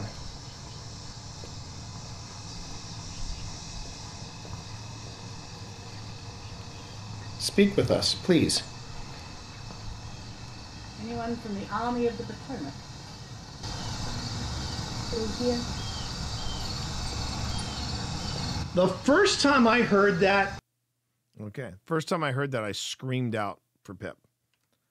I screamed out for Pip. And she comes running down thinking that I have like broken my knee or, done something like that. And she listens to it. And I found out later she lost 3 nights of sleep because she kept trying to figure out what that was. But we caught that during the day. And that's my point. I know, right, Lizard? I mean, you can hear, it's a bit like another one that we caught during the day that I played for some folks. Again, it was in Gettysburg, where we actually heard a drawl in the guy's voice. We heard inflection. But in that one, you can actually hear that it's a young voice. It's a young voice. It's got to be a boy's voice. It sounds like I think it sounds like a young boy. And it was so immediate after Pip asked anyone from the Army of the Potomac. Bam, it happened. It just happened. And my point is, ghosts don't punch time clocks. And, to quote the great guitarist and singer Joe Bonamassa, I was never good at punching time clocks, and neither are ghosts. They happen when they happen. They're out there when they're out there. And that EVP, that EVP is pretty much why I tell people it doesn't matter if it's during the day or at night. This stuff can happen at any time. And it's just a matter of being at the right place at the right time.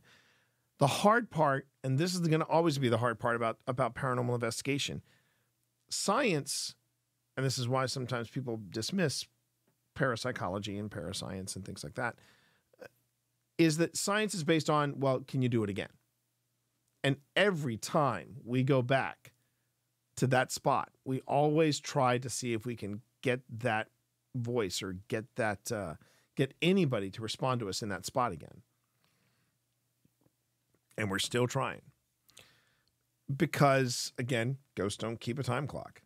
And you just, it can be an uphill battle, especially when you got people that are throwing such fakery out there. Again, if you're curious about that, remember the Grim Gazette is Tuesdays at 6, and I go into, okay, this is how this is being faked, or this is questionable, or, ooh, there's some validity to this. And what's important is to always keep a critical eye. Always try to debunk yourself. And I tell you something, that EVP that we caught in Gettysburg during the day still baffles me every time I play it. Psychology is a science that isn't always consistent. It's just that it's just that we can see it exactly. And you see, and the thing is, Lizard, a lot of the stuff that we're doing here is just experimental. The technology is experimental, and in some cases, a little questionable. And there's a point where you have to decide how much of this do I believe, and how much of it do I think is absolute nonsense.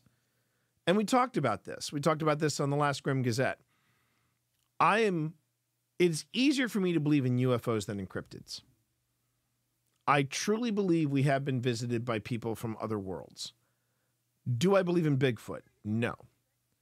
And I'll never forget this. And this is kind of fun. This is kind of fun. When I was out at TwitchCon, I met again not only Princess G, Pizza Princess G, lovely streamer, just super awesome. I love her dearly. But I also met her boyfriend, and he was asking me all kinds of like questions about. So you do believe in ghosts? And I go, yeah. And he goes, what about UFOs and UAPs? I go, yeah, I do think that they're possible. I think there is something out there. It'd be foolish to think that there weren't more advanced civilizations out there. And he nodded and he said, "What about what? I'm trying to remember how he put it.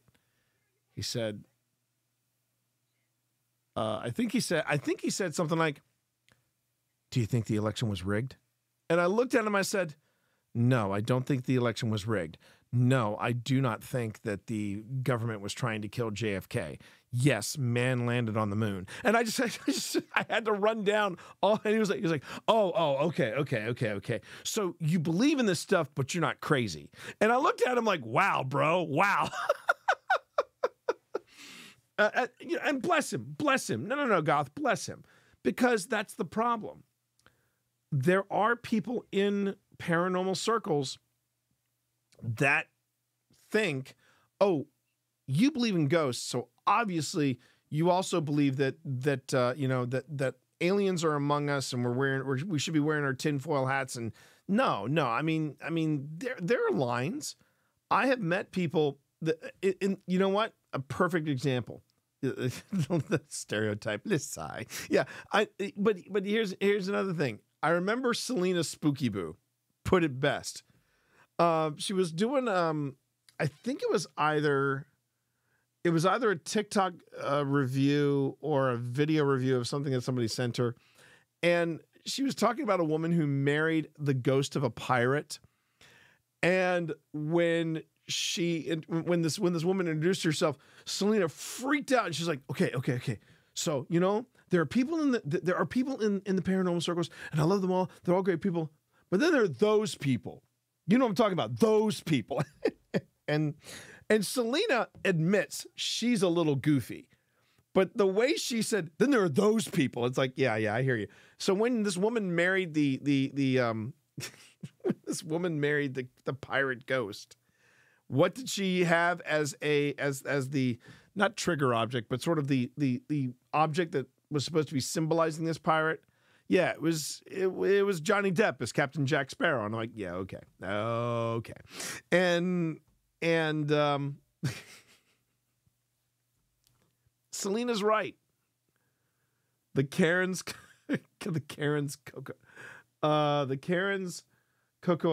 caucus of the group. Yeah, pretty much. Spirituality conspiracy theorists to alt-right whack job pipeline is a slippery slope. It truly is. But here's the thing. Yeah. I'll even double down with me. Hang on a minute. I think I'm going to slip into since we're kind of doing real talk right now. I think a little bit of music. think a little bit of music and some real talk here wouldn't be a bad thing. Man, after working though in silence, whoo, man. You know, you put on some soft music and it's only at 6%, and you're just like, hey, you know. But yeah, but I mean, like I said, I'll go even one step further. So I am, and still am, you know, practicing Christian, right? Southern Christian, born and bred, Episcopalian, and proud of it. Or as my retired priest once said, we're the Episcopalians your family warned you about. And I'm good with that. You know, I'm good with that. And I'll never forget when I told her that I was getting into paranormal investigation. And she says to me, yeah, I saw you getting into paranormal investigation. I don't believe in that stuff. But let me tell you sometime about the ghosts that haunt my barn. And we were like, what? You get them quite often. Yeah. We had the guy, Chuck, from the distillery. Oh, Chuck. Oh, my God, Chuck. We cannot wait to introduce you to Chuck in season 3. So one of the places that we investigated was a distillery. And as Twitch Dad likes to say, yes, there were plenty of spirits at the distillery. And yes, I did that joke in front of a crowd at TwitchCon. So there you go. But the thing is that I don't feel like this challenges my faith. I don't feel like it does that at all. Matter of fact, I'll never forget when I was showing one of my cousins some footage from one of my investigations, and this cousin, the dad, he's a graduate of Liberty University, and if you don't know what that is, look it up, and I'll just leave it at that. But he just looked at me, he just went, nope, and he just left. He just left. But the thing is, I don't feel like it challenges my faith, and it doesn't make it any, you know, if anything, it excites me. It excites me that I'm exploring this world that I really know very little about, but I'm learning more and more as we go. And I mean, and yet I still believe in science. You know, I still believe in facts, which is why when Phil says, "Oh, think of all the great personal experiences we've had," I'm like, they don't measure up to squat. I want an EVP. I want a video. I want something. I want something to show so I can say to people, this happened. Otherwise, saying I had a personal experience really doesn't hold up. And then, of course, it comes back to like you know what we've been talking about. It's a very slippery slope, you know. Oh yeah, I believe in ghosts. I also believe that we didn't walk on the moon. It was all a great government conspiracy. And you know, we're being run by lizard people, yada yada yada. I'm sitting there going, all right, well, first off, if the lizard people thing were in fact true, I got some bad news for you. These are the dumbest lizard people to walk the face of the planet. First off, one, why would a lizard person make himself look like evil Jimmy Neutron? I mean, and you're telling me that this one lizard person, the only thing she knows to talk about is either A, that Trump never lost the election, and B, let me tell you about CrossFit. I mean, come on. Hey, Zipper. You know, the moon landing was faked thanks to Stanley Kubrick. He's just such a perfectionist. He had to do it on location. Well played, sir. Well played. Yes, well played. Well played. Well played.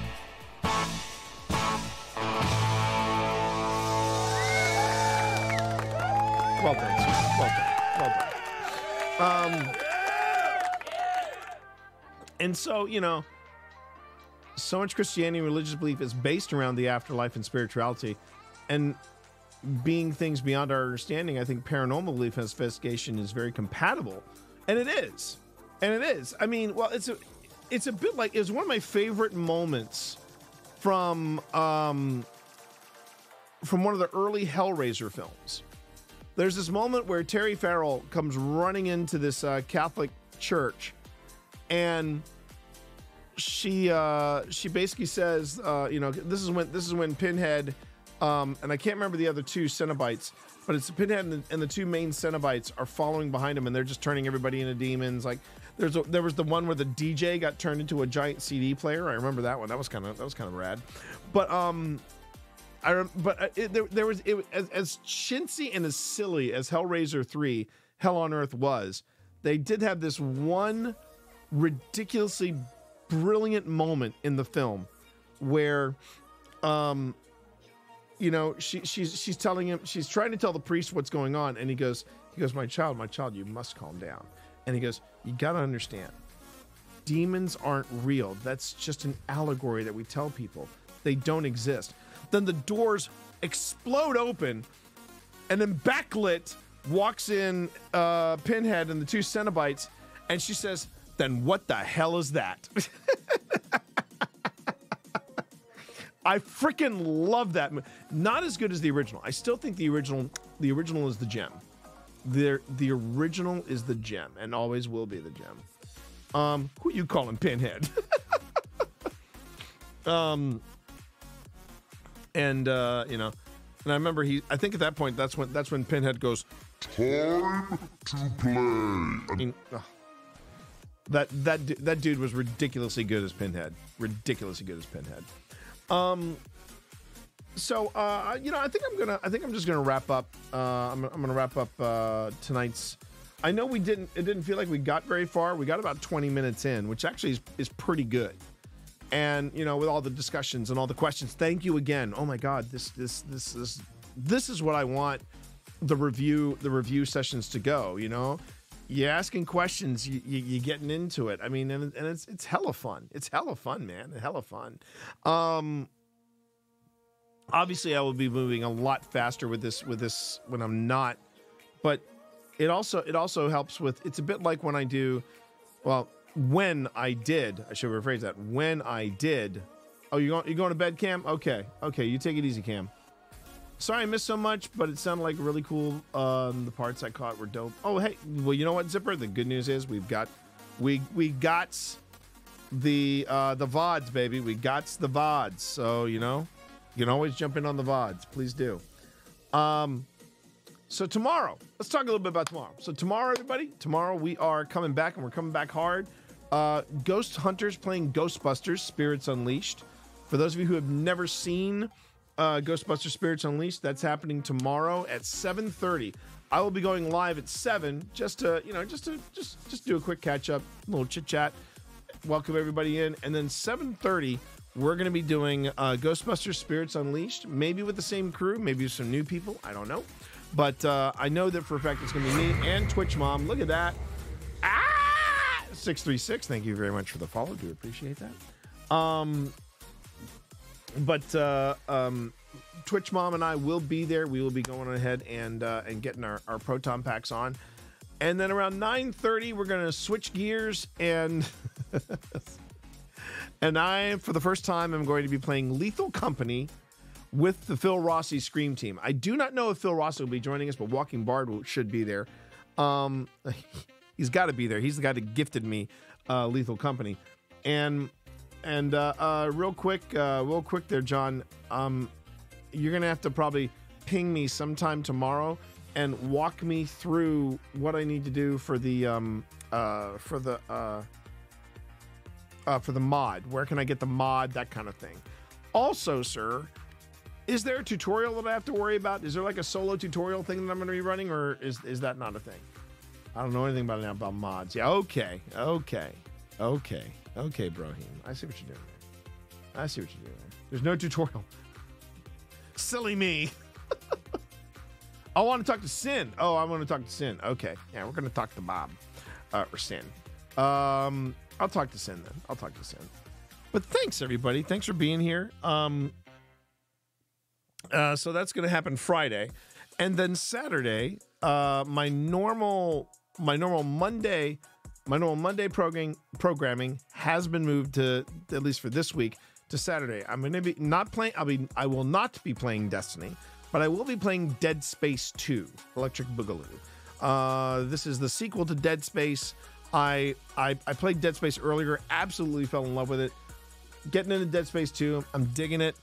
Destiny at 8 p.m.? No, that's not happening there, Zipper. It's not happening. Not yet. How am I liking Dead Space 2? That's the thing, man. That's the thing. I like it. I don't love it, but I like it. It feels... what's the way to look at this? It feels like... I feel like I should be loving it. I feel like I should be loving it, but instead, I just like it. I really loved Dead Space. Don't get me wrong, everybody. I loved Dead Space. It was the unholy union of both Event Horizon and the original Alien. Dead Space 2, it just feels like it's trying really hard. It is a much older game. It hasn't had the same remake love that Dead Space had. But even then, even suspending disbelief in that respect, when I play it, I feel like it's trying really hard to top Dead Space. And it's like when you watch a sequel and you go, this is okay. You know, here's a good way to look at it. It's like watching Temple of Doom and you're comparing it to Raiders of the Lost Ark. Bigger action set pieces, bigger everything, but it's just missing that something from the original, you know what I mean? But I'm still enjoying it. I'm going to play it to the end. We'll see how it goes. I will probably not be playing Dead Space 3 because of what I've heard about Dead Space 3. But that's happening on Saturday. So we got Ghostbusters Spirits Unleashed and Lethal Company tomorrow, and then Saturday afternoon we'll be doing some Dead Space, some Dead Space. In the meantime, everybody, I'm going to set you free, but I'm going to also take you to a friend. I want to take you to a friend, companion, a fellow streamer, guy who has been absolutely killing it, and he continues to kill it on this platform known as Twitch. This is the Raven Armed, everybody. He is high energy.